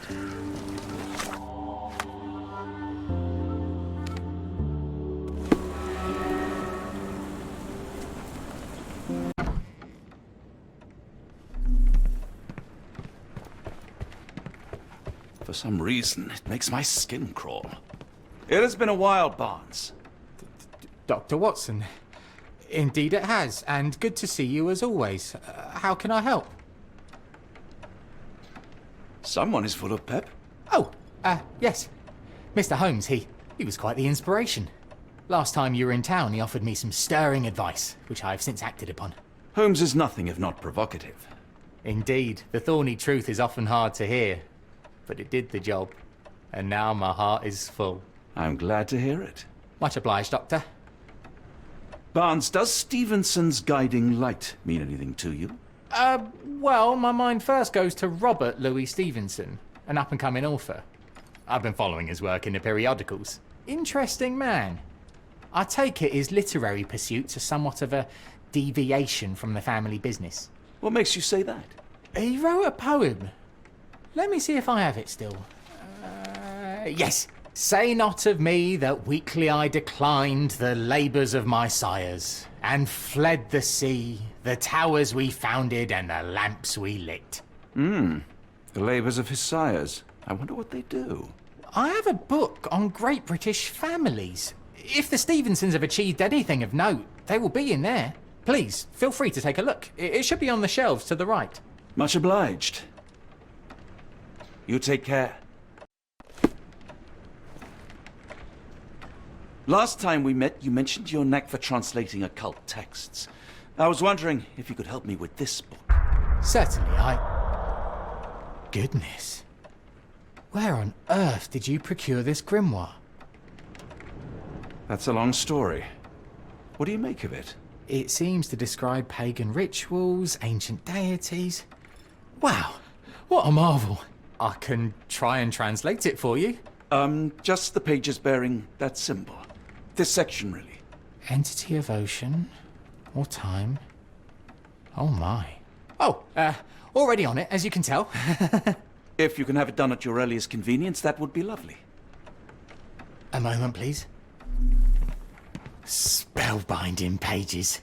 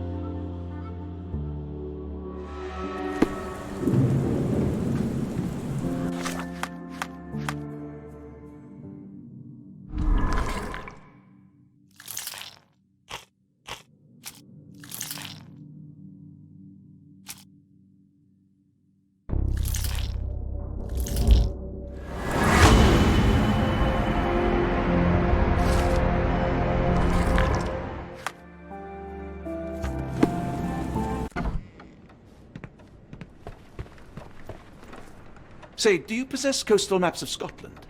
Indeed. Have you figured out what the Stevensons are known for? Feats of lighthouse engineering. You have my thanks for the book. My pleasure, Doctor. Do you need any particular part of the coast? Loch Harbour, West Coast. Right then, I'll unroll it on the desk. All yours. In the meantime, I will attend to my translation. Much appreciated.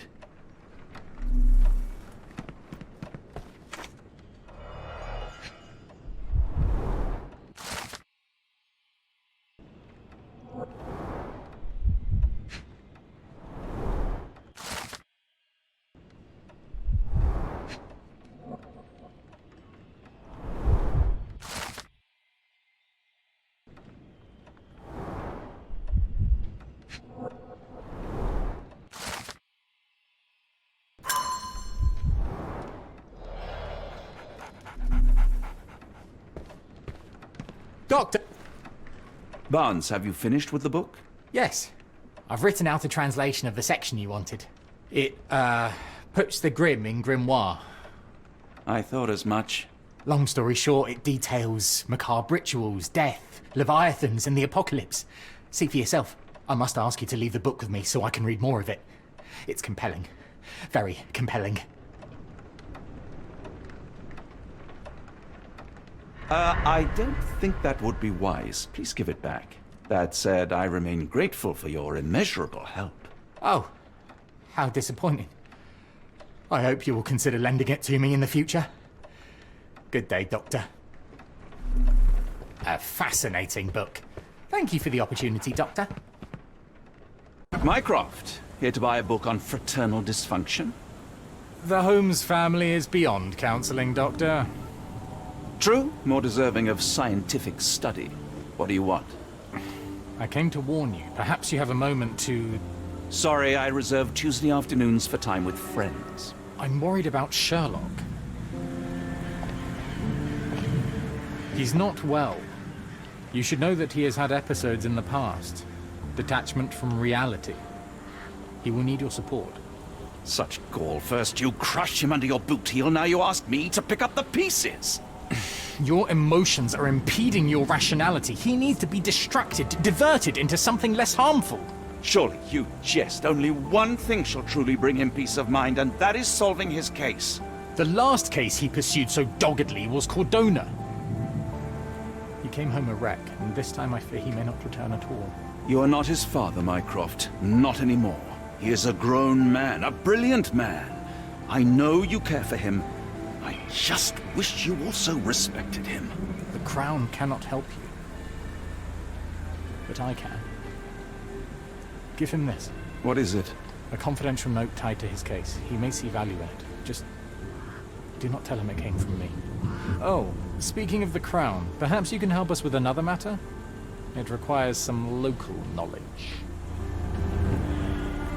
I'm all ears. For your eyes only. Here is a folder with all the details.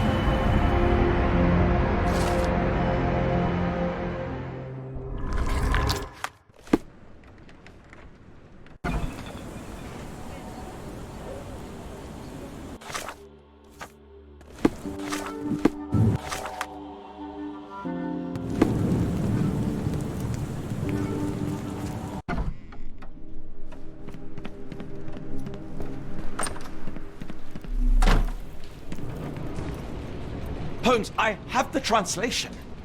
But Barnes was affected by the book. Holmes? Watson? Did you hear me? Barnes was behaving oddly, but I was able to retrieve the book and his preliminary translation. I think we have a lead. Sherlock, what is it? I find myself burdened. It will come as no surprise that I tend towards obsession. Indeed, obsession oft grants me the insights that have become my stock in trade, but my greatest asset. Yet I cannot deny this nature proves as much a hindrance as a boon. It has cost me friends, colleagues, brothers. And despite my obsession as I contend with the matter at hand, no closer to understanding than when we began, I must conclude that I am of no worth at all.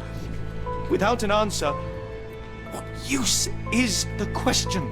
Sherlock, this is no time for despair. The book is real. Those men went mad. John, I fear that I am as mad as the rest of them. I bore witness to the same events that you did. I saw with my own eyes the inexplicable, the ghastly, and the unnatural. I can attest to their occurrence. So take heart, for it was as real as you or I, and thus we must persist. Lives hang in the balance. If you cannot see your worth, then trust in me, for I see it. And I know of no other man capable of putting this matter right. Thank you, John. Would that I possessed even half your courage. Pray tell, where does our journey end? Ardnamurchan, Scotland.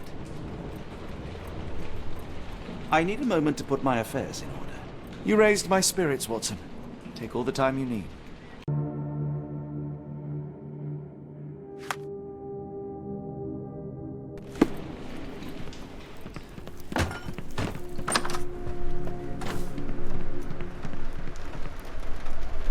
Get the strand! Get the true facts! You had a visitor earlier. He seemed angry.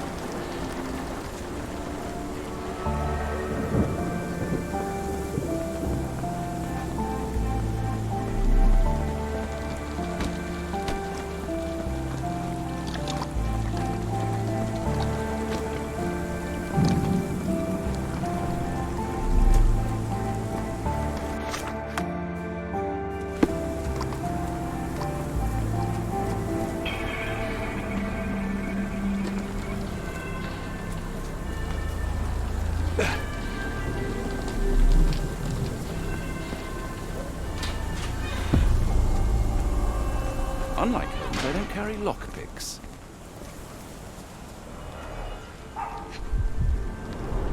Royal Berkshire Regiment. They had it tough in Afghanistan. His face and neck are swollen, and I can see wasp stings all over the skin. Only his right arm was functional. His left arm was paralyzed in the war.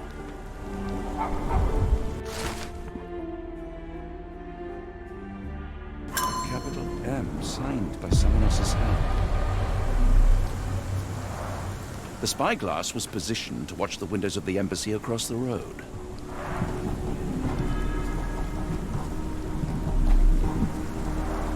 A map of possible routes taken from the embassy. I thought only Sherlock was capable of this kind of deduction.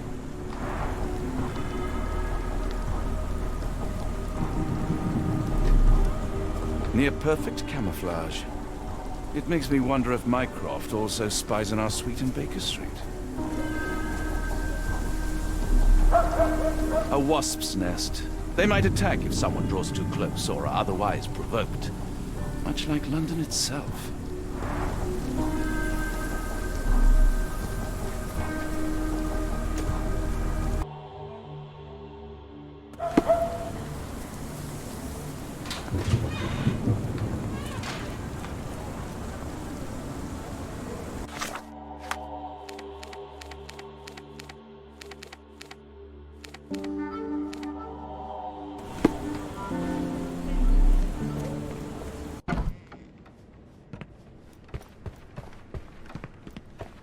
I'm sorry, I have bad news.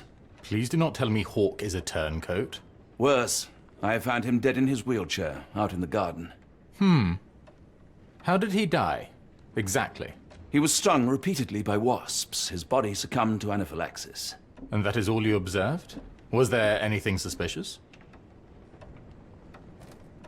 Well, there was one thing. In his notes I found a handwritten M, but it didn't match Hawke's other writing.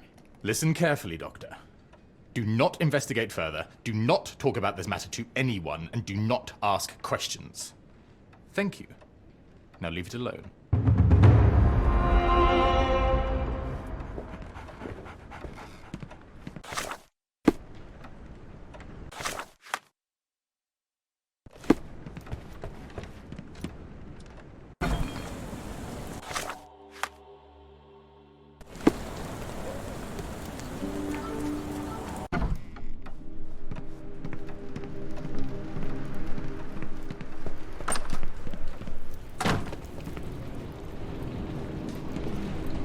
Well, shall we be off? Yes, of course. You can apprise me of your actions while we pack.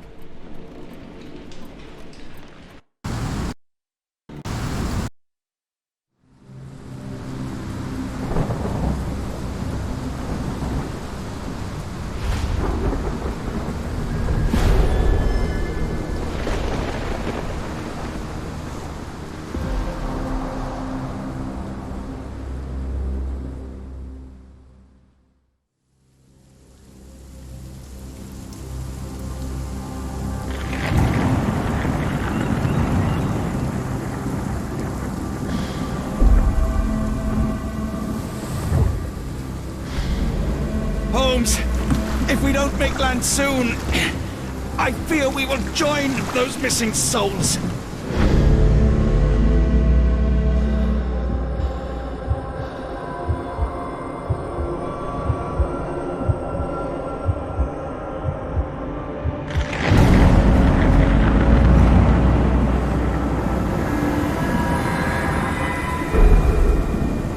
These seas have taken too many, John. Let's stop them from taking more, then.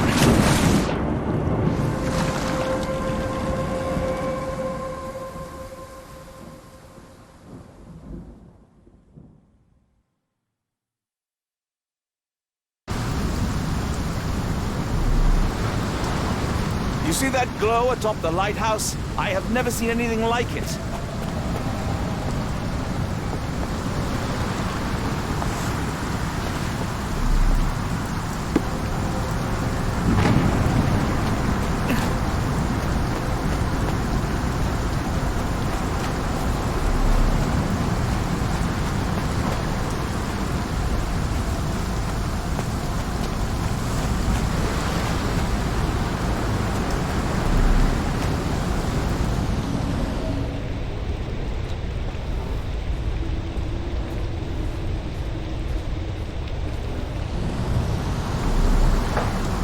and barricaded from the inside.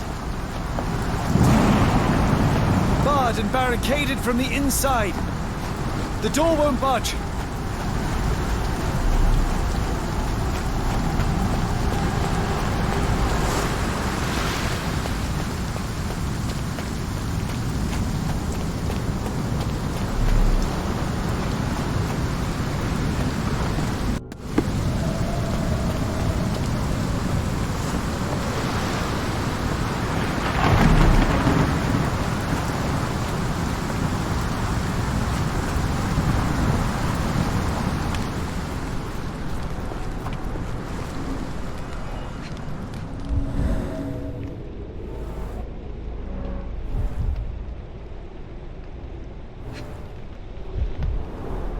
Ouroboros, a snake eating itself. An ancient symbol of eternal renewal.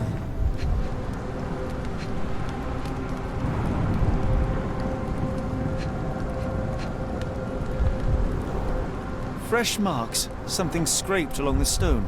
This door requires a very specific key. An old cannon, probably rusting here since the 16th century. Where did the shirt come from?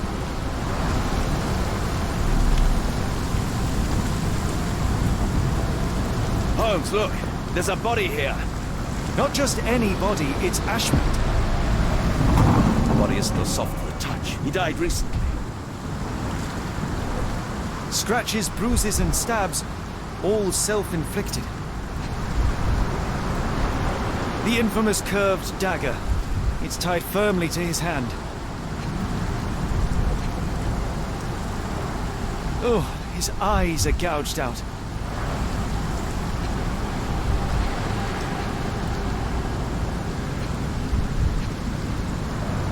A broken chain. Something was attached to the end. His body succumbed to all those wounds.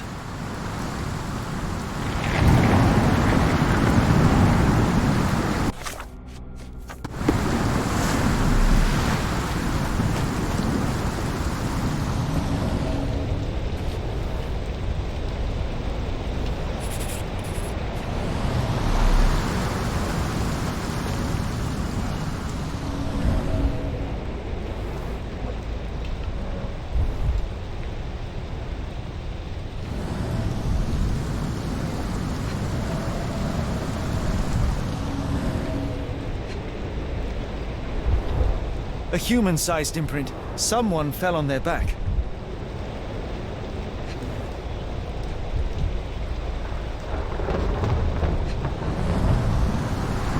This branch was recently broken. The wood is still green. Whatever Ashmat had secured to his chain, he lost it here.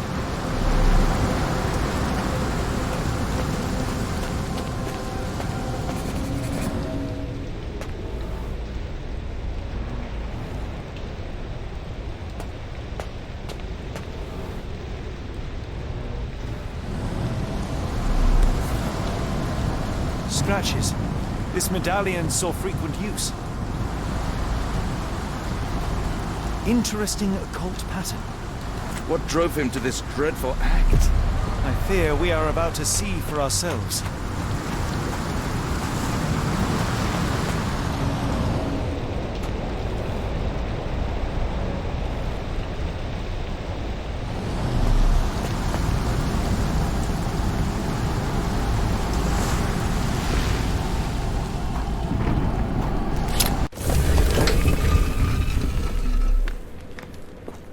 He crossed the ocean twice for his cult, only to end up splattered on this rock.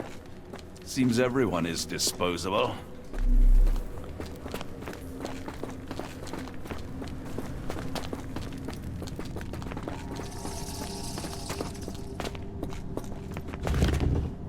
That's a crafty mechanism and quite ancient. An obsidian heart. Masterful work.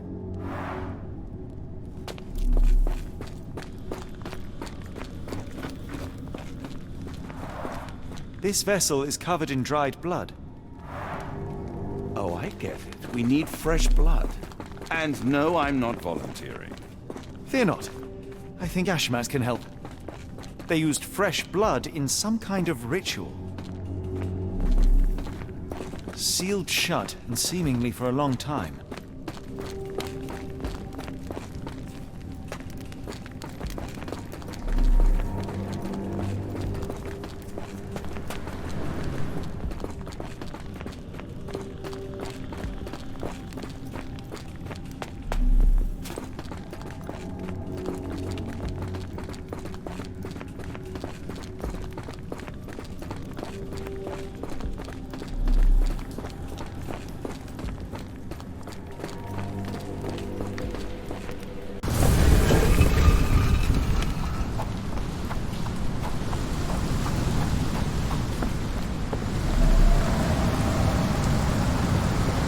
Do you have anything to hold blood, Watson?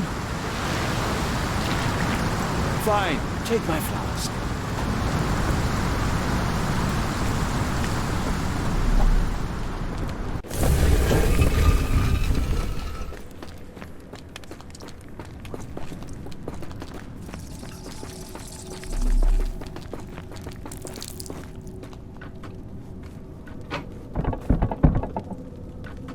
The lever doesn't want to stay on its own.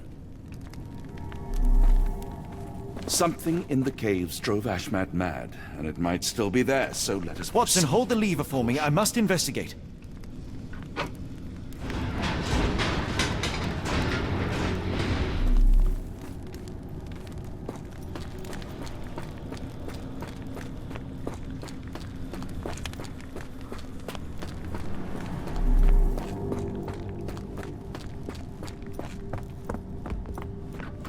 Holmes, watch out! My lever went back up.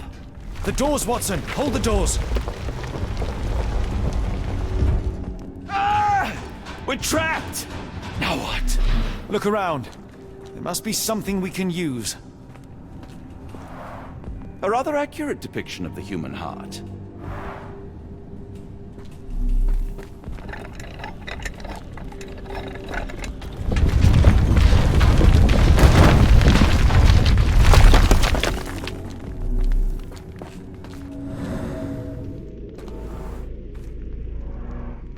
Those holes seem to have a purpose, but I won't risk my arm to find out what.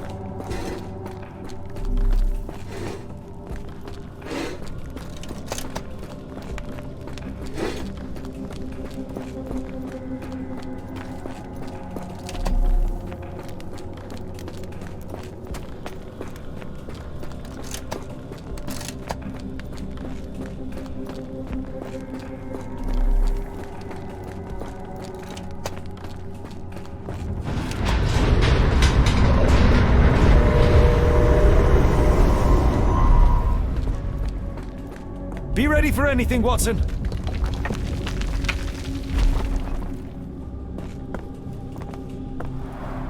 It's all right, Watson. It's merely a chest with coins and a dagger, made of obsidian by the looks of it.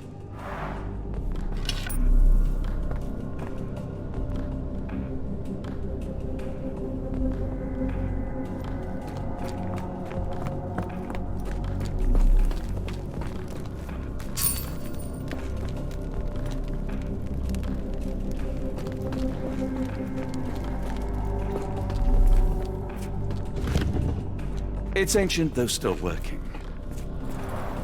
A rather accurate depiction of the human heart.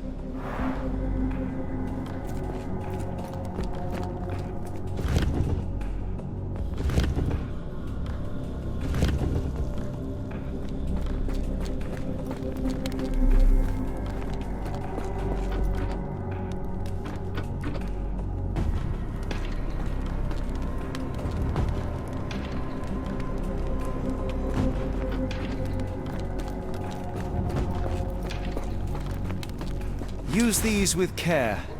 Let us be the first adventurers to raid a tomb without destroying it. Terrific. Now, onward before they close again. Let us hope our paths converge, Holmes.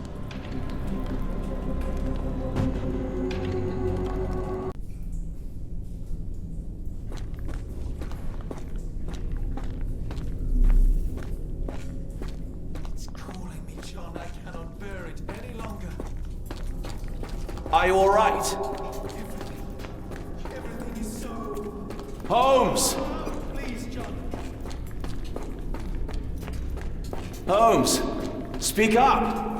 Help me. Holmes!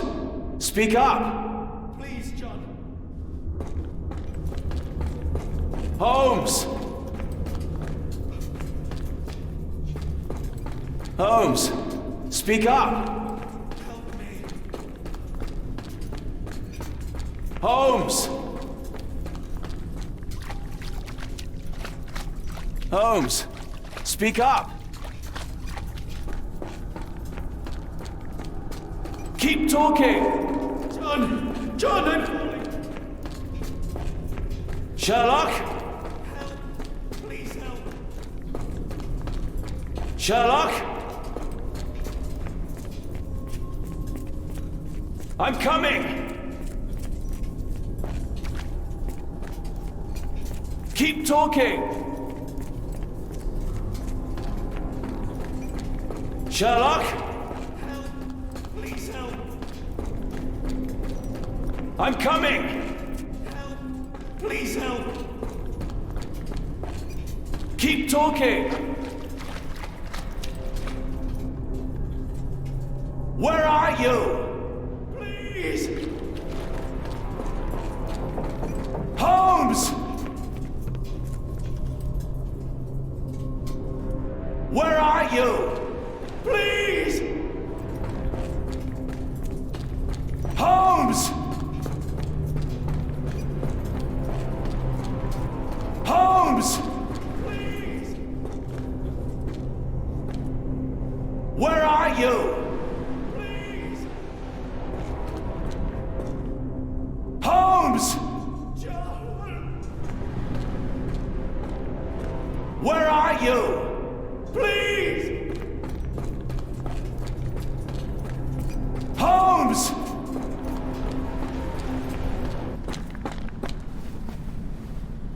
Holmes! Holmes, come on, wake up! Thank heavens. What were you doing? What happened?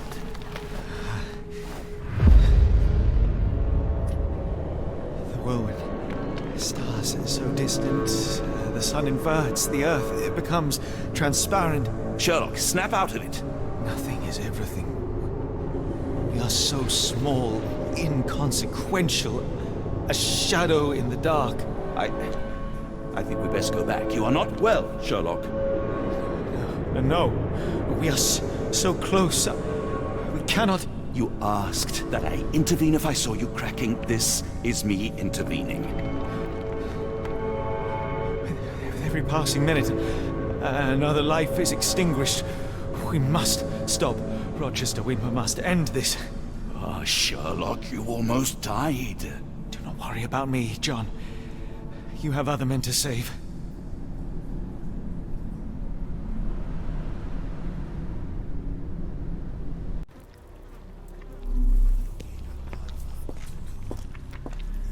I thought that I'd seen horrors during the war, but this is Careful, Holmes! Sir, are you all right? No response.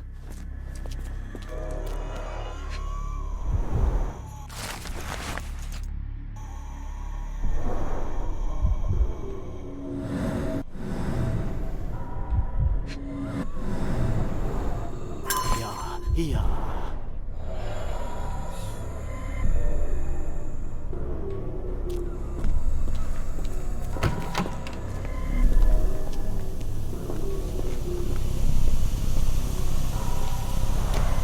The base appears to rotate. Hands off, Holmes. We have no idea of its purpose.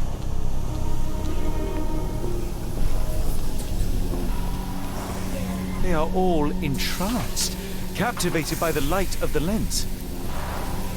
Sherlock, don't touch it. We still don't know what it is capable of.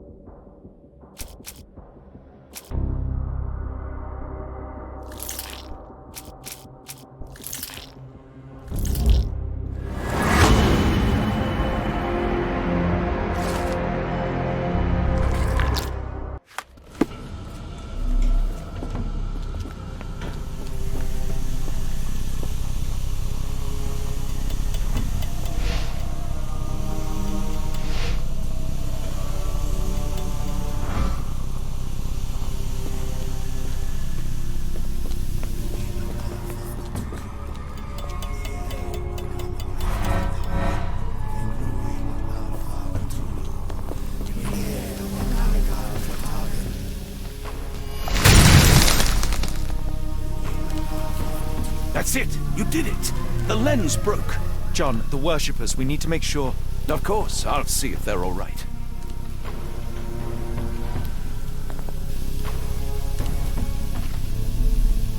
Don't mind my trembling hands. It's not fear, it's adrenaline.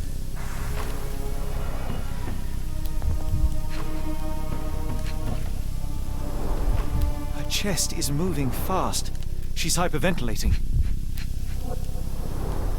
At least this awful mask is breathable.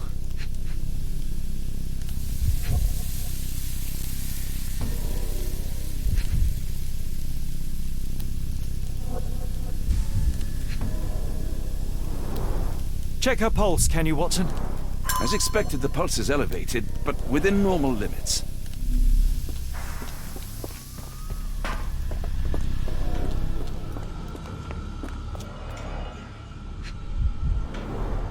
The sheer form of it, the color, it makes me feel uneasy. Black, metallic, and with a characteristic hue. Obsidian yet again.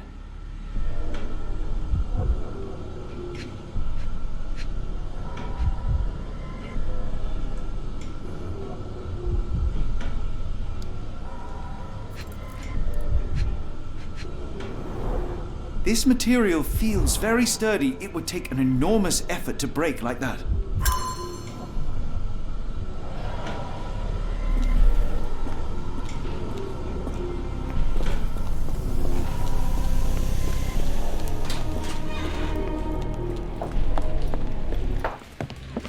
Stop there, shipmates! A storm awakens and we've battened down the Archers. Dirty Summers, I presume. Nice to put a filthy, sweat-covered face to a name. That's no way to speak to a captain. Sherlock, get down!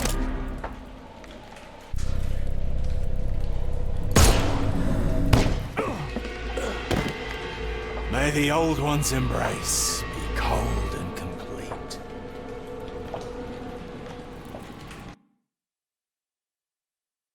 As expected, the pulse is elevated, but within normal limits. Stop! Phil.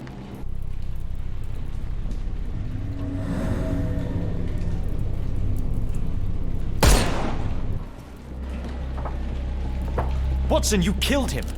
I didn't have a choice. Well, what's done is done. If we do not stop Rochester, Summer's death will be but one of many.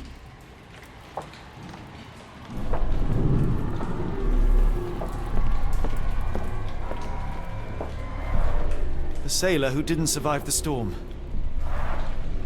The port of London feels so long ago. Forgive me, Summers. My sanity is slipping away. I feel like I've been there. Mad cultists, ancient ritual sites. Had I known where this case would lead, I would never have brought you to see Stenwick. They made sure no one could enter through the main door. Hold on. We need a plan.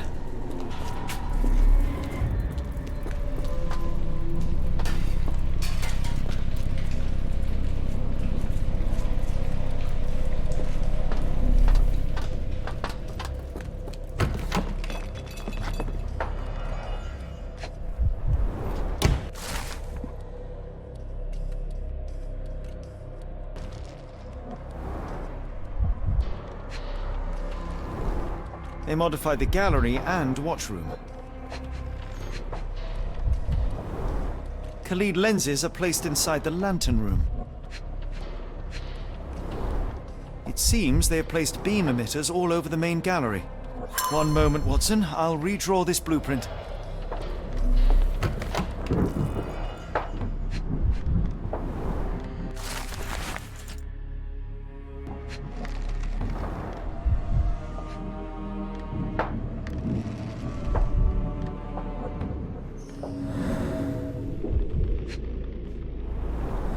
I know this company.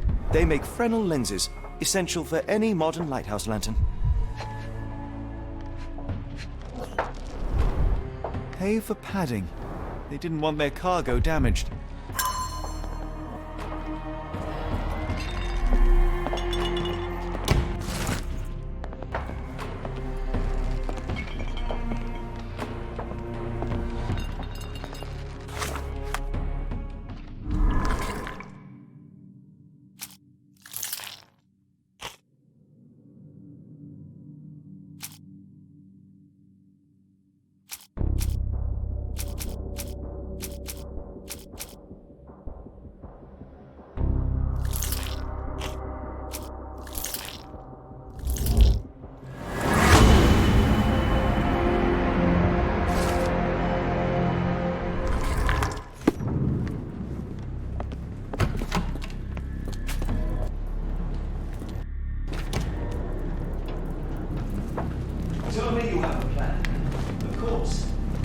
We shall apply what we just learned, charge the Khalid lenses, and break them with the dagger. That should put a stop to this cursed ritual.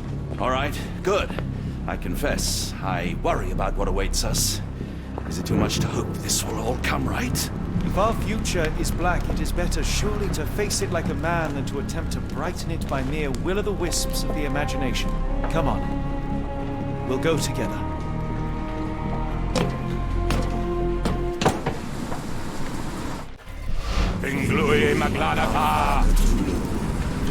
Hard to imagine one could recover from a trance.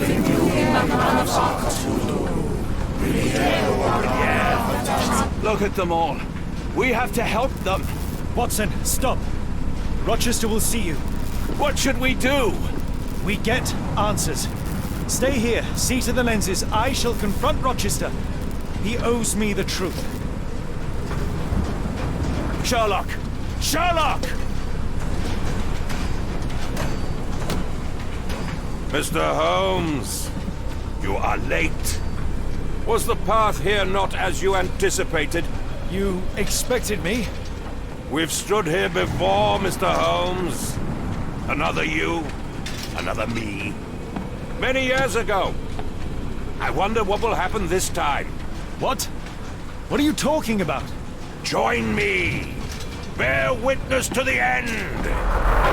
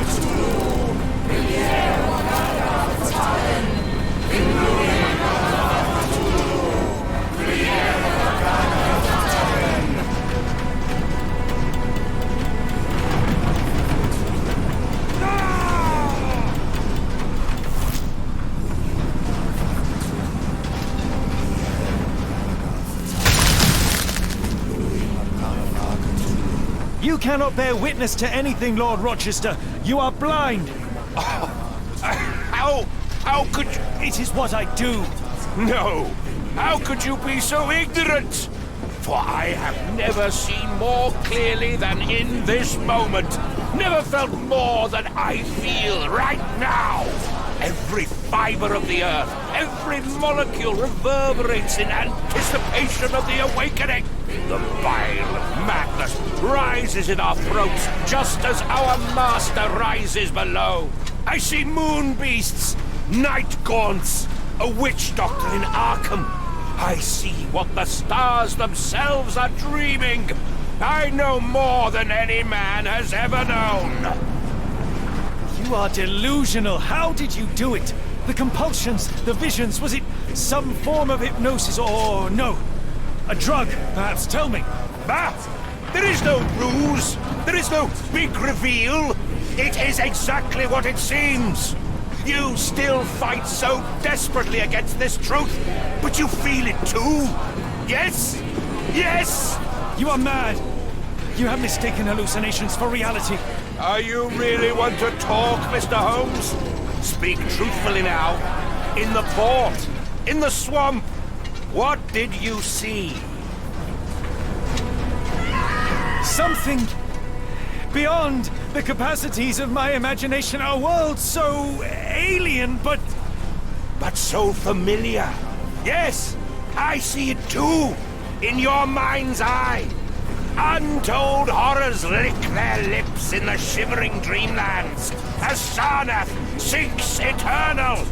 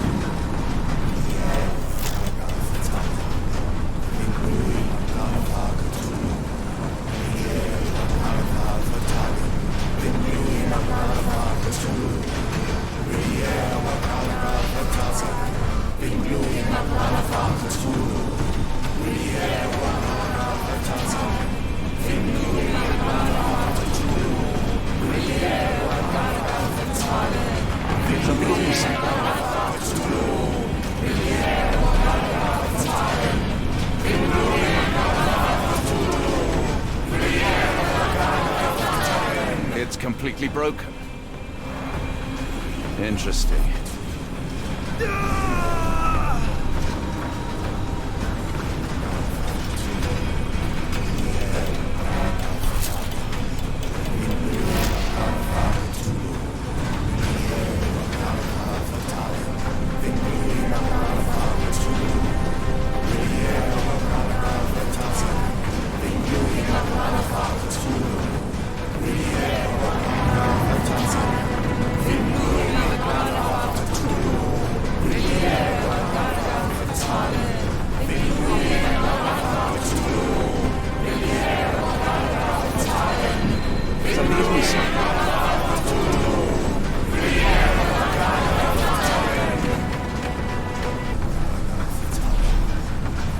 This could prove useful.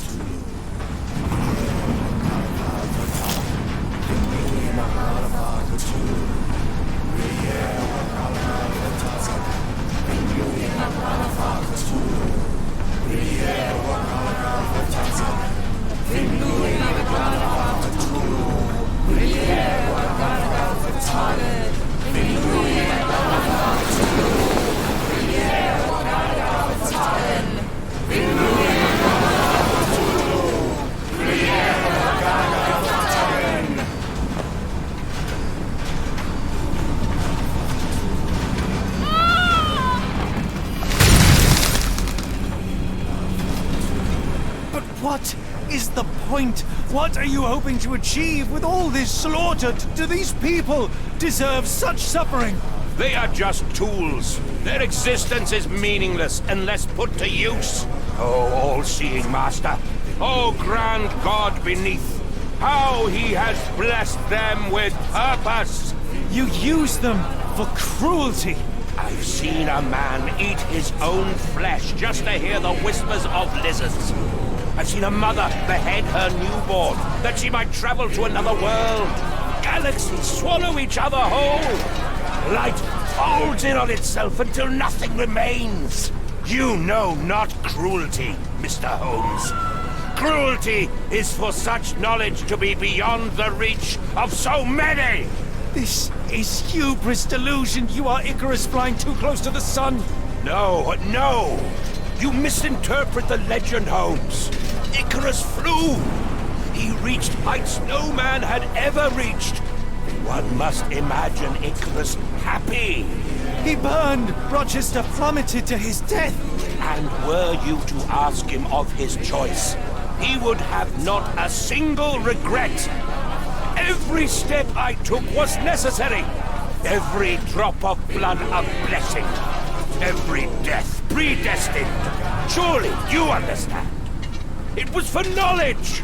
The only thing worth living for. Why must you remain so blind? Be honest. What is it you fear? I fear nothing, Lord Rochester. You are the coward hiding from the pain of the world in a delusion of his own making. No, no, no! You are lying to yourself, Mr. Holmes! Why? If you are not here for the truth, then you are a diversion. But no more! Rulor Kanga! Oh, Master! Oh, Great One! He has come! Take me! Accept my sacrifice! The world is yours!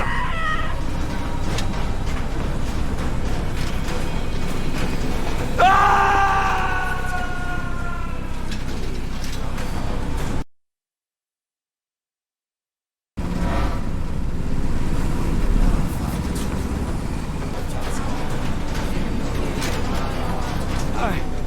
I'm afraid that it will cost me my sanity, much as it has cost you yours.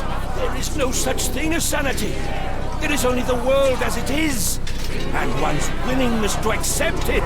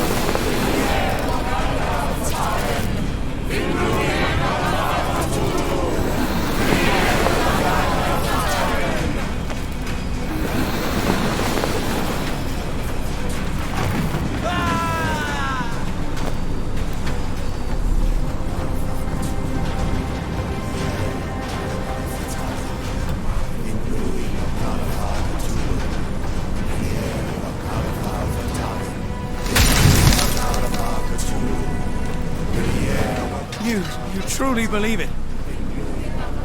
That a god arises from below that the world shall end? There is only nothingness. Only chaos and torture and endless time, stretching its wings, baring its teeth. It's preposterous. It's nonsense. It's...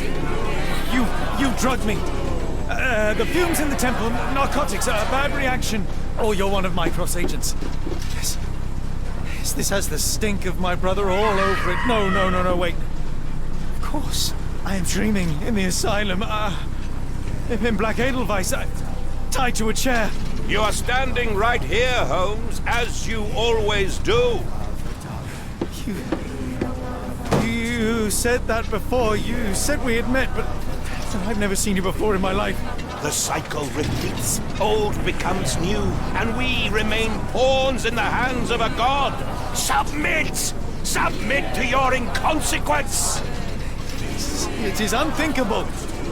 It is undeniable. I cannot. When you have eliminated all which is impossible, then whatever remains, however improbable, must be the truth. Now, Holmes! Now is the moment! You know it in your heart! Say it! Say it!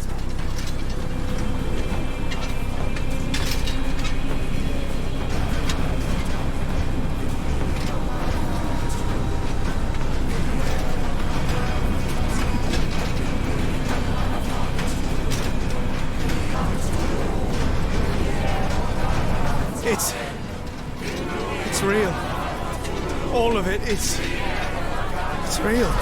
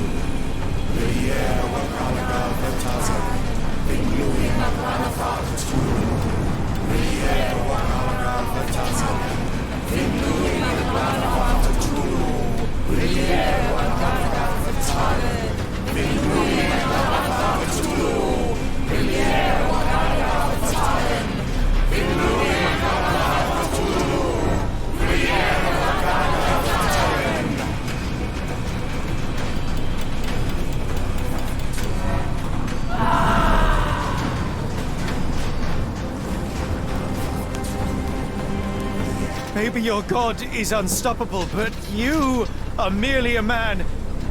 And I know how to stop you. What do you mean? What have you done? I have made a friend. Yeah!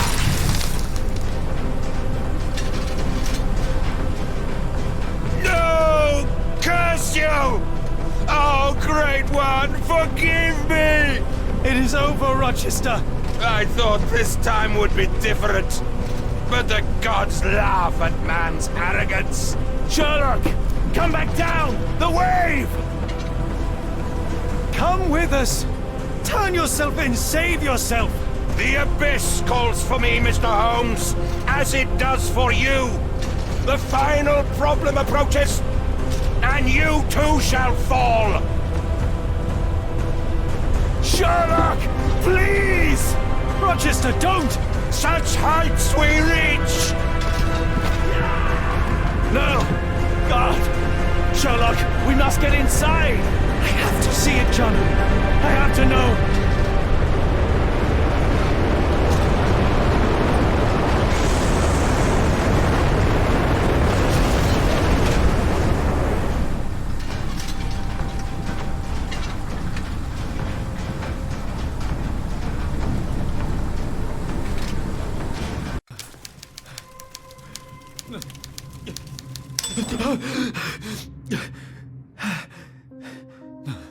Apologies, did I rouse you? I could relocate to the study, but I wanted to be at hand should you need me. No. The sound of your keys. It is my tether back to the waking world. I find writing of our adventure helps me too. Perhaps at some point you could read it and tell me if it accords with your memory. There are moments in our journey that only you were privy to. Your encounter with Gygax, your visions with Light of the Abyss, your confrontation with Rochester. No. Pardon me? Do not publish it. It would be professional suicide. You would be a laughingstock, a fabulist, concocting penny dreadfuls for the unwashed masses. And I would no longer attract a distinguished clientele, but madmen convinced I could connect them to their deceased relatives or help them capture a fairy. Ah. It doesn't seem to get any better, does it? When I close my eyes, John, I am falling. Falling into a black abyss. It is endless and suffocating and unforgiving. I would give for a dreamless night. It's going to be all right, Sherlock. What is that? It will help you rest. No, not that. No.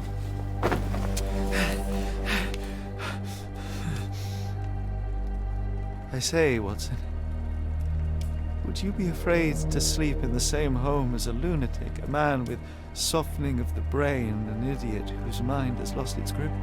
Not in the least.